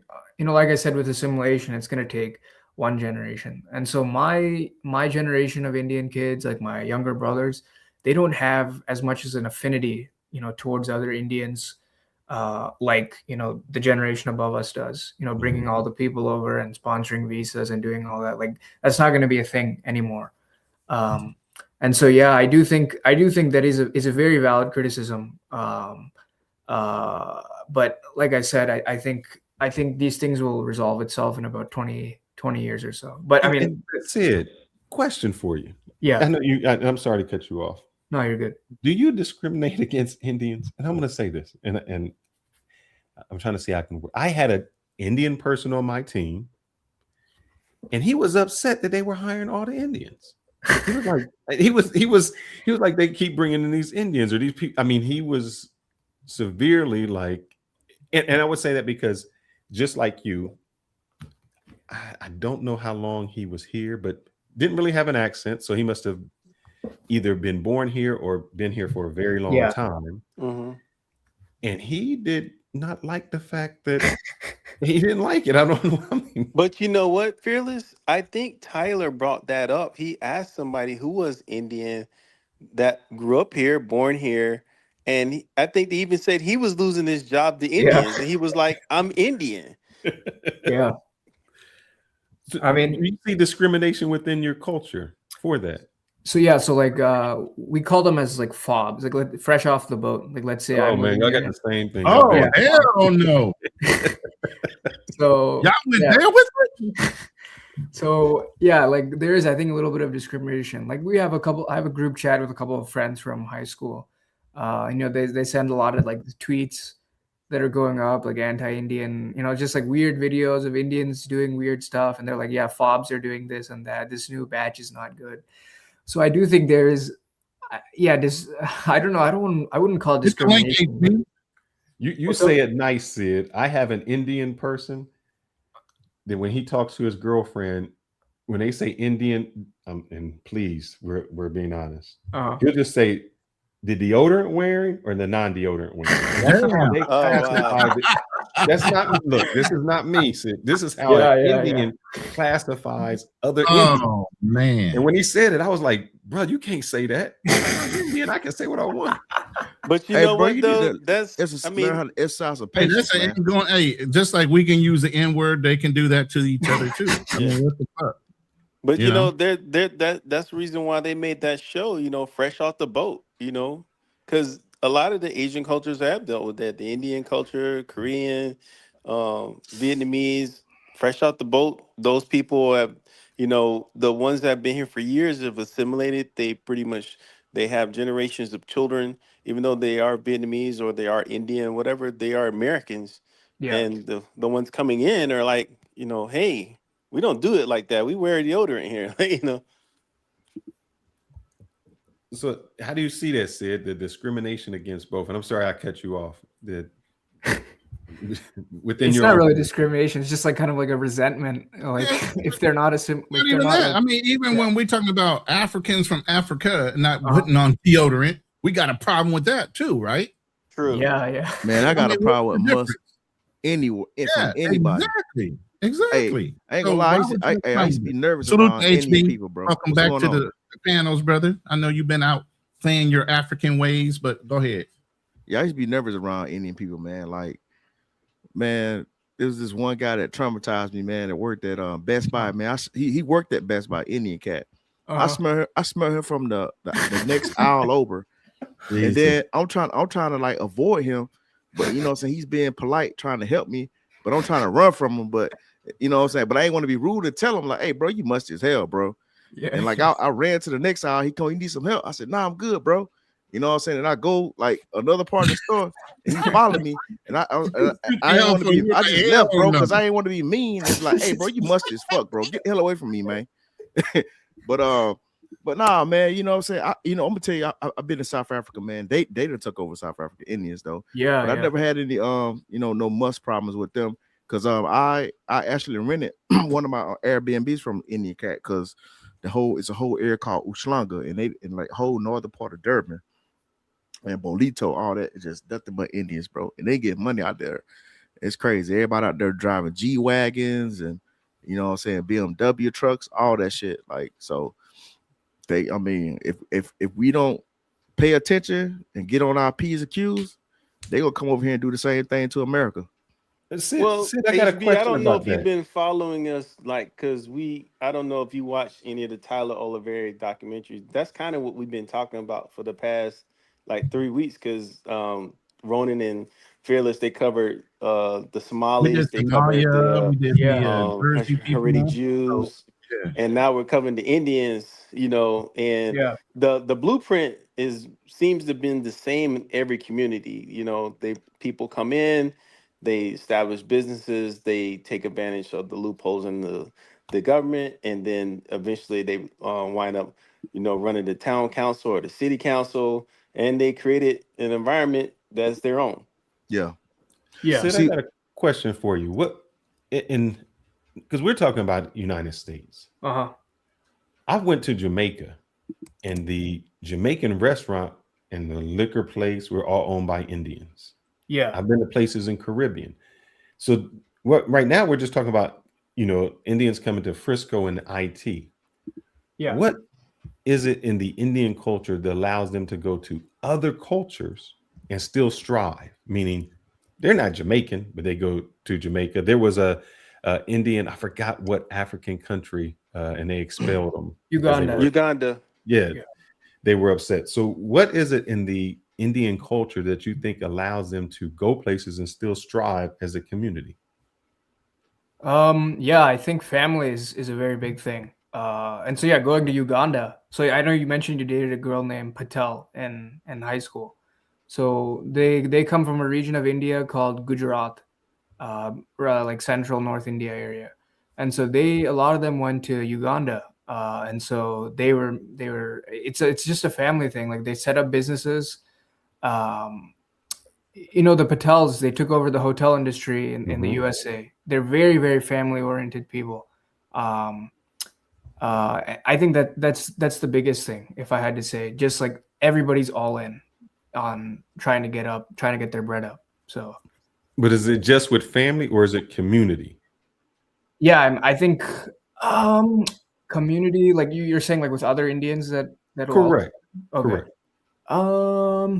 I think that's probably a bigger thing when more people, like when the community gets established, when you get to enough amount of people, then that kind of becomes a bigger factor. But yeah. What I noticed is that through generations, they start to get watered down and they start to get Americanized. A lot of the kids don't take over the family business. Yeah. And then they start working and they start being American like everybody else because, everybody's not entrepreneurs. You know what I'm saying? Yeah. This whole myth that all these immigrants come over here and just have this entrepreneur spirit. You know what I'm saying? Once you get cycled in this system in here, they're going to turn you into a rat. You know what I'm saying? And you're going to be stuck in this rat race. And you have to recalibrate your brain, especially when you don't have that foundation of being an entrepreneur to, to take the steps to try to build generational wealth for your family. And sometimes that stuff can be hard because it'll make or break you here trying to be a business owner over here because what's the percentage, like over 60% of business fail their first 2 years or something like that. So it's hard, you know what I'm saying? Especially when you don't have a large community of people that support you. That's a good point, HB. I never thought about it like that, where they try to tell everybody they're entrepreneurs, but not everybody's an entrepreneur. Yeah, it can be. They make it hard. Like right now, I'm trying to get my contractor license in construction. Man, I was like, they got all these little loopholes. Like, oh, you got to have 4 years apprenticeship or whatever, you know what I'm saying, within that field. And I'm like, damn. I'm like, you know what I'm saying? So now my goals have been, you know what I'm saying, put on the back burner because, I changed my career, you know what I'm saying? So trying to get into this dump truck game and stuff like that. But I was trying to, just looking up rules, you know what I'm saying, trying to get government contracts, trying to leverage my veteran status to get government contracts. But they're talking about, you got to have like 4 years experience, you know what I'm saying, to get a contractor's license, you know what I'm saying? So, there are these barriers, you know what I'm saying, that you have to go through as an American where like, I went to a meeting, a San Diego meeting, and some people spoke, and some of the contracts are being bidded by people from Spain. He was like, hey, why is this people from Spain winning contracts in San Diego to do construction work? You know what I'm saying? Yeah. So do you have any brothers or sisters? Yeah, I have a younger brother right now. What I'm just wondering, could you have been whatever you wanted to be? Like if you wanted to be like, what's this, Akas, the comedian, or was it like, that's a great imagination, or is like your family like, look, you're gonna be this? Yeah, it's kind of like your parents are kind of like priming you from day one to pursue a high career, right? So think about it, right? Like I'm putting in Kumon in a very good age. I have very good math and science proficiencies, and so like once you kind of have that, like why would you go and take a gamble on some random career when you have a pretty good pipeline in front of you? So it's kind of just like primed in the kid. Yeah. So. But if you wanted to say, Dad, I'm great. I'm glad you spent all this money on this.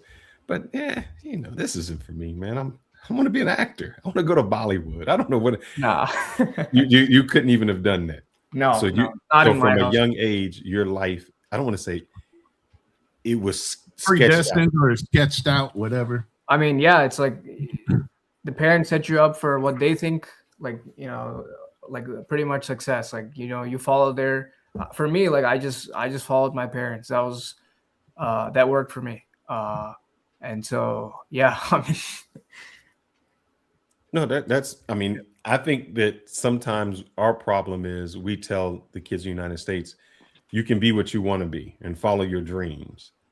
And do you think your father is like, yeah, follow him as long as you can do it in engineering or do it in Yeah, basically that's the exact thing. Yeah. You know, like I grew up in South Carolina, and Z's sorry, he's an actor. Yeah, I love him. He grew up in my town also, and he went to business school, NYU, and everything.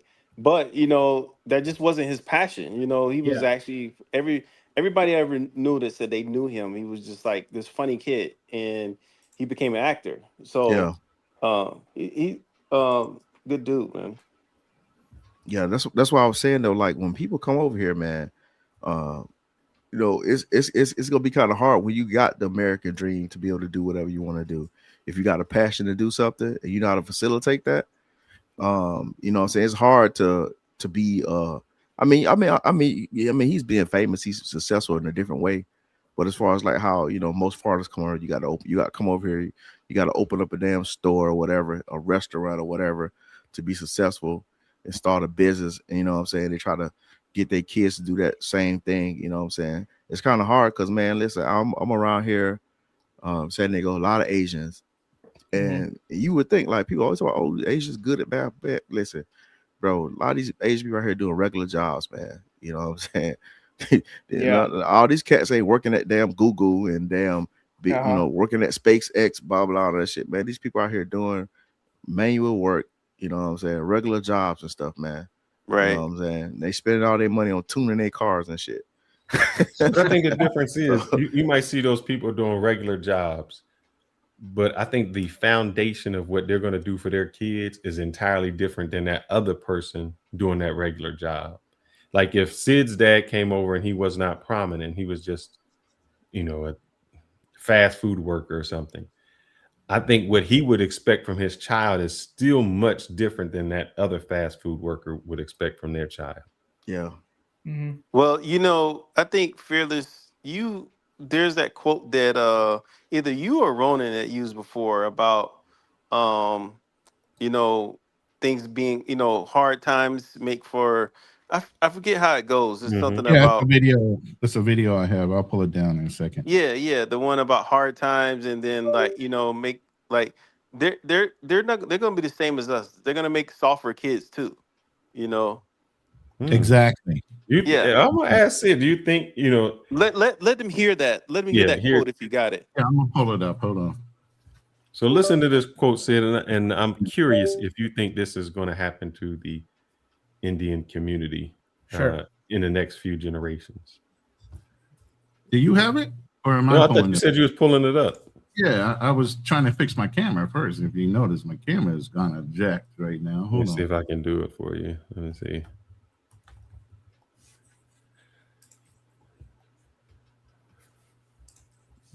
I just downloaded that because I wanted to take the music off of it. I don't know which one this is. I got one. I just don't know. You want me to play it? Go ahead. All right. You can always cut it out later. All right. So Stream, y'all added this feature where you can do both. You can stream. You can do vertical and horizontal. Man, you just got to change the background on the vertical side, or it's going to look funky. Here we go. He said to me, my grandfather walked 10 miles to work every day. My father walked 5. I'm driving a Cadillac.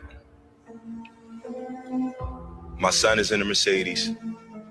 Said my grandson will be in a Ferrari. But he said my great-grandson will be walking again. So I asked him, I said, well, why is that? And he said to me, tough times create strong men. Strong men create easy times. Easy times create weak men. Weak men create tough times. He said to me, many will not understand, but you have to raise warriors. He said to me. Yeah, I saw that. Yeah, that's true. Yeah. Because I saw it in my family. You know what I'm saying? You know, I had people that were successful. You know what I'm saying? They ain't passed the baton down. You know what I'm saying? They, I guess they just, I don't know if they were just selfish or what. You know what I'm saying? The kids just, you know, some kids don't take to certain things. You know what I'm saying? And I noticed like, shoot, my uncle had a lot of money. I mean, you know what I'm saying? Like then the next generation, they was just sorry as hell. You know what I'm saying? I think like, I think it's gonna be on me to elevate, you know what I'm saying, my daughter and shit, because you know I had to make some changes and shit. I think I was like the only person in my generation to go to the military. So I think my grandfather went to the military. And I feel like it cycles and shit, you know what I'm saying? History kind of repeats itself like every 20 years. It's like Do you think this will happen in the Indian community, Sid? Yeah, so I think like all communities, we're eventually going to regress to the mean, the American mean, like give it a couple of generations.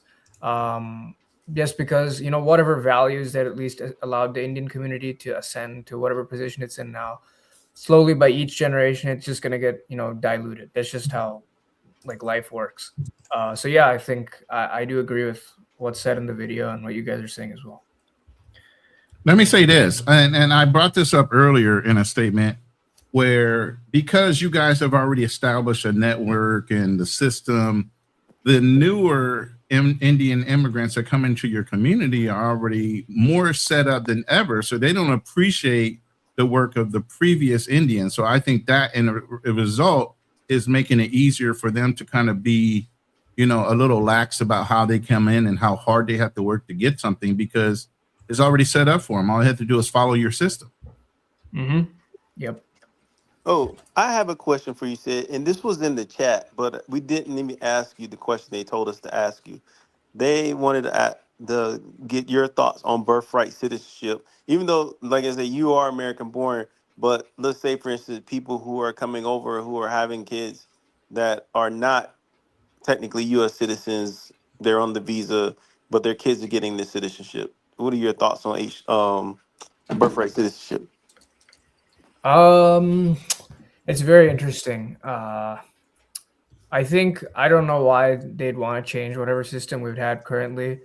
I guess the concern is like that some of the Republicans are saying is their whole concern is probably with like the vote bank. Like once you start bringing in more immigrants, you're going to vote for a different side. So maybe give them like green cards instead of a citizenship at first. I maybe something could be amended there, but I'm not a fan of just stripping it out entirely.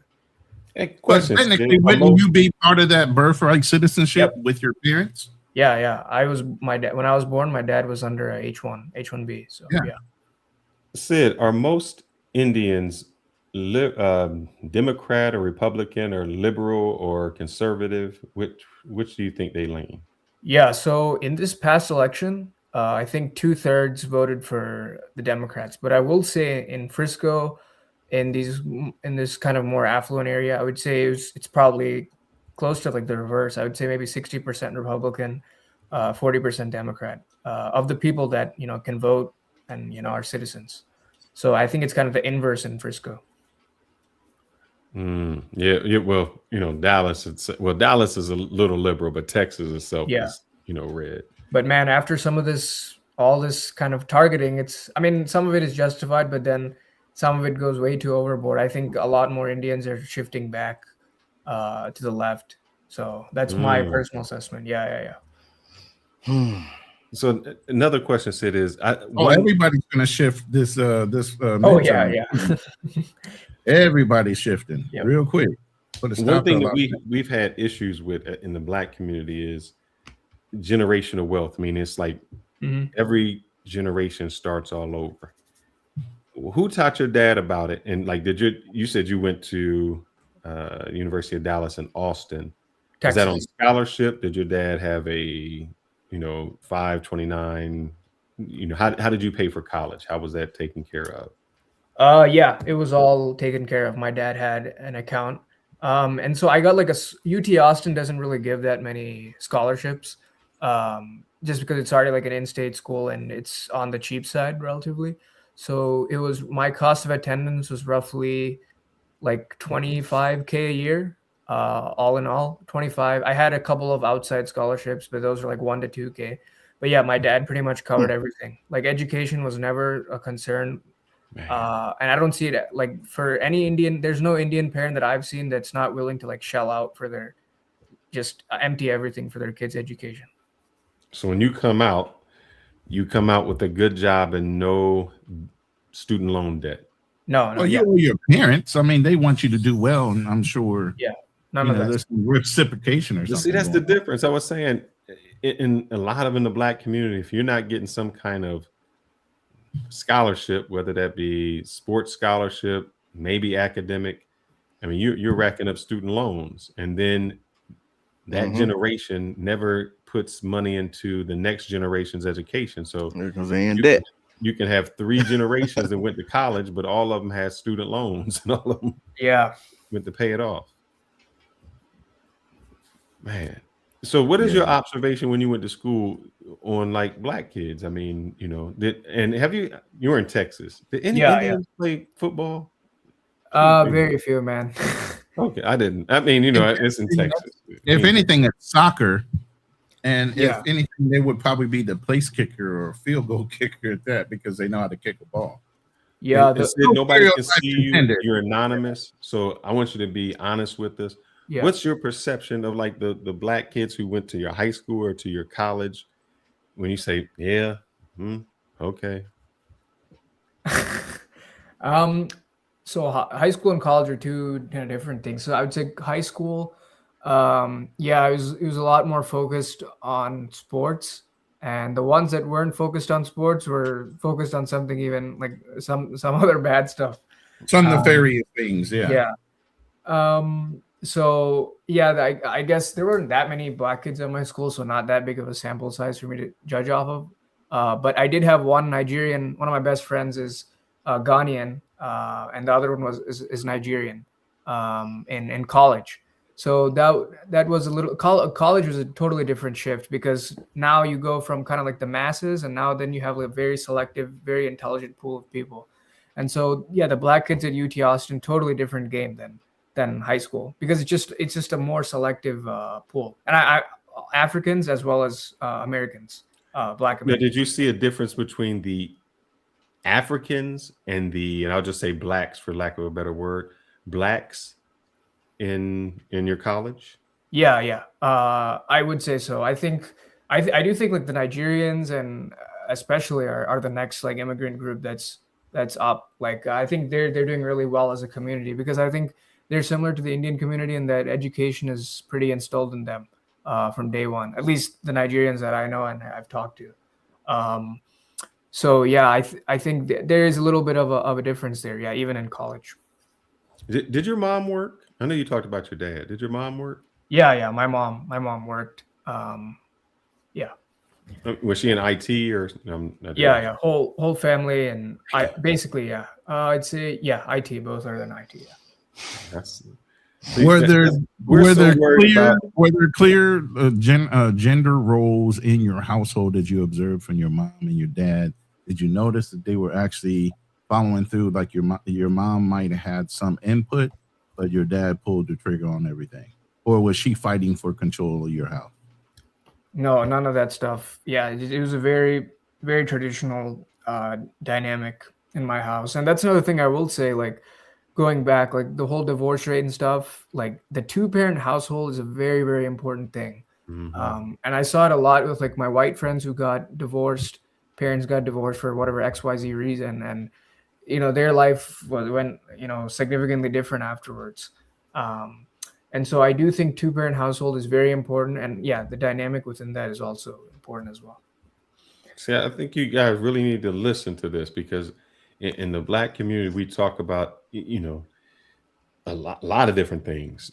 Our women make money, and then they want a guy who makes 6 figures, but then they don't want to work once he gets 6 figures. So you don't build anything because they want to spend the money.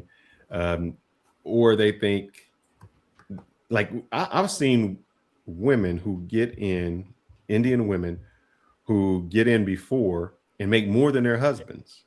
And I've never seen the dynamic, meaning they make more than their husbands in every day. When I used to go into the office, they would have their food, you know, all of them would have their food made for them.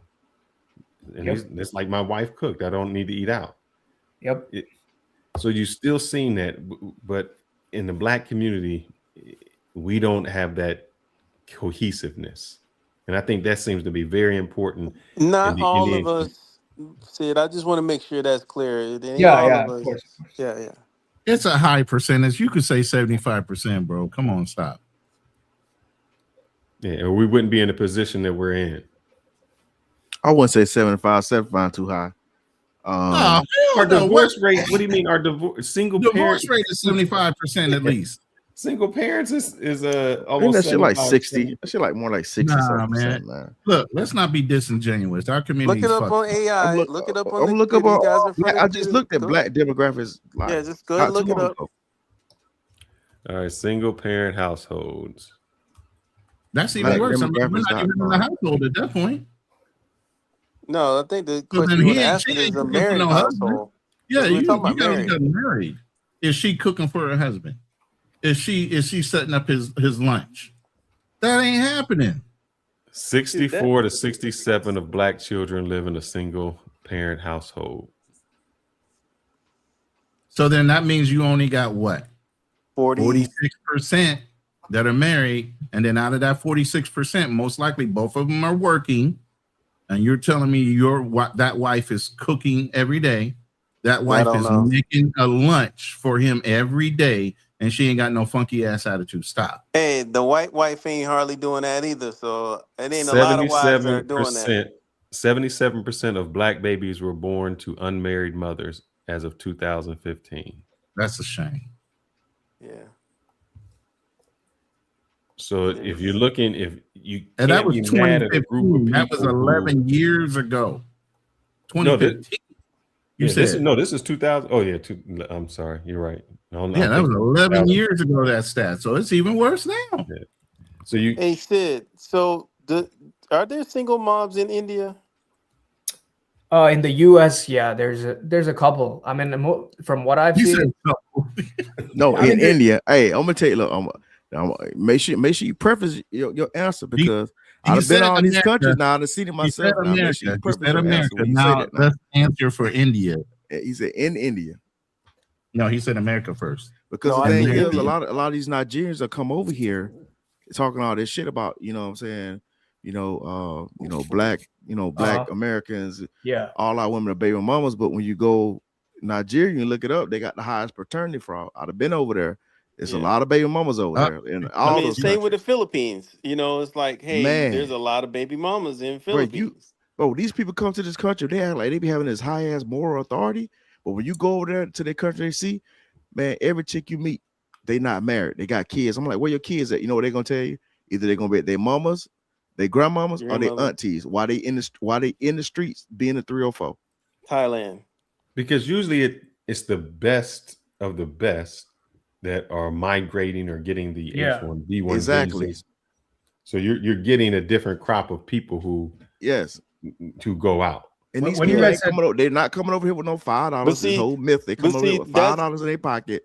No, they come over here with a bag. That's why I had to push back when, a lot of times Fearless, you'll say they don't never say, well, they'll say, well, we don't do that.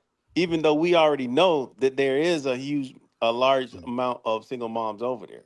But here's the difference. If Indians come over here, they come over here and be successful. We'll be passport bros and go over to Colombia and still do the same crazy stuff. So that's the difference. We're gonna have single baby mamas here and over there. So you're trying to compare guys who are going over to get box or whatever, be passport bros, to people who are trying to start a new life. No, you cannot. I'm gonna tell you, Fearless. Have you been to Thailand? Have you been to those Asian countries? Have you been to those Indian dudes out there doing the same thing, or if not at a higher rate than we are doing it? Yeah, they are. So we can't play these games, man. No, they're not living there. How many Indians? Same as us. We're not living there. No, listen to what I'm saying. Indians who come over here who establish something, they're establishing businesses and they're doing that. Okay. Brothers go over there and retire, and they not established. They just living. There's no business. Because they've already retired. That's a different status. You retired. You put in the work. Why are you you going put in to the a work. third Nobody want world to damn country to keep work? working. Or Yeah. okay, well, let's go over there. The brothers who are traveling over there, who are younger, who have not retired, They're traveling. You're right. They're who traveling. live there. What I'm saying, they're traveling to their location. They still have an established business. It's a They're not small. established. I mean, I get it, but it's a small number of those cats that's doing Yeah, that out they're there. not established, man. Those dudes are just traveling over there. All right, tell me this: where is Yeah, the go ahead. Frisco at in Colombia? Where is the Frisco at in Dominican Republic? Where's the Frisco at in Thailand? Who is I Frisco? don't know. Because a Frisco could mean, like in Colombia, it could be a area of Colombia that has a lot of Hondurans. I don't know. You know, I get what you're saying. I get what you're saying, but I mean, I am seeing brothers over there in these different countries do have businesses over there. You know what I'm saying? So, I mean, it's not the at a ones high, that want it's not a businesses. high rate. But see, the thing is, see, okay, this is a difference. Okay, this is this between America and a foreigner who's in a country that's very impoverished.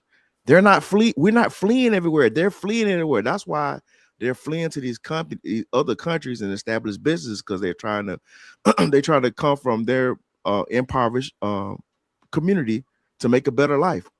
We're not doing that. So that's why it's not going to be high numbers of guys who put in the work in the U.S. to go to a third world country that got their start of their business and shit. They trying to be on But cruise that's mode. even worse, HB, because now you're taking someone from an impoverished country that comes over here and makes it better than the people who are established here. You got all the opportunities. Hey, you okay, all right, okay. You right about that because I think black people, we can't be successful. We can be successful in some of these job positions, but as a mass, it's harder to do because look, check this out, man.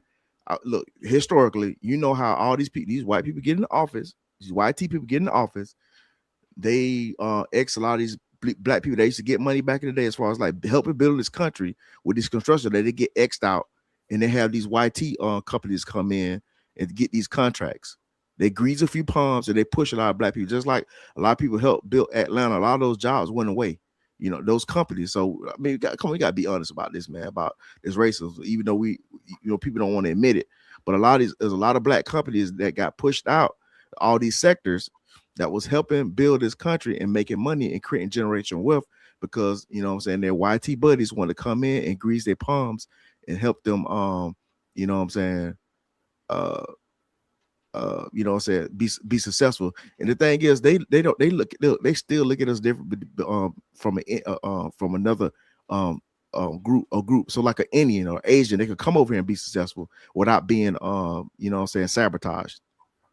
Yeah. Now, okay, of course you can have those small percentages of black people that skeets through the crack and be successful, but you got to understand, that just like in San Diego. Look, I'm trying to tell you right now. When I went to this meeting the other day, the dude told me, he said, "Hey man," he said, "I've been coming to these meetings for over 4 years." He said, "You're the first black person I've seen to walk in this room." He thought I was a guest. He thought I was a visitor. Because he said he been advocating for more black people to be in the construction sector out here in San Diego, but there's no black people in the construction sector out here. Why is that? We used to have there were construction, a lot of construction. Look, my whole city where I'm from was built by a guy that used to be named Mr. Taylor, and it's another guy. What's this dude? I want to say his last name started with Williams something. I forgot his first name. But these construction companies that built a lot of homes in my area in Southwest Georgia. You know what I'm saying? Those companies they get X'd out because these YT people get in political office and they buddies got their construction company. They say, "Hey, this person gets his contract over you," and that forces us to be out the game. But I mean, there's still, you got a few black people that are able to slip through the cracks and be successful, and then they start to be the person like, what they got, or you have people say, "What if he could do it? Why you can't do it?" Come on, man. Hey, Sid, I got a question, Sid. When you hear us talk like this, what do you hear?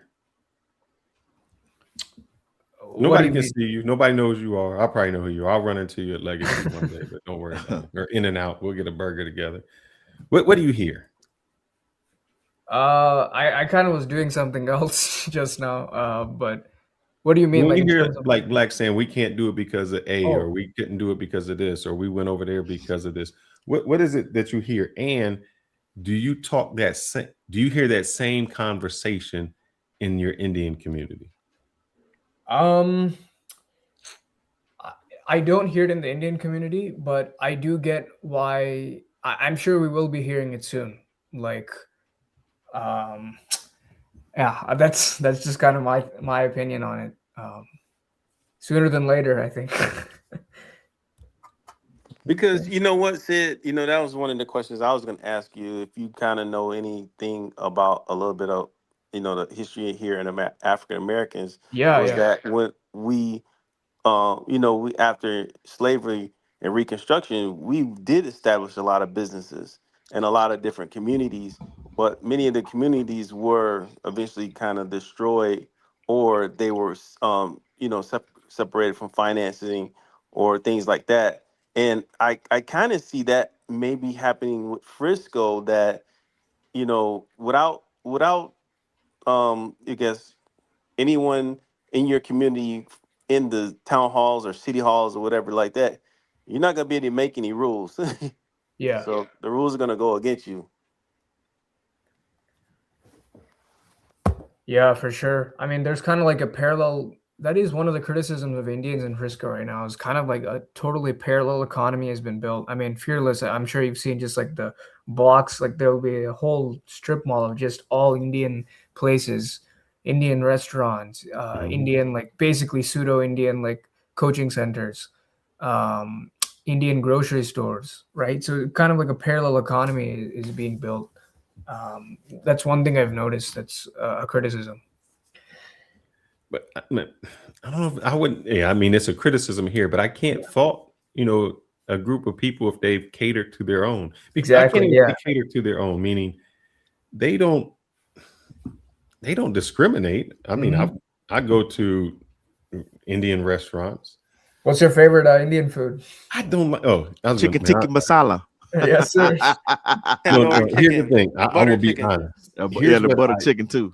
Here's what I don't like, and I've taken out bosses and colleagues, and we've gone to Indian places. I will say this: I do not like the Indian food in Dallas or Richardson, anywhere else. Yeah. And here's the reason, Mhm. and this is just my bias. When I was in Ohio, I think they had the best Indian food. Oh, the problem is with the Indian food in Dallas is this. There's a lot of Indian people in Dallas, and they cater to the region that they come from. So if I was in one region, you can go to a restaurant in Dallas and be like, oh, that Indian restaurant is from my state, and that's the food they serve in my state. That's great if you're from that state. But as an American, you're like, oh man, I just want Indian food. And so in Ohio, I think they've catered to the masses because the population was a lot smaller. So, here is so specific, like vegetarian and Punjab. I mean, it's very specific to where you could grow up at. The best Indian food you're gonna get, I think I've had, is in England. Because I used to be over there, stationed in England, and that's where a lot of good stuff is at, man. Oh, for sure. Yeah, I think Fearless, what you said is exactly correct. Like I said, like most of the Indians in Frisco are from that specific region in India. So these restaurants, they can basically, they're established by those people. So they're going to fine tune the cuisine to that way because that's their clientele and that's the way they're used to cooking. Yeah. And so that brand of cooking is very spicy, very heavy on spices. It's a very specific flavor profile that I think is too like, it's not that conducive to American taste. It's too niche. Yeah, but they're catering to that exactly. particular person. But I found out in Richardson, it's a little more open, especially if I go to like the buffets. Yeah. But I learned this, that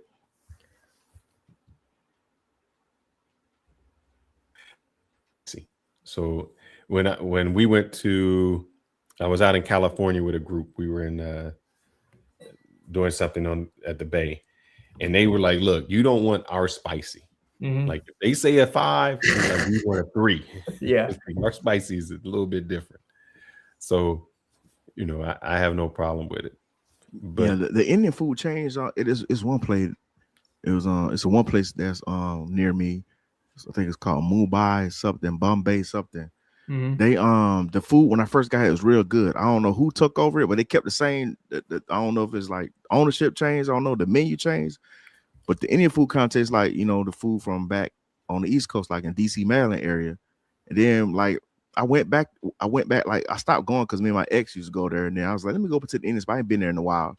I went in there, it tasted so different, and it was so bad. I'm like, yo, what happened? Hey, And don't I'm let like, them fool you, man. I've seen some Mexicans working in Indian restaurants. Yeah. They hire the Mexicans to cook. Yeah, shit, man. All the Mexicans out here working all these restaurants, no matter what Bro, type of Mexicans barbecue are joint. cooking everywhere. They're cooking Yeah, Chinese. They're cooking cooking everywhere. everything. So don't let them fool you. Yeah, that is, man. That's so. But I feel like the recipe changes. Something. I don't know what happened to it, but yeah, man. Mr. Fearless. So I Yes, do sir. want to get your take. Like living in how long have you been in Frisco for? See, 16. Is that when I came here? No, it'd be 17 or 18. 8 years. Okay, yeah, nice. So I mean, I wanted to kind of get your take. Like what's kind of the other? I mean, I'm constantly like online, so I see what people say online about Indians and Frisco or whatnot. But that's kind of like a different game. But on the ground level, like talking to like your neighbors and other people that My aren't neighbor's Indian. He never. No. I mean, yeah. It's weird. I mean, I've never had a problem with him. He's older. He comes out and walk. He's like 70 years old. Let me see, neighbor, and maybe 2 other Indians on my street. What I found was this: even in the years that I've been here, the population has vastly increased. Yeah, it's 250K now. Yeah, just in the 8 years. When I first came, how is that possible? Because I didn't know where to stay at. I mean, so I stayed in Frisco, but it was an apartment.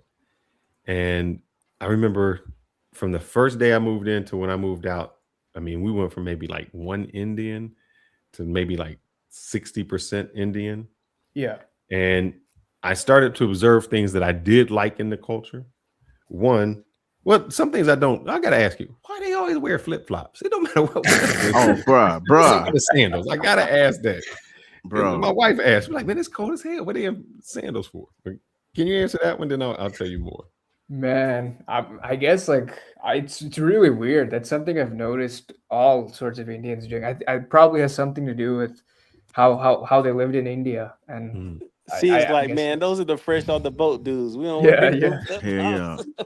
Hey, bro, I've been driving trucks lately, man. I be on that over the road, boy. Oh, nice, You see them Indians, boy, in them flip flops hopping out the truck. That shit. They be driving with the flip flops on because that shit illegal. You can't drive flip flops on a semi truck, and they still be doing that shit. And they be hopping right out the damn truck with them flip flops on, man. Oh my god. So what I did observe is after work, I would see them like meet in a common area outside, and when I say meet, it would be mothers and fathers, and the kids would play.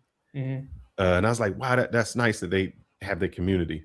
When I would walk, what was it? I guess Ohio. I would be walking Ohio past like the Walmart there. Yeah, It's a I know long exactly path. what you're talking about. And there was a bus stop in the morning, and it was all Indians. They would get on the bus. So the parents were there.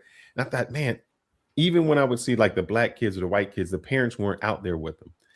And then in the evening when I would walk, I would always see Indians just walking as just as groups. Not that we, as other communities, we don't do that. So they've stuck together with their children going to work. After work, they've walked, they grocery shop. So I've seen a big expansion of it. I haven't seen, I'm trying to think of anything bad that I've seen. Hey, Ronnie said bring him up. Oh. Hey, I'm gonna tell you right now, the next generation ain't gonna be like that. Them kids gonna be out there by themselves. Yes, sir. I know. Them kids gonna be out there. And I got the stereotype. Let me ask you something. Sid, how old are you? I'm 26. Oh, you're 26. old. I thought you were like 22. So do you remember what age did your parents have you? Let me try. I think around. Let me get the exacts. 90. So I think roughly 30, 31, 30. Yeah.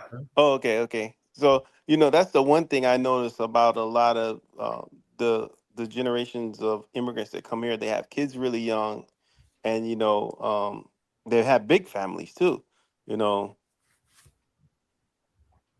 you haven't, your generation, I mean, you haven't started a family yet, but you're still young though. Yeah.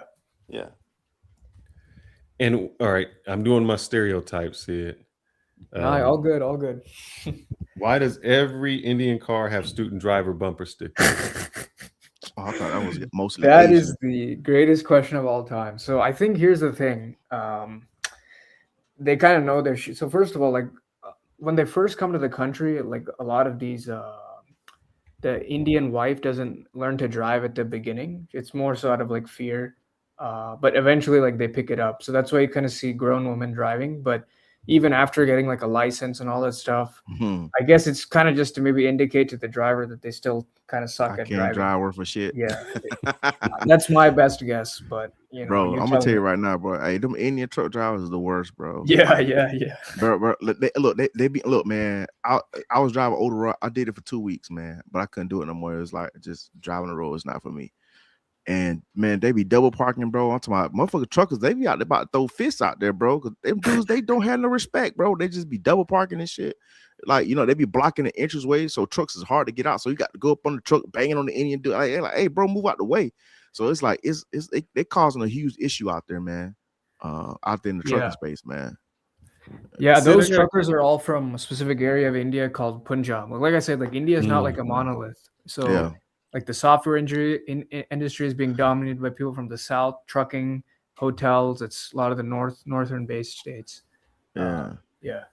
So how do you feel about this? This is the presidential candidate, Vivek Ramaswamy. Yeah. So when he started, he's like, hey, we're together, we're this, we're come. And then he ran for, I think, governor of Ohio. Yeah, he's running right now. Yeah. And then you see everybody comes out like, oh, you're Hindu, you're this. And you see all of the tropes come. How does that make you feel when it's like, well, man, he was good on one end, and now you hear all the racist tropes coming out? I don't know why. I know why. Yeah, so a lot of racism came out on him, man. Oh yeah. So I think the thing that changed for Vivek was that one tweet he made on Christmas. I think that tweet might have ruined his political career. You could honestly pull it up if you want. But he made this tweet essentially like everything was pretty much true, but the tone wasn't really right. He basically said like the American culture is not valuing the right things. Like it's valuing sports and prom king and queen over education. He said something like that. And yeah, that tweet didn't work that well on the Republican base. And that's kind of the day they turned on him, because they're like, oh, you're attacking our culture, our stuff. And so that's the day I think that tweet has got insane traction. And I think that's the day that the Republican Party kind of turned on him. So you think the Republicans just don't want to hear the truth? I mean, yeah, man. Or at least the internet trolls. Yeah. Because they see it as he's infringing on white culture, heritage American culture, and he's bringing in his foreign culture. That's their view of it. So do you think, like, we always talk about, oh man, it's freedom of religion as long as you're Christian. Do you feel like that? Like people question your, I don't know if you're Hindu or not, but it's like, oh, you got to be Christian. Mic check. We're not even because I've seen some people say some weird things. Like I've seen Indians celebrate Christmas, Thanksgiving, every holiday that we have here. I've seen Indian people celebrate it, and I've seen them getting weird looks for celebrating it. I'm thinking, I don't know. Hey, I don't know. I'm gonna give you some pushback on that. There's been a few times where there were certain holidays, like Christmas. I took my daughter to Legoland for Christmas out here in San Diego, and bro, it was nothing but foreigners at that mug. No, that's nothing. What I'm saying. But mostly, I mean, it was I saw a lot of Indians. I mean, a lot of Indians, a lot of Pakistanis, a lot of Arabic people at the on Christmas Eve at Legoland. So, and then there was like other holidays like Thanksgiving. Like I see them at amusement parks. They don't be celebrating Christmas holidays and Thanksgiving. Look, I got the trick or treaters that was Indian that came through. I just went to the Easter egg hunt. there was Indians at the Easter egg hunt. And see, that's the thing right there is that their kids are seeing that and they want to participate. They're like, man, I would like to go see Santa and maybe he'll give me a gift. You know, I like gifts. I think they're doing it more for nostalgia than the belief of it. Hey, the Americans are doing it. Let's go see what it's about. When in Rome. More so than more so exactly. When in Rome. When in Rome. Well, ask Sid. Sid, did you celebrate Christmas or any other American holiday? Yeah.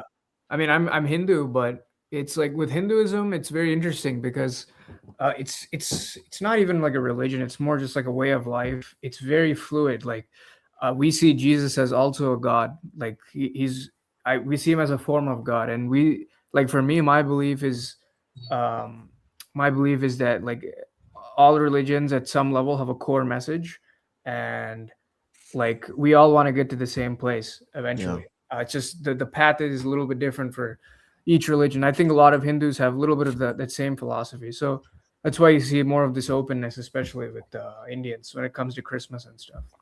Are you vegetarian? No, I'm not vegetarian. No. Okay. Yeah. Is there, we have in the United States sometimes the South versus the East and the West Coast. Yeah. What part of India is your family from? Northern or Southern? Yeah, we're from the South, that Hyderabad area that all the H1B guys are coming from. Hey, but y'all was catching L's last year, man. The Indians was catching hell online. Man, we're catching hell every day, dude. With the food. Yeah, man. Those videos are fucking crazy. Oh my god, bruh. Yeah, the street vendor shit, I would never. Y'all was catching hell last year. Nah, man. When I go to India, I don't even need it. I don't hands on everything. You would be in the bathroom all your vacation. So when I go to India, I don't even. My parents or my family, they don't even let me drink the water. I only drink bottled water, and I never eat anything off the street. Nothing. So like even if I don't even do that, and my parents don't either. That shit's sad though. I ain't gonna lie, man. Yeah. Now your English is good, so I'm assuming that your parents maybe speak. He was born here. I'm saying his English is good. Yeah. But saying, let me finish my question, Drew. So did your parents teach you their native tongue? And Yeah. if not, why not? Yeah, I grew up. Yeah, when I first was growing up, I learned both my native. And hold up, tongue he wasn't were you born here? Yeah, I was born here. Okay. Yeah. Go ahead. I learned both my native language and English. I can't remember which came after. I think it was more like simultaneously even, but yeah, I did learn both. I can still hear your accent. I don't. I can hear that Are you shit. able to still speak it? Yeah, I can hear. It's a couple he's things got a he said. I Missouri almost repeated it, but I ain't want to feel like I was mocking him. But he's got a Missouri I hear it. I'm good with accents. Don't say he's got a Missouri accent. I lived in Missouri way too long. I hear an Indian accent, like certain words he say. Yeah. Yeah, it's kind of maybe the British Indian type of thing. There it is, right there. That was the accent right there. The minute you just said that word, you can. That's crazy. So hey, what's going on in Frisco? I caught the tail end. What's going on in Frisco, man? I know y'all probably Frisco has a large, we have a large influx of Indian population. Yeah. And what has happened is there was a Tyler guy that went online. I think he exposed like the Jewish community before, and he did the Somalians. Now he's in Frisco. There you go. Saying that there's a lot of H1B1 fraud inside of the Indian community. Oh yeah. And so it's how are they getting their jobs? How are they going here? But we did, the demographic shows, especially, Once especially in quiet Frisco. farm town turned home to one of the largest and fastest growing Indian communities in America. Where are you from? India. From India? I'm from India. South India. I'm an H1B. I'm into IT. Motherland India or Texas, USA? Obviously, Motherland India. Obviously. Obviously, Motherland India. As the Indian population exploded from 3% to 33% of the population since the year 2000, many Texans are outraged, declaring there has been an Indian invasion. But how are all these Indians coming to Texas? And is Frisco the only town in Texas where Indians are seemingly spawning out of thin air? I pulled up to the Frisco Town Hall meeting to witness the clash of heritage Texans and their new Indian neighbors. We need Yo, you saw the white guy had a Confederate flag shirt on too. Fearless, I don't know if you've been watching it or following, but these town hall meetings have been really nasty. Oh, man, I'm letting you know. I noticed this some time ago, and Ronan played a part of it where I would look on like Instagram would have, hey, you know, it would be a person selling a house in Prosper or in McKinney, or in Frisco. And, you know, I'd look at it like, oh, that's a nice house. And then I would get to the comments. Oh, man. I didn't know. I didn't know. I didn't know they were that racist, man. Man. Who was that racist? Just the people. They would say that, like the one he showed was like, why you pay $900,000 for a house and all you smell is curry? Oh, okay. And that's how I knew about the bumper sticker, because I never noticed. And I kept seeing in the comments, like, if you see a community with student driver bumper sticker, stay away. And I was like, damn. These are the examples of some comments under the post. Imagine paying $900,000 for a home to walk outside and smell like curry. Hey man, there's a lot of white flight going on right now. I don't know. They are leaving those like literally, they're leaving. Because it was like, why would I buy a home in Prosper? And it changed. And Prosper is a very acclimate community, just like the Frisco. fact that these people are eligible to vote despite thinking in this way, publicly commenting on posts in this way, blows my mind. These are the people that have children. Those children are in school with your children. And it's like corruption of the mind. Racism is a sickness. It's a disease. And I hope and pray that there will be some massive change in our administration that finally shuts down the idea that this is okay. I know you're in Frisco. Somebody said they were living in Addison. Just to let you know, I do go down to Twin Peaks. I get a little cigar at the Twin Peaks down there. That's the only cigar lounge. So if you see me down there and you're like, oh, I see Fearless with a half-naked woman. It's not my girl. It's just the waitress that, you know, get my cigar. You live in Frisco? Yeah, I live in Frisco. Look, I'm gonna take this. This will happen. This is how they had this influx. See, the thing is, they wanted to replace us. I'm telling you, the racism was so deep embedded in this country, man. They wanted to replace us because that's how much disdain they have for us. But they didn't count on the floodgates coming wide open. Now they complaining. See, when we started delineating, man, if you notice that there's a lot of white people on our side when it comes to delineating, because they feel like we're being racist, but we're not. We're just delineating, saying, "Hey, these people are not us." All the corruption and the crime that they're bringing from their countries, that's not us. Don't be mixing in with us. They're trying to hop on the bandwagon with us and be like, "Oh yeah, we support y'all." It's bad. No, you know it's bad when the white people in Frisco say, "I'd rather had a blacks movie." They saying that for real? That's crazy. And they're so angry with. Because the Indians, they would show like things outside of maybe that community, and they would, you know, have a celebration, and it was just like, I can't believe they're taking over. They view it as an invasion, like they're taking over something. And then you have, you know, a few blocks that would be, you know, Indian restaurants. Yeah. And I'm asking Sid, I showed it before, and I think it's Allen. There's a temple because it's near the Crunch Fitness. Is that a Hindu temple?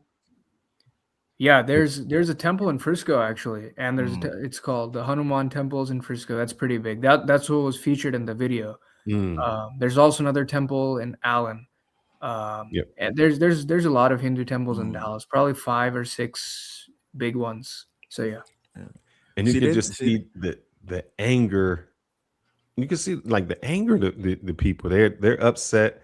One, because Frisco is affluent, so a lot of people aren't living here. The rich or the white people who do live here, it changed their way of life, or they felt that it changed their way of life. A lot of people are in IT, and a lot of Indians have come in and gone into IT, especially in the Frisco area. So if you don't understand, my company came maybe in 2016.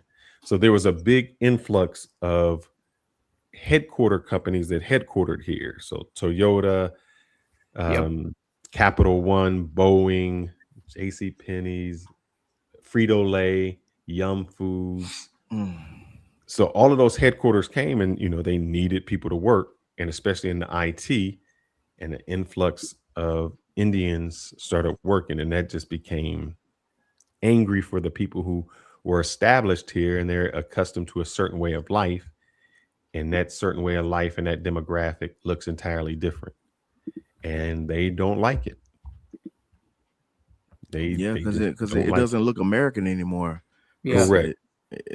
I mean, that's why they probably wishing for us to be back, but because at least what I'm saying, we already assimilated into the fabric of this country. So mostly everything they do, we do.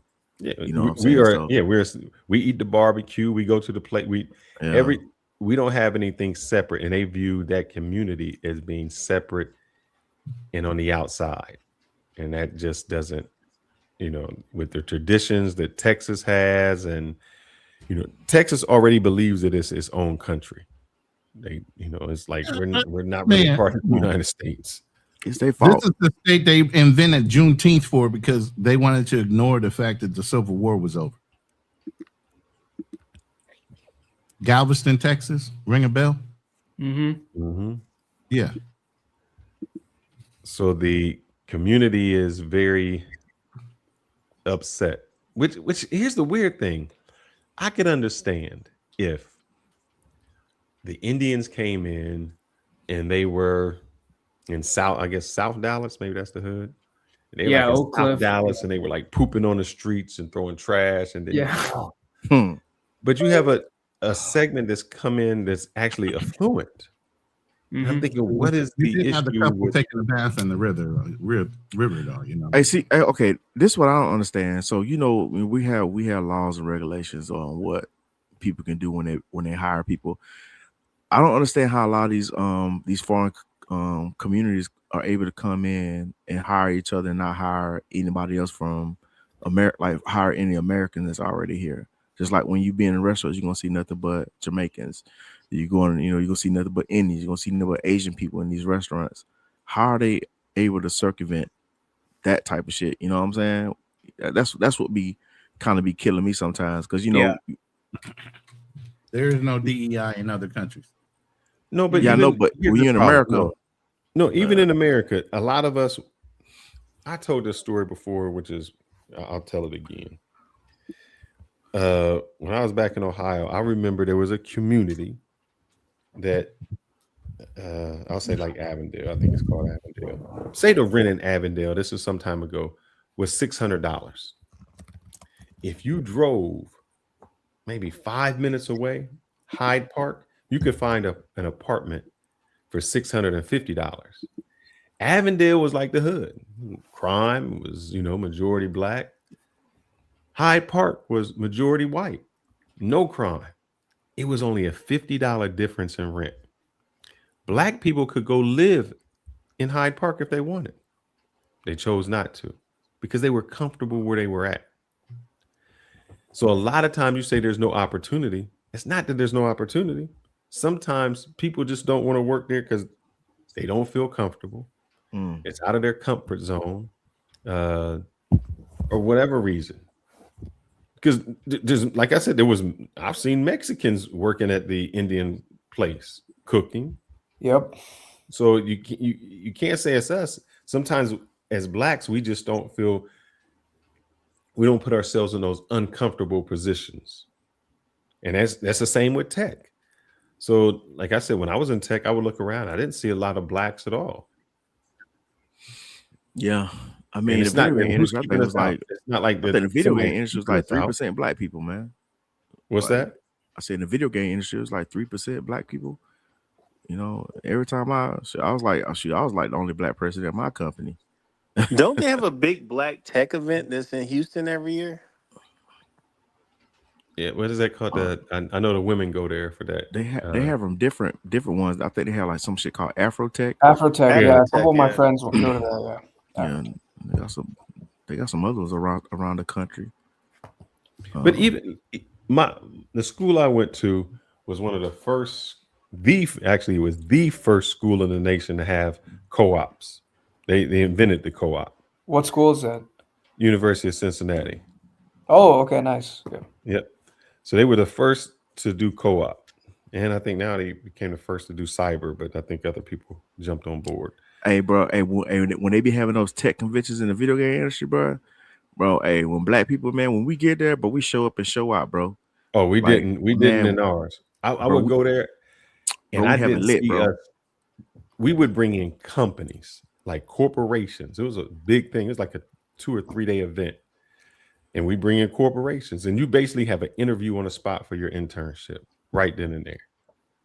I mean, if you were good and you presented, man, I wouldn't see us. We would not put no resume together. We wouldn't come dressed. It was just, I'm like, man, this is the opportunity that you have, because sometimes those internships segue into your job. Or if you get an internship, like I had one with General Electric, that segued into the other company. I had one with Siemens, and that segued into where I'm at now.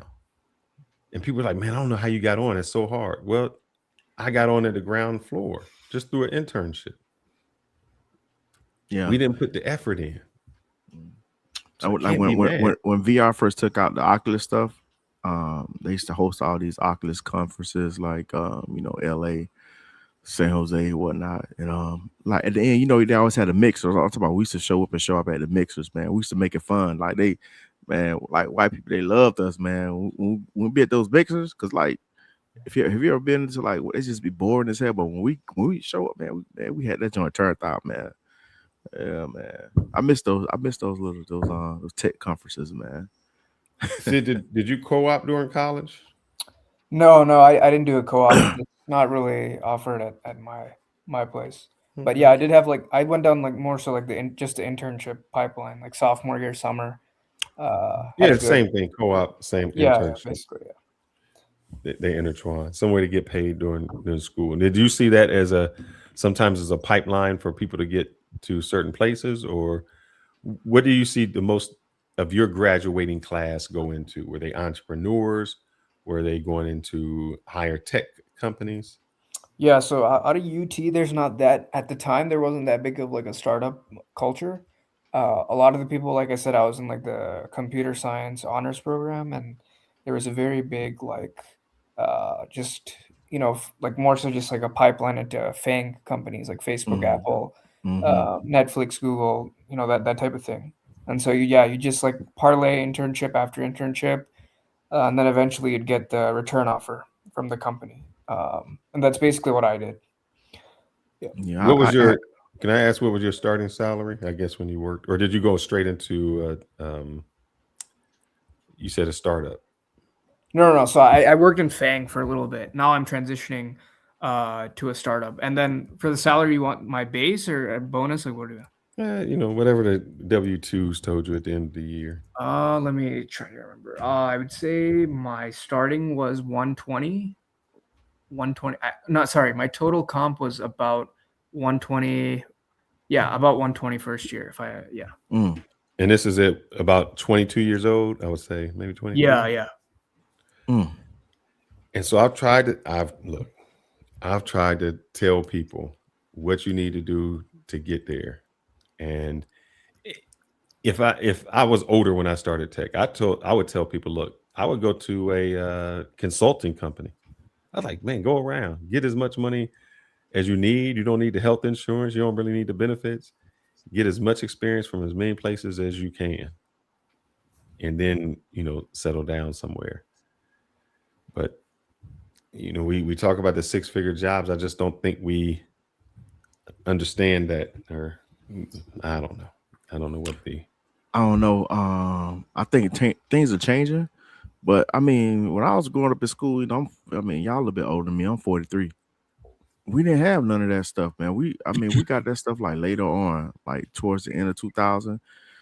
They started pushing tech into the schools. But before that, there was no tech in school. There was no opportunities. Especially it depends on where you come from. I grew up in the country. You know what I'm saying? People just didn't have no computers and stuff like that. You know what I'm saying? we didn't have a environment or just like the the exposure to be able to want to get in these industries. But I think it has got better over the years. So I'm starting to see more Black people in tech. I mean, it's not as prominent as I think we want it to be, but I think, like, what I'm saying, we're finally able to get in those industry positions. You don't agree with that, Fearless? There's a lot of room for improvement. Yeah. And I think what happens is when you say tech, you have to be a little more specific. I don't think we get, help desk is kind of tech. I don't think we get into the places talking that about we help desk. I'm talking I don't see us in IT better. cyber. I don't see us in coding, security. I don't see us in coding. Solution architect. Because that shit ain't cool, man. You're a nerd. Nobody wants to do that, so they kind of hide it, or they don't go to those schools that most people go to. I mean, I grew up around tech. I did binary coding when I first was in school, when they first came out with computers. Once I got in the Marine Corps, it was COBOL. But again, you're talking about an inner city school where they can barely keep a student attention span. And you're talking about doing all these other things. You can barely get them to pass a fucking test. Let's be real. It's not like Frisco. And Frisco is because you have affluent parents that are in more control of their kids than all these single moms that just put them kids in a program like babysitters and don't care what their kids do and dare you to say something negative to them to tell them to get in line. This is what you're dealing with. Also, Sid, those where do you see fluent your areas have a higher tax base to, fund those schools. Yeah, Yeah, for sure. Sid, where do you see your That too. competition coming from? What is your competition, or where do you see that crowd, and where do you see your haters at? Like, you mean when I was growing up? And No, like even now, you got the haters out there. Where are you seeing that coming from? What community, and even like your competition? Oh, the haters. Well, I guess. Or do you mean to the Indian community or direct, like? Well, no, just in general, like I don't know, white guys hating on haters. white That's women. why he's kind of confused on when you say that. He's like, haters. Yeah, I mean, I don't really have haters, I don't think, but I think the Indian community hate. See, the thing is, like, I don't think we've seen this level of immigration and influx of people from a foreign country in like such a red area. Because, like, you've seen Indian enclaves in like New Jersey, California before, which are like fairly like Democrat areas. They've dealt with recent immigration with a lot of groups. But then when you come to North Texas, in one of the reddest counties in the country, Collin County, Denton County, even Tarrant, then I think this is where a lot of the pushback is coming. You're seeing very conservative. Where's that pushback though? When you say you're getting pushback, is that white people? Is it black people? Is it where's the pushback you see? Well, I'm not speaking for myself. I don't think I've dealt with anything, but at least the stuff that we're seeing in the community now, yeah, it's mostly with white people, of course, because as you said, like, they feel that their way of life when Frisco was 70% white and all the whatever minorities were there were just we're living in the bad side of town or whatever, not driving the best cars. That was okay to them. But now when you got Indians buying $1 million houses in cash, driving Porsches, with student driver stickers on it. These things, I mean, I'm not saying Indians are perfect, but there's certainly a lot of things that the community needs to work on. But I feel like some element of it is jealousy. I mean, it has to be, right? It is jealousy. They don't like that shit. You can't be showing up in their communities because they're going to be like, how this, I've been struggling all my life. This whole country, no way. No. Sid, I got another question for you. This kind of different. Before, I don't know, let's say, when did you think the hate started? Let's do that, and I can give you a date. So like for me, I was kind of out of this stuff because, like I said, I was working in Austin. I just came to Dallas recently, past like 6 months, because I took off and we're just getting things started for the startup. I'm heading to San Francisco pretty soon. So I've noticed the hate. I think it really started about in August of this past year. There's been like a lot of activity online. Targeted against Indians. Was it because of the president announcing more H1B1 visas coming in with Elon Musk in the White House and that whole press conference? Because the minute they did that, all of a sudden a big fucking magnifying glass went on y'all. Yeah, man. I mean, I think first of all, the Vivek tweet that he made was a big culture changer, because I think before then, like, Indians were seen as like more of just like compliant, falling in with the line of the, whatever they wanted to see. But the moment that Vivek tweeted that, that's kind of when they saw Indians are getting out of line. And so I think, Sid, I wanted to, this is leading to my other question with that. Yeah. When did you find out you wasn't white? I wasn't white. And I say that in a funny way, because I think growing up or whenever, it's like, oh, we're just not them. And then when you see the racism, you say, oh, damn, that's what black people go through. Yeah. Do you see the Indian community saying like empathy or sympathy for the other minorities that they maybe didn't have prior to? Yeah, definitely. I think now, even myself, I'll be very honest, like growing up, the racism or whatever that was there, it was more so just like micro things. Like, I think for you, like you just said, like, when did I realize I'm not white? Probably like when I'm going to the basketball court. I mean, I'm not saying I was great at basketball, but then I would just never get picked. Like, I mean, I was better than most of the guys there, but I'm just saying, like, that's a lie, said. I want to see you. I want to see you hoop. I want to see you hoop. Yeah. I want to see you hoop, man. I was pretty good up till a certain point, but yeah, I mean, I'm talking like elementary school, right? They just wouldn't pick me most likely because of, probably racial factors might have played a role into it. I don't think so, bro. Hold on. You grew up. There's a lot around white people, black people. Yeah, white people. I was just gonna say, because black people, you can hoop, you on the team. No, man. No. This is not for school. This is just like pickup. I'm like talking even on the playground. Yeah, I know, but that's what I'm saying. But I played like AAU. Shit, you got, if you can hoop, man. You play AAU, but you gotta get picked first. Nobody know if you can play if you don't get picked.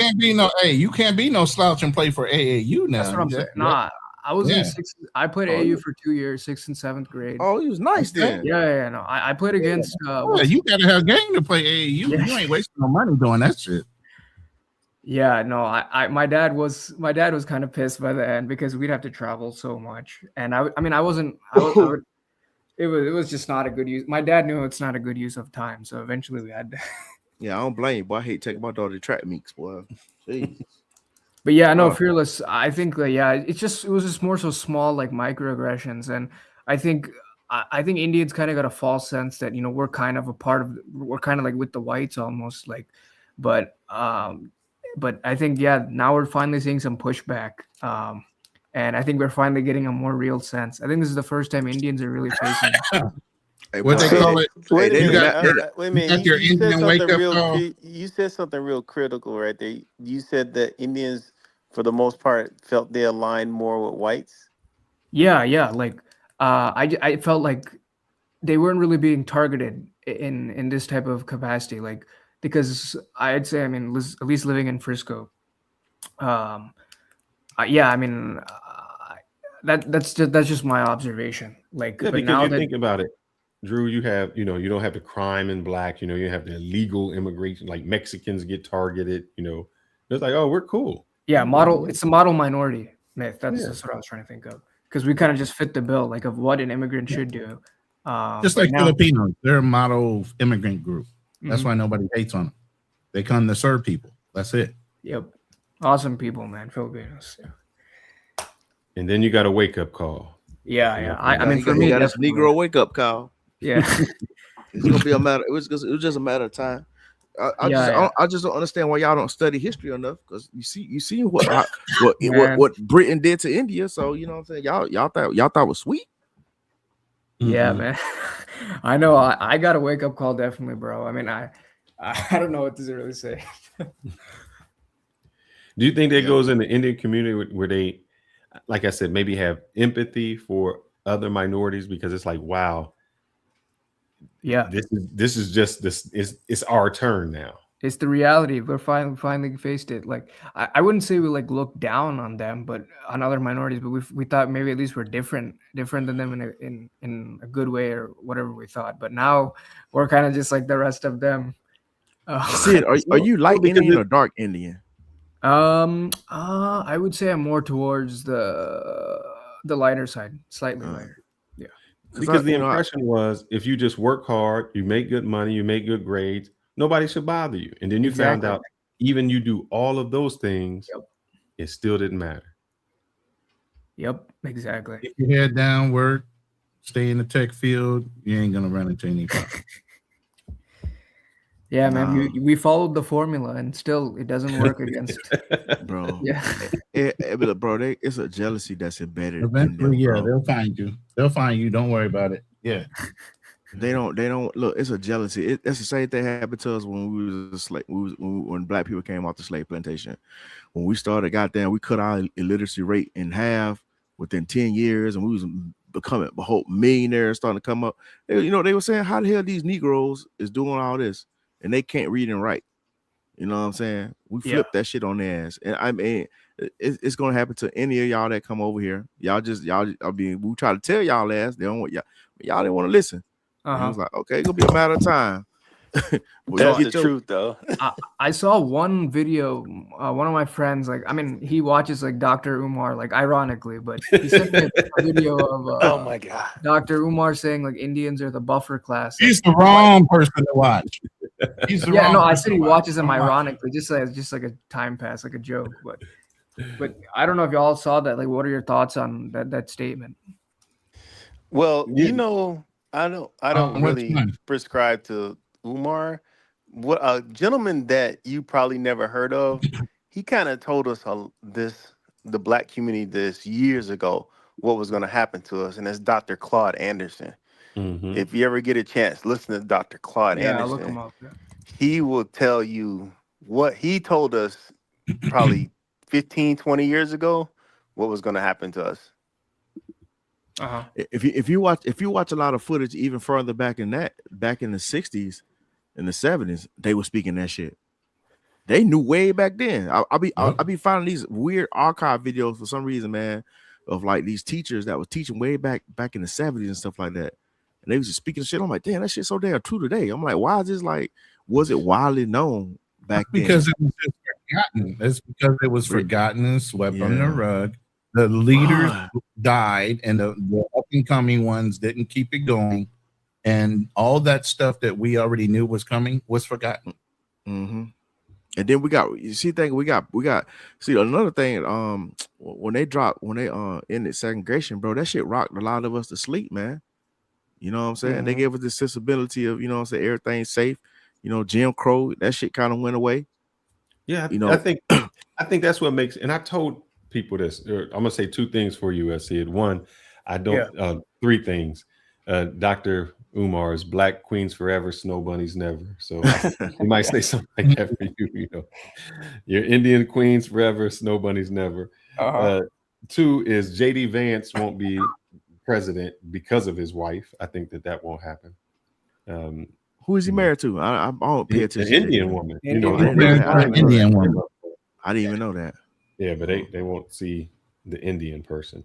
And I think what happened with us, and I don't know how much you know of history, what HB is referring to in the 1960s, prior to 1960s, there was segregation. Because there was segregation, the Black community had to have their own restaurants, their own supermarkets there. If you want to go to a doctor, it would be in your community because your doctor and pharmacist would be that. Once they ended segregation, we have a saying that we assumed that the white man's ice was colder. So we abandoned our own community to start going there. And I see that is something that the Indian community actually has, that you are us before segregation, where you have your own restaurants, your own community, and it allows you to be more prominent, because that's when African But the whole thing is they're not buying. Minus the lynching and bombing. Yeah, but they're not buying what the white people are selling. They're staying within their own groups, and that's the same thing with the Somalis and everything else. We'll take all your support, but you're not going to break us up. Well, no, I'm saying that's why I'm saying they're strong. Things happen over time. Now, if there's a Walmart in that town, if an age group can touch the Amazon, these stores will eventually take a hit. You think so? Yeah, because it happens to every community. Every community, if there's big stores like Walmart who can buy things in bulk and sell them for cheaper, you're saying, oh man. No, what will happen is if they take away the H1B1 visa, the F1 visa, and some other things that are being taken advantage of within that community, then those businesses will dry up anyway.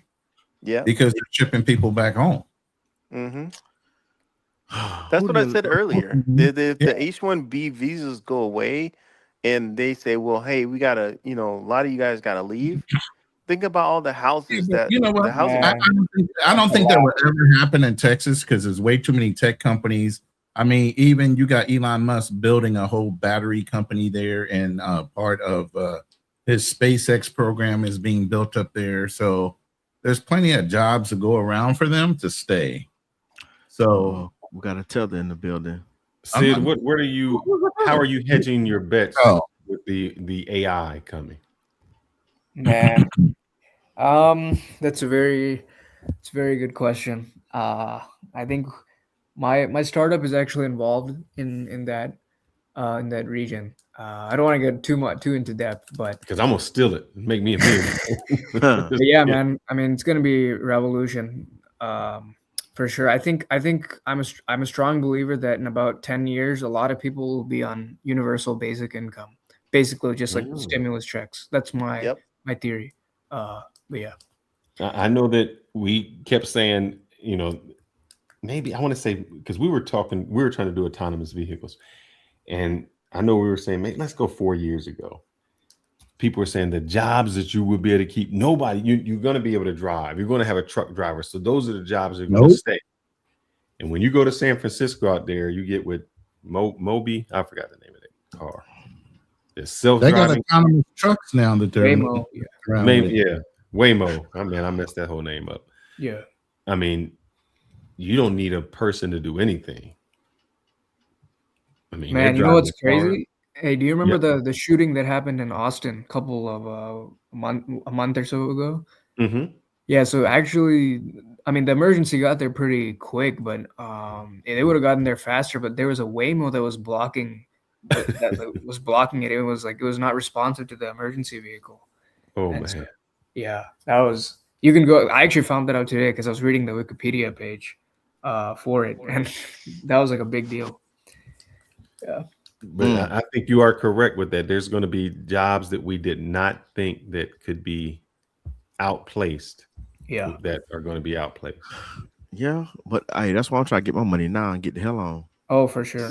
But the thing about a universal basic income, do we actually feel that there's going to be trickled down? Because no one's ever trickled down anything.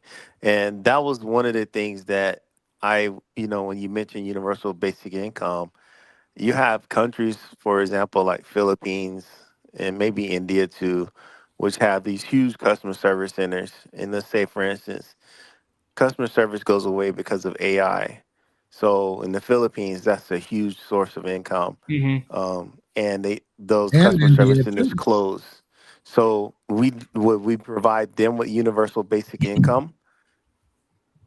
No, exactly. So it would actually devastate countries like them. I mean, India is also our problem. America don't care about other countries. We use them and forget them. It's corporate America. That's what I'm saying. It's not America. That's the whole thing is use other countries' resources. You don't use your own resources. All geopolitics, man. Yep. And do we really believe that big tech and big companies would trickle universal income down to us? Hell no. No. Yep. I mean, it's like that's why you got to stay with the tech, like Sid. Me, get with that AI business. But it never trickles down. I mean, what trickles down? The tax cuts don't trickle down. The education doesn't trickle down. Nothing trickles down. Mm-hmm. They don't trickle down. You just got to get smarter with utilizing the system and tax breaks. And I think what I can take away, I don't know, I might not stay on too much longer, but what I can take away from Sid is a few things. Community, family. Man, you can get such a big head when you have your family working together. Early childhood development. Big time. Said that. That's. I mean, I had to look it up while we were here. When you said you were because I thought Kuman was only for like high school students. And when you said, "Oh, I started at pre-Kuman," I had to look it up, and it starts at ages 3 to 5. Yeah, what is that? Yep. What is Kuman? It's Kumo. What is that? Kumon. They're like educational study centers. program. Educational center. Let me see. Hold on. Let me see. Wait. Reading, taking tests. Yeah, reading, mathematics. They maybe cover a little STEM stuff like that. Yeah, it's mostly just for reading. Yeah. I just got to find one for speech therapy as a kid. Where they offer that shit at? I ain't never heard of that before. They're generally in like probably prominent areas, but my daughter. Well, we were talking about my daughter earlier. My daughter was actually in the Indian program whenever she first got into doing stuff during the summer, and during the year she was with Baiju. Oh, Baiju. Okay. Yeah, Baiju. So her professor was from India. Oh, or her teacher was from India.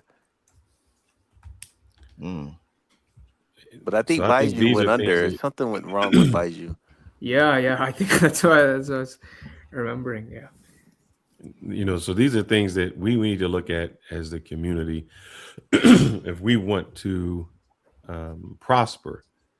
And I know we hear all these excuses and things like that, but you can see a community that can make it work, and it's a community. Like I said, what really I like about the Indian community is, like I said, right down Main Street. I want to say it's not just a community; it's the nuclear family. Look, all this shit is new, man. We got to give it some time. We got to give it another couple of decades and see how this shit gonna look later on.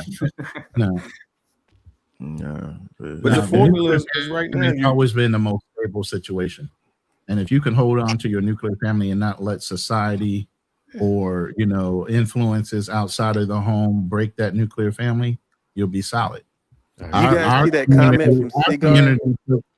Our community took the easy way out, and they took the public assistance. You see the comment from Cigar Music about Indians in Canada? Yeah, so he's talking about the gangster stuff. So I mean, that has to do also with the type of people that are moving to Canada. So like I said, like India is not a monolith, right? So the people that move to Canada primarily come from a state called Punjab. And so people from that state, and Canada was like free for all immigration. So a lot of the people that came in are a little bit more on the uneducated side. And so that's why you're kind of seeing a little bit of, that activity. A radical stuff. They don't like the Indians in Canada, man. They are. Yeah. We are. You think America's racist? They do. They are really. Yeah, I don't think it's a fair parallel when people compare Indian immigration in U.S. to Canada, because it's very different population groups. But to tell you the truth, it's there's a lot of countries that are having a problem, not only with India's or Indian population, it's also the Nigerians. They're the second most hated group behind Nigeria would be Indians. Yeah. I think Nigerians are going to be the next group to get because that's what I said. They're next. They're next on the list. Nobody said anything about them yet. Yeah. So they've been getting by in America. Deep rooted scams going on right here. Oh yeah, they next. Because them motherfucking South Africans, they don't play around, but they be on their necks out there. They can't stand Nigerians out there now. But I do agree with you, Ronan. You said the nuclear family, because even if you look at the Latino community, they may not have the economics that the Indians do, but you can go to places in Texas where the whole, what we call it, mall area or strip mall would be Grapevine. There would be Latinos with their stores, with their grocery stores, with all of that. But it's just common respect between the two parties, and that's the whole thing. Our community has gone, they're radical. I mean, literally, they did a great job from back in the 60s with who was the FBI director then? I can't remember his name right now. J. Edgar Hoover? J. Edgar Hoover, yeah. J. Edgar Hoover and all them. They did an excellent job of breaking down our community to a point where it never will be the same again. so many dissemination issues that were going on. I mean, they had spies not only in Malcolm X's camp, they had them in fucking Malcolm. Not Malcolm. I said Malcolm X and Martin Luther King. Martin Luther King's camp as well. Fred Hampton as well, Black Panther. Yeah. Yeah. I mean, they were infiltrated everywhere in our community, and we had what they call Uncle Toms. We had brothers that were helping them. Had no loyalty to our own race. Yeah. Did y'all watch Judas and the Black Messiah? Oh man, that was crazy. Yeah, Yeah, that was fucking awesome movie. Jesus. That was. Hey But man, yeah, but Sid, like I was I don't telling you, think man, we when you could get a ever. chance, I don't think our community will ever be the same again because it was No, too we won't. focused on, you know, and like I said, it would have to take a radical turn from the Black women to fix and right themselves. The Black man can't say anything. You know, this is on them. Hey, Sid, what? I'll let you go, Drew. Then I got a question. Oh, I was for about to Sid. say, yeah, when you get a chance, Sid, look up Dr. Claude Anderson. Like it Yeah, said, yeah. I was just he looking him said up. something like it's either 20, it could be older than 20 years, it could be older than that. But he Yeah. basically said about immigrant groups and the groups that came here in America, what was going to happen to Black Americans. He's a Black American also, but he basically laid everything out. Okay. And I'm gonna jump off, man. It's been a pleasure talking to you guys tonight. And Yeah, we'll talk Drew, I know later. you've been waiting for this one for a week or so. Oh man. yeah, man. I've been waiting for this one, man. Emails and shit. Yeah, I know. I was waiting for this. I got one, one man. question, Drew. Before Yeah, go ahead, bro. Hear this question, just for Sid. Sid, we talked about, we're talking about Black women. How do your people feel about Black women? Like the girls, when they're like, oh, they only want to do their hair, or they just want to do this. Like, do you see that separation? Like, Black women are this when you stereotype? Like I heard you say you date an Indian, you date a white, Yeah. and a Latina. You had a big booty Latina in there. Yeah. I mean, in terms of our generation, I think it's mostly like social media perceptions. I think that's what's kind of driving it. I think among the older like generations, like our parents and stuff, I think they have a negative view of a lot of races just because they're not as focused on the right things as what they perceive to be as important. So no, but be honest, when y'all hear Black women, what is it that you're like, Come on, man, just say it because we need perspectives. Because from we wearing outside. your hair. I mean, they wearing your hair. Yeah. I I would was about to say- say that. I wearing would your say hair, kind man. of. I just think of like, man. I think a little bit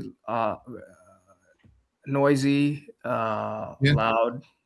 What do you, hey Sid? So what do you think about so in India when they They cut shave their their hair. They're hair? putting the demons in the hair, and now you got Is that loud true? Black women. Are they Yes. getting rid of the hair because it's cursed or? Wait, what are you referring to? Okay, so Black women from got what we weave. understand is that whenever in India, I guess there's a process of shaving your hair, Purification. but that They shave hair their now is being sold to Black women and is being putting into wigs and weaves. So now you see the correlation between loud women and the release of whatever spirits or things that are bothering Hindus or whatever in India and the hair, and then they're stitching it together and selling it to Black women. See it like hell no, y'all Black women just crazy. They ain't gonna do the hair. I didn't fucking know that. Nah. Oh, you didn't know that? No. So tell me, so what do y'all see? Like, it's like, do y'all feel sorry for the Black brothers? Like, man, y'all got to go through that. I mean, oh man, I feel like it. Like I said, like it depends where you live, right? Like, so my dad, he relocated a lot. He lived in actually Detroit. What's up? Oh, he was in Detroit. He lived in Missouri. Yeah. No, he relocated. But I was born in Missouri. Yeah, at the time. That's What where part? Joplin area. I know what that is. Yeah. So Detroit. So I think my dad, he lived around a lot of Black people and kind of understood the type of struggle and stuff that was going on, especially in Detroit with, General Motors leaving and how that had such a big impact on the economy there. And then I think as I started growing up and reading more history and stuff and really understanding how this country originated and because my dad also, that's another thing. Like he'd take me to the library and I just pick up books and read. And so, yeah, reading history was very important in our house. And so, like, it just depends on the perspectives that you're exposing yourselves to. But I can say in my household, like, we're very, I mean, I would say we're pretty like sympathetic to at least to the struggles that have gone on. And when you said Fred Hammond, I was like, man, you got a little soul in you, brother. Some barbecue sauce on your meat. Yeah. And that's good. I always wonder how the perception of other races are to, our race, and how they see it and the dynamics that go through that. So that's, yeah, man. I will say, like, one thing is that I've noticed, and I think Indians, when they come into this country, like I said, because they see themselves as very focused, they see almost like every other race, because every other race doesn't have as much as importance on education, on whatever they perceive to be important. They see as every other race. I don't want to even say inferior to them, but they just don't see them on the same level. Like that's kind of why we all even see this segregation. I think it kind of stems from that type of mindset, that we're almost better than you just because we're focused on these things. Because you prioritize something that we don't. Yeah. And I think that might just be not even blacks. I think that's all Americans. Yeah, that's what I'm saying. All the races, yeah. I think that foreigners are really surprised at how successful Americans can be. Mm-hmm. Yep. And be so lazy. Exactly. Yeah. Like, how do y'all make it and y'all lazy? Y'all don't really even study.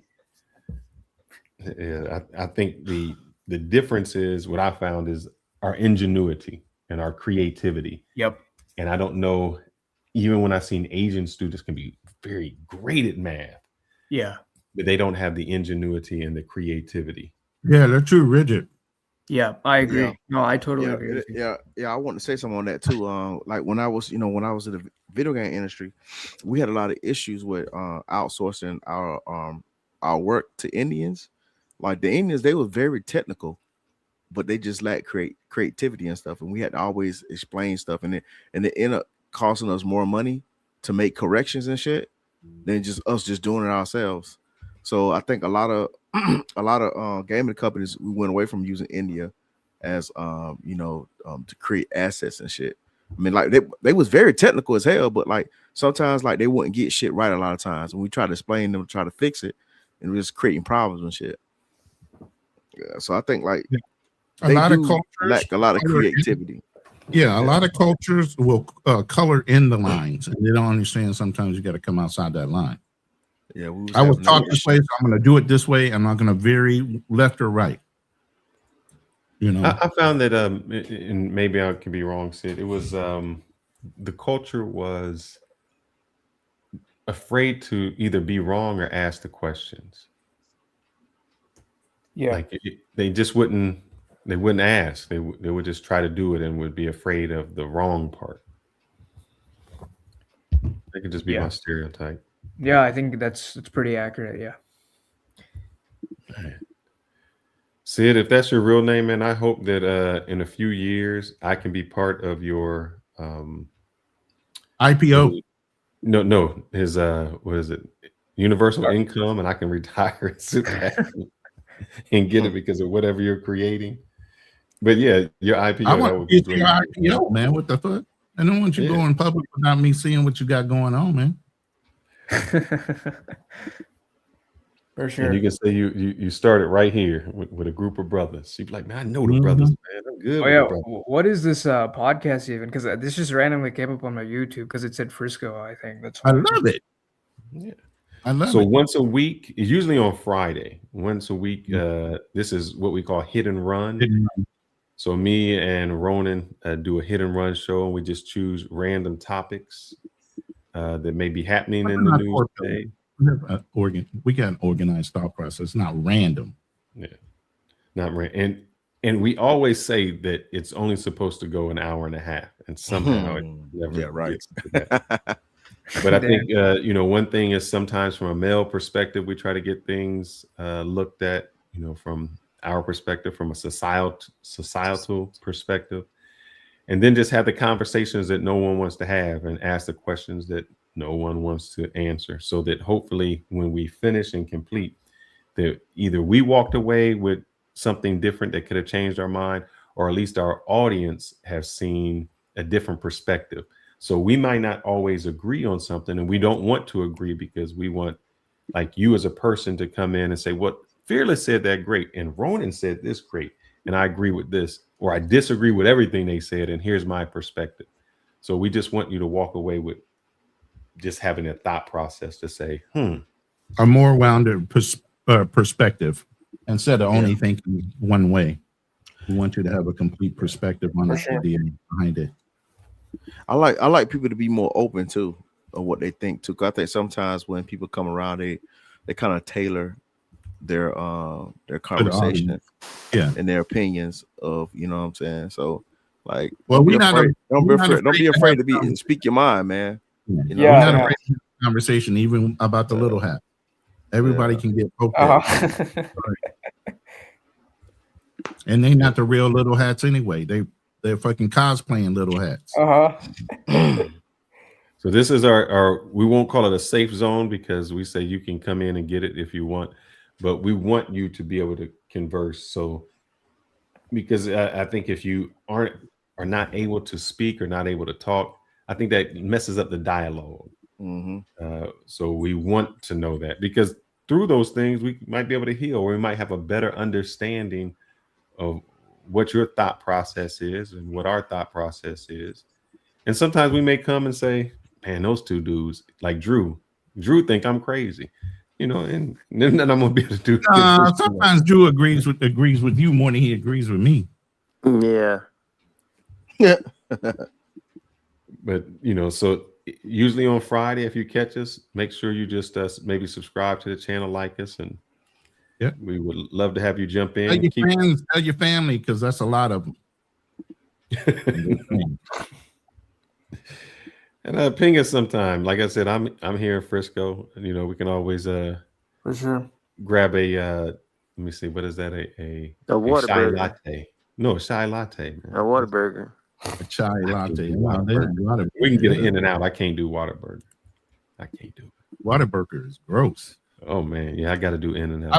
I lived in Texas for almost 2 years before I left to come here, and I think I had water burger maybe a total of 2 times. Yeah, in the whole 2 years. Not me. So Sid, what is your favorite Indian restaurant so that we can all go? Man, in Frisco, that's the thing. I don't have like a favorite one. There's no one that stands out. But in terms of dish, like chicken biryani is my favorite. Well, give us 2 places that you eat. It's like, oh man, I could go there. Oh, are you talking about Indian food or American? No, let's go Indian food and then just Texas flavor your mom and your grandma cooks. Which ones would you say are like more down to earth, like real good quality flavors? Let's see. I do love Hutchins. Hutchins barbecue is awesome. Oh man, you can't do Hutchins, man. That's just too popular. It's too popular. But I tell people that Hutchins is much better than, like, what is that, Terry Black and all, and whatever the other places are. But it's so crowded over there, man. You gotta go to McKinney. I don't know nothing about barbecue, man. That's all Kansas City. Man, you don't know nothing about Hutchins, man. That's the tenderism. That is tenderism. Man, yeah, Hutchins is really good. Okay, other than Hutchins, let me think. I never heard of Frisco, man. I thought y'all talking about San Francisco for short. At first, when I first hopped on. I like Ricky's Hot Chicken. It's on the border of Plano and Frisco. On Preston? Yeah, on Preston. I passed by it and not gone there. Is that where the Chick-fil-A over where the new Chick-fil-A is at? Yeah. All right. Is Frisco big? How big is Frisco now? Man. It's 200,000 people. 232,000 people. But it was 33% Indian increase. Asian, not Indian. I'm trying to see what the city looked like, how it's developed. And I know we say Frisco, but the whole area, McKinney, Frisco, Plano, Prosper. They're like there's townships around Frisco that make it Frisco. HB, if you haven't got a chance, watch that Tyler Oliveri documentary. Yeah. I'm looking at Frisco like they developed the hell out that shit. Look at the Frisco looking at these homes. Man, when I got here, There was Jeez. nothing here. Nothing here. Like 20 Yeah, it was years. literally farmland. What do you mean, man? You Well, can still y'all got a drive down- Ford. What is this Ford football team? No, that's Ford the State. Star. That's the Dallas Cowboys play or not play. That's where their practice team Practice, is. yeah. Their practice. Oh, okay. Look, Sid, you can still drive down Main Street. You know, on one side you got the Indian restaurants, on the other side you got Longhorn, that whole big field of Longhorns. It says it is the most affordable, fastest growing city in the U.S. It's an article 2025 May. Damn.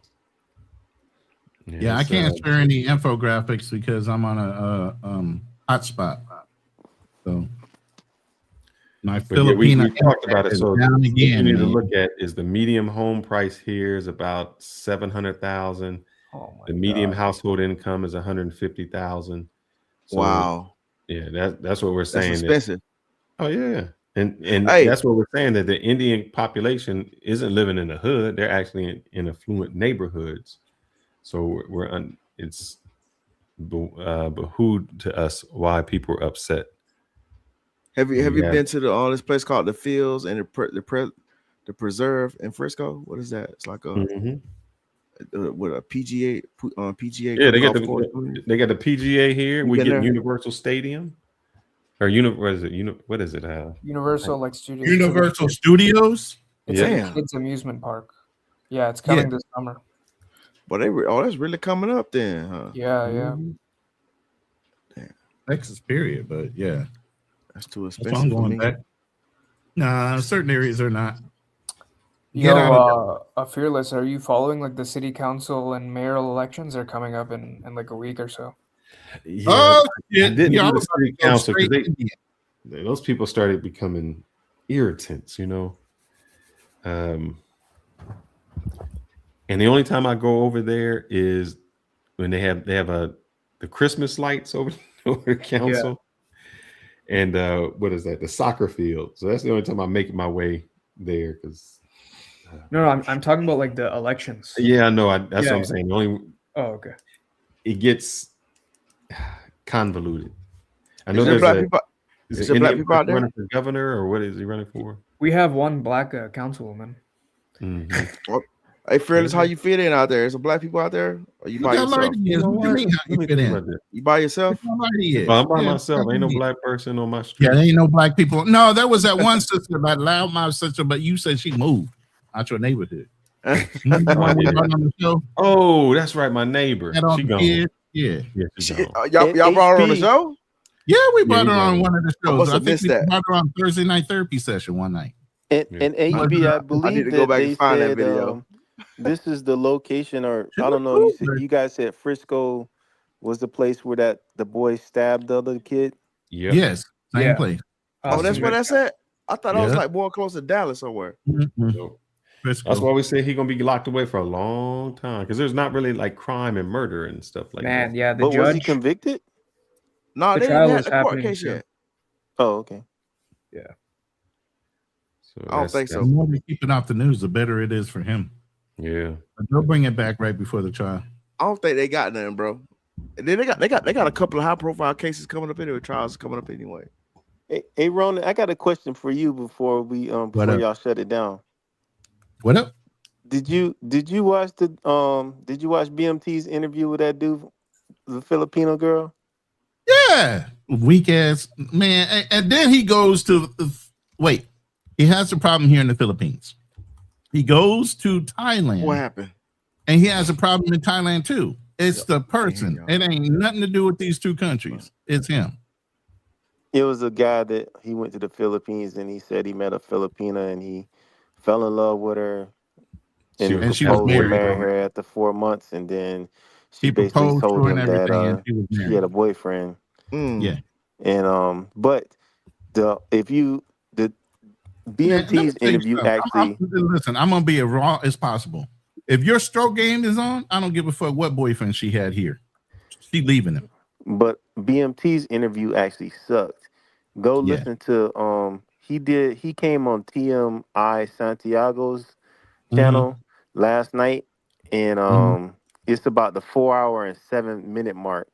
I'm gonna And look at it. he actually made more sense on his interview because basically he was just saying like he tried to make her he was trying to, and we've heard this from other guys too, like, you know, these girls really, a lot of them, they're gonna date the broke Filipino before they'll date and like you in many cases.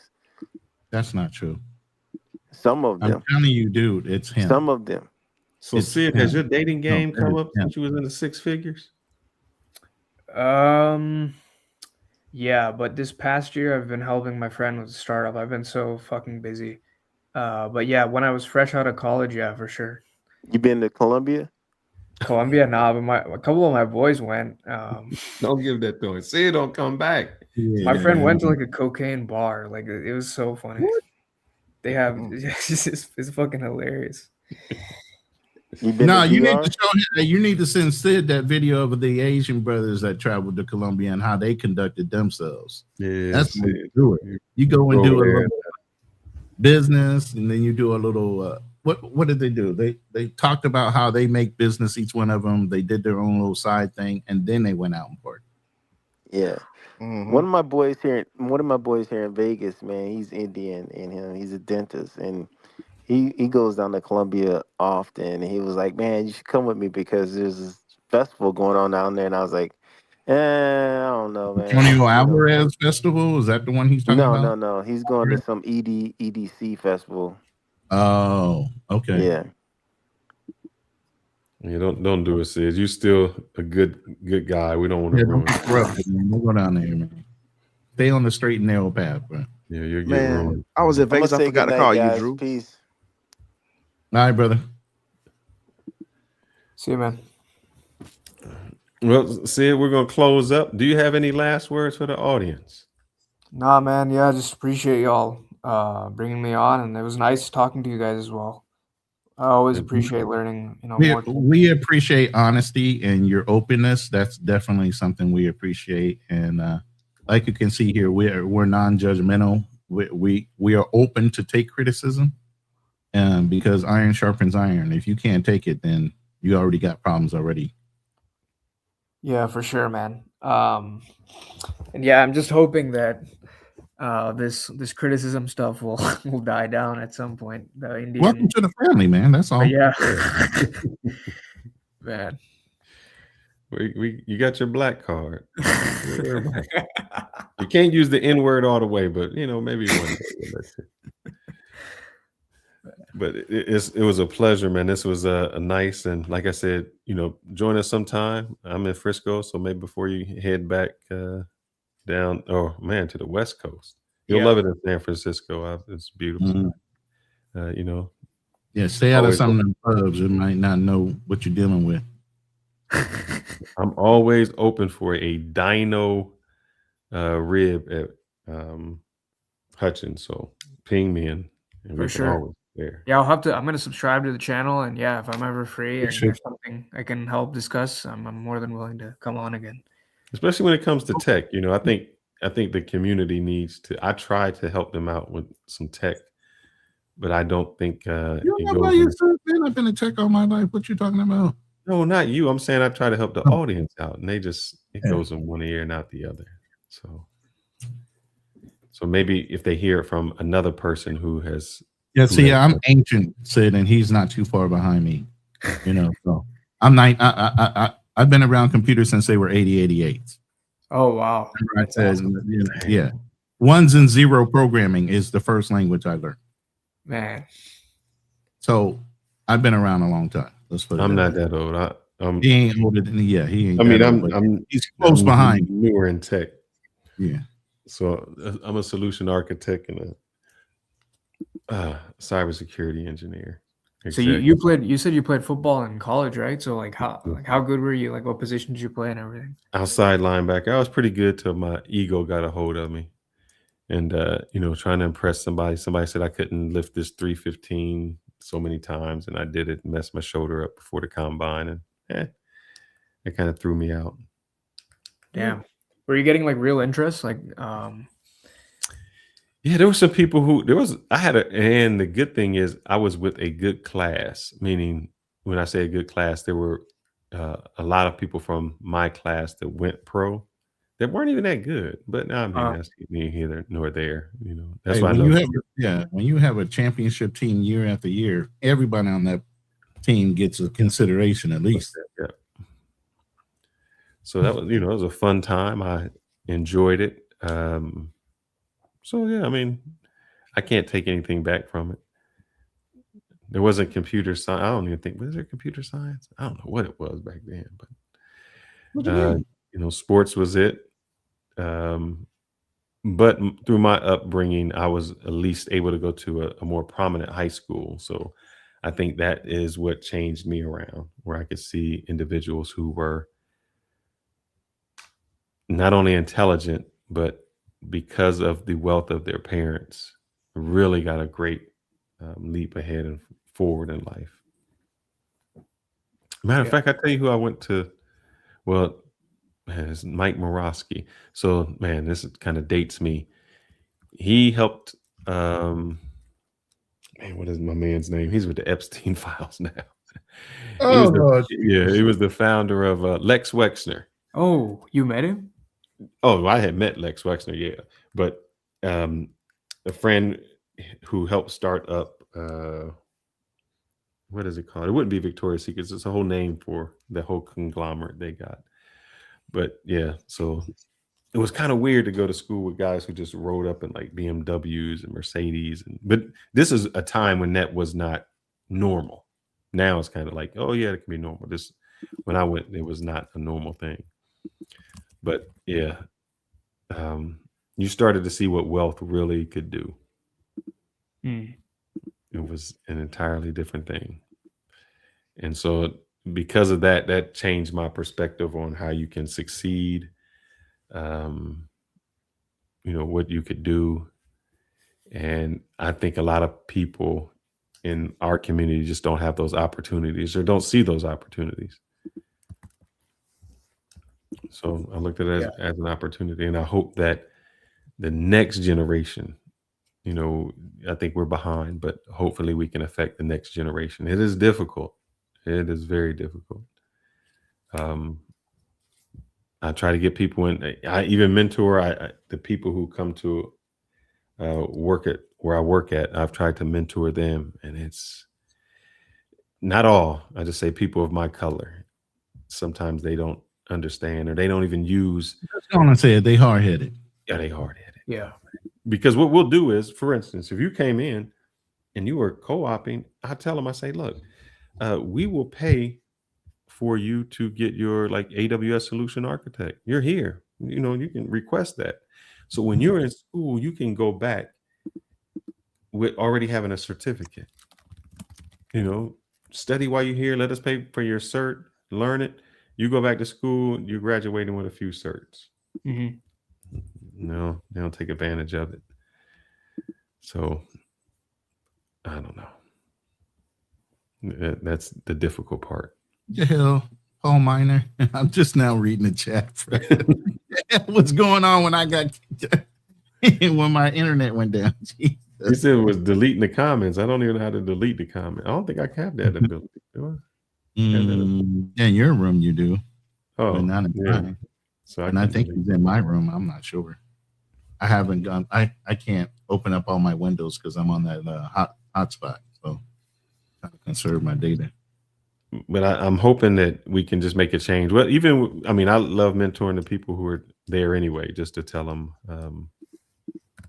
how they can become better at their job, things like that.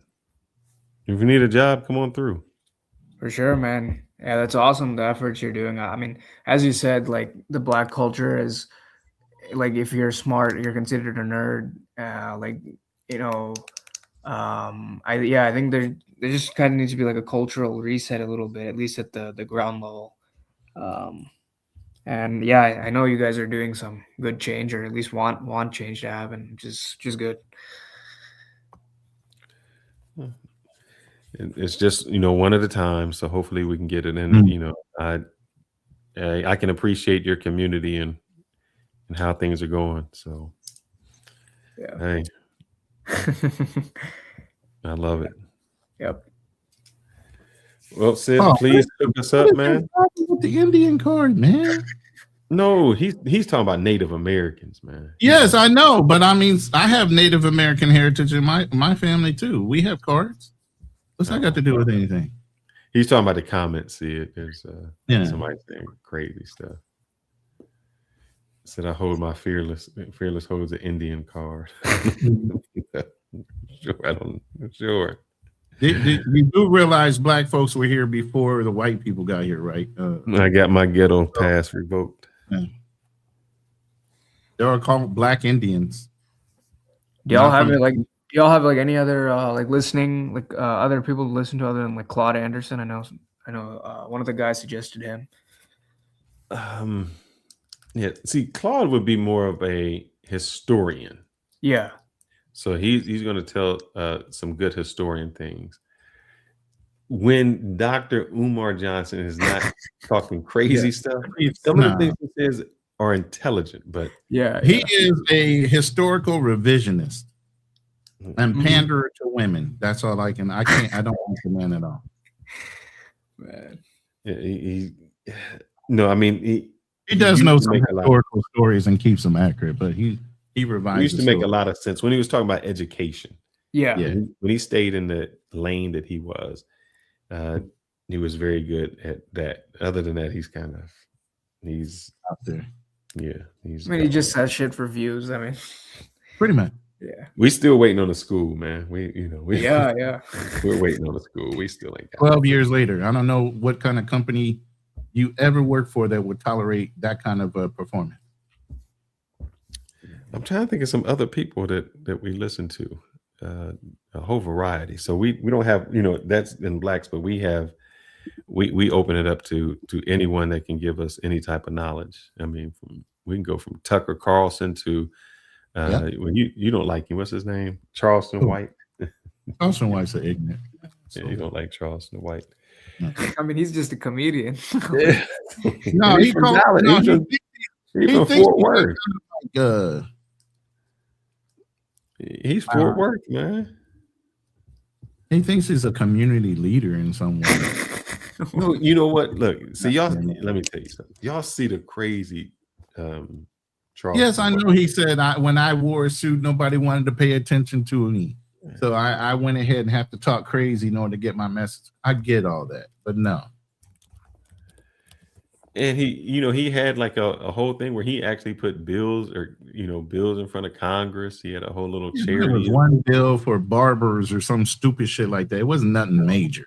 But you can't say that wasn't nothing major, because before that, what was happening is if you went to prison on a felony and you came out and wanted to get a license, like a barber license, you couldn't get it. They were like, no, you can't get it.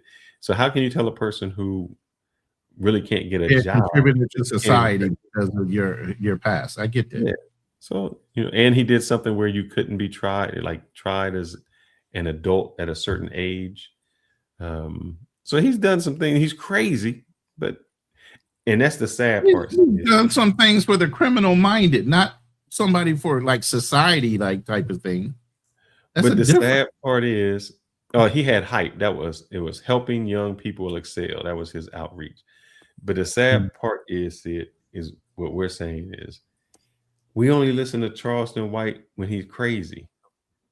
And when he was trying to speak intelligently, we find that message is stupid. That's something with our community. Mm-hmm. Just like you can see the viewers in our room when we have intelligent conversations about facts, we don't put no mustard on it or try to lie about it. Sometimes the room will fill up, and sometimes you see the attendance. Yeah, so you somehow have to be entertaining instead of educational. So what we try to say is we have to give them the medicine with the Kool-Aid. Mm-hmm.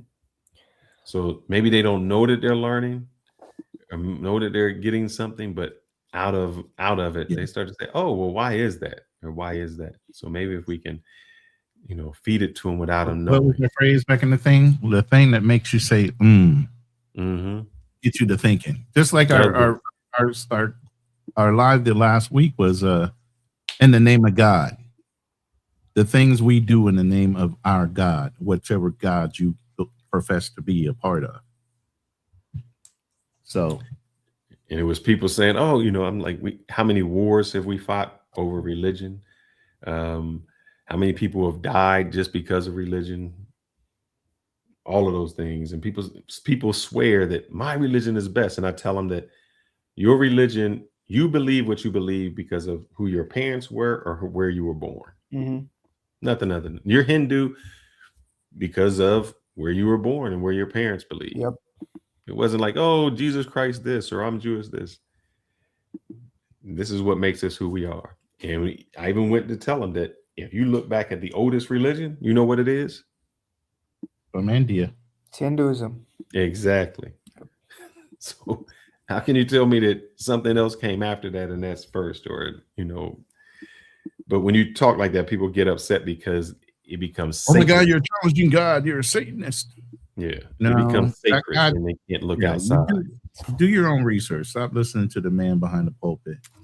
And just like with Hinduism, I said, oh man, if I said to someone who was not a Hindu, man, cows are sacred and there's reincarnation and there's the monkey god, people are like, man, that's stupid. I don't believe in that. But if I tell you, hey man, this dude died and he just came back and he was walking on water, you're like, huh? That sounds stupid. But we can't do it. We take it personal because of where we were born, and it makes sense to us. If you're a Christian, that makes sense to you. That's like, yeah, that makes a lot of sense. You're Hindu, and what you say makes sense to you. And that's what I try to tell people when we were having a conversation. It's all perception on what part of the world you were born in. You didn't ask to be born that way. You were born into that culture, and that's what your culture believes. And you got to think outside the box. We had some people in there who was like, yeah, man, I had sleep apnea and I prayed and it went away. And that's why I believe in God. And I was like, yeah, but I mean, what if, you took a sugar pill? Do you believe in sugar? So we try to have, our thing was, we just want you to think whatever conclusion you come up with, at least if you've checked it out factually and you've done some research and you come up to that same conclusion, that's fine. But a lot of times we get to the result without having doing no research, and we just say it. And like, that's where the issue comes in. Yeah. So that's our show. That's what we kind of discuss. Yeah, but and just to add to that, how many wars were fought, and I know India had its own wars within its own people, but Pakistan. But India doesn't go around and try to beat everybody about their head and body to believe their way. Yeah, Hinduism is not involved in proselytization. Like I said, like even Jesus, we see Jesus as a path to God. Like we see Jesus as a God almost. I mean, he is God to us. Yeah. I mean, walking the path of righteousness, no matter which way you believe, should get you there anyway. Exactly. Regardless of who you think is which God is God. Yeah, man. I think some of this like Christian nationalism stuff is really bad. I don't know. I'm not a fan of it at all. I think I mean, I love Christianity. I think it's great, but I think this Christian religion, when you start getting into extremism, becomes an issue. And that's what I said, Vivek Ramaswamy, when he said he's Hindu, they're like, how can you live in a Christian nation and be Hindu? Even though it says that we are a secular nation. Exactly. But you can't explain that to people. And they will have their own scene and they will see it their way. And it gets so deep. And I don't think they understand that their religion becomes racism also. Yeah.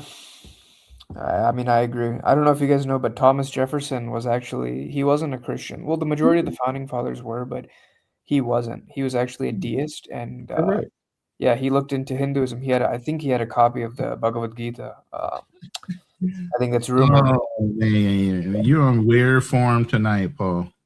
Yeah.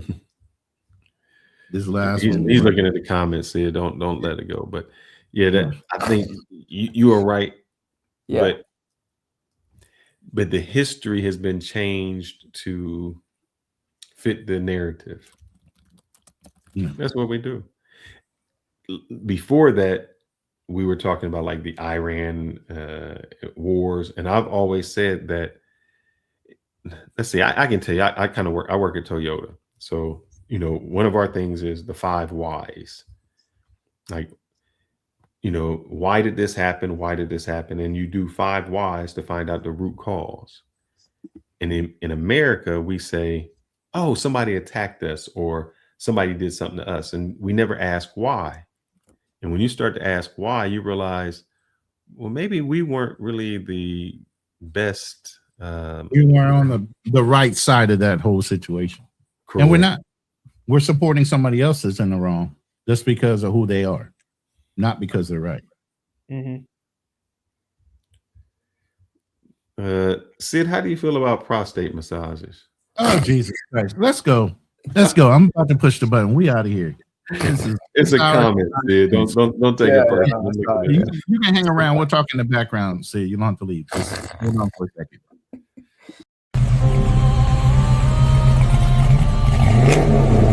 Yeah. We don't do rumors. We run facts.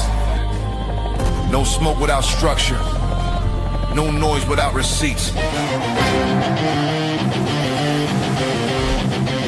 is Hit and Run. Chopper 1, visual contact, vehicle heading northbound. I walk through deserts with boots full of sand. Carry more weight than most men understand. Steel in my spine, cold in my chest. You test what we built, you better come correct. This ain't no gossip, this ain't no show. We don't chase clout, we chase what you owe. Stand on the line, never cross it for fame. We say what we mean and we mean what we claim. Seen men fold when the lights got bright. See true drown in the headline fight. We pull it back, break it down slow.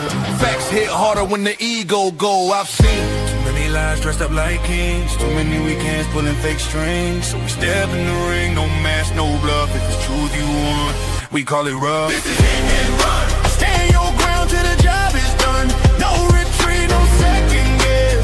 We break it down, expose the mess. Hit and run. Hard truth overloaded guns. Say it straight, we don't sugarcoat none. We hit the face, then we run. Fearless from the field, learn how to bleed. Fourth quarter pressure is the air we breathe. Helmet cracked, ribs taped tight. Still showed up, ready for the fight. Boxing gloves, knuckles scarred. Discipline built in the backyard. Martial code, no cheap shots thrown. We don't bark loud, we hold our own. Marcus listening, I know your grind. Carrying weight on your back and mind. Bills on the table, world on fire. Trying to keep your name clean in the wire. We ain't here to preach or beg. Just sharpen the blade and protect your head. Truth ain't loud. It's cold and clear, that's why you tune in when we appear. I've seen men lose what they work to build. Over pride, over ego, over quick, cheap thrills. So we told that line, never settle our name. Legacy heavy, we guard that flame. This is Hit and Run. Truth weighs heavy, but we still stand strong. No mask on, no filter tone. If it's wrong, we call it wrong. Hit and run. Built from discipline, sweat and blood. Facts hit harder than a loaded gun. We hit the truth, then we run. Unit 1 airborne, scanning downtown grid. No emotion, just evidence.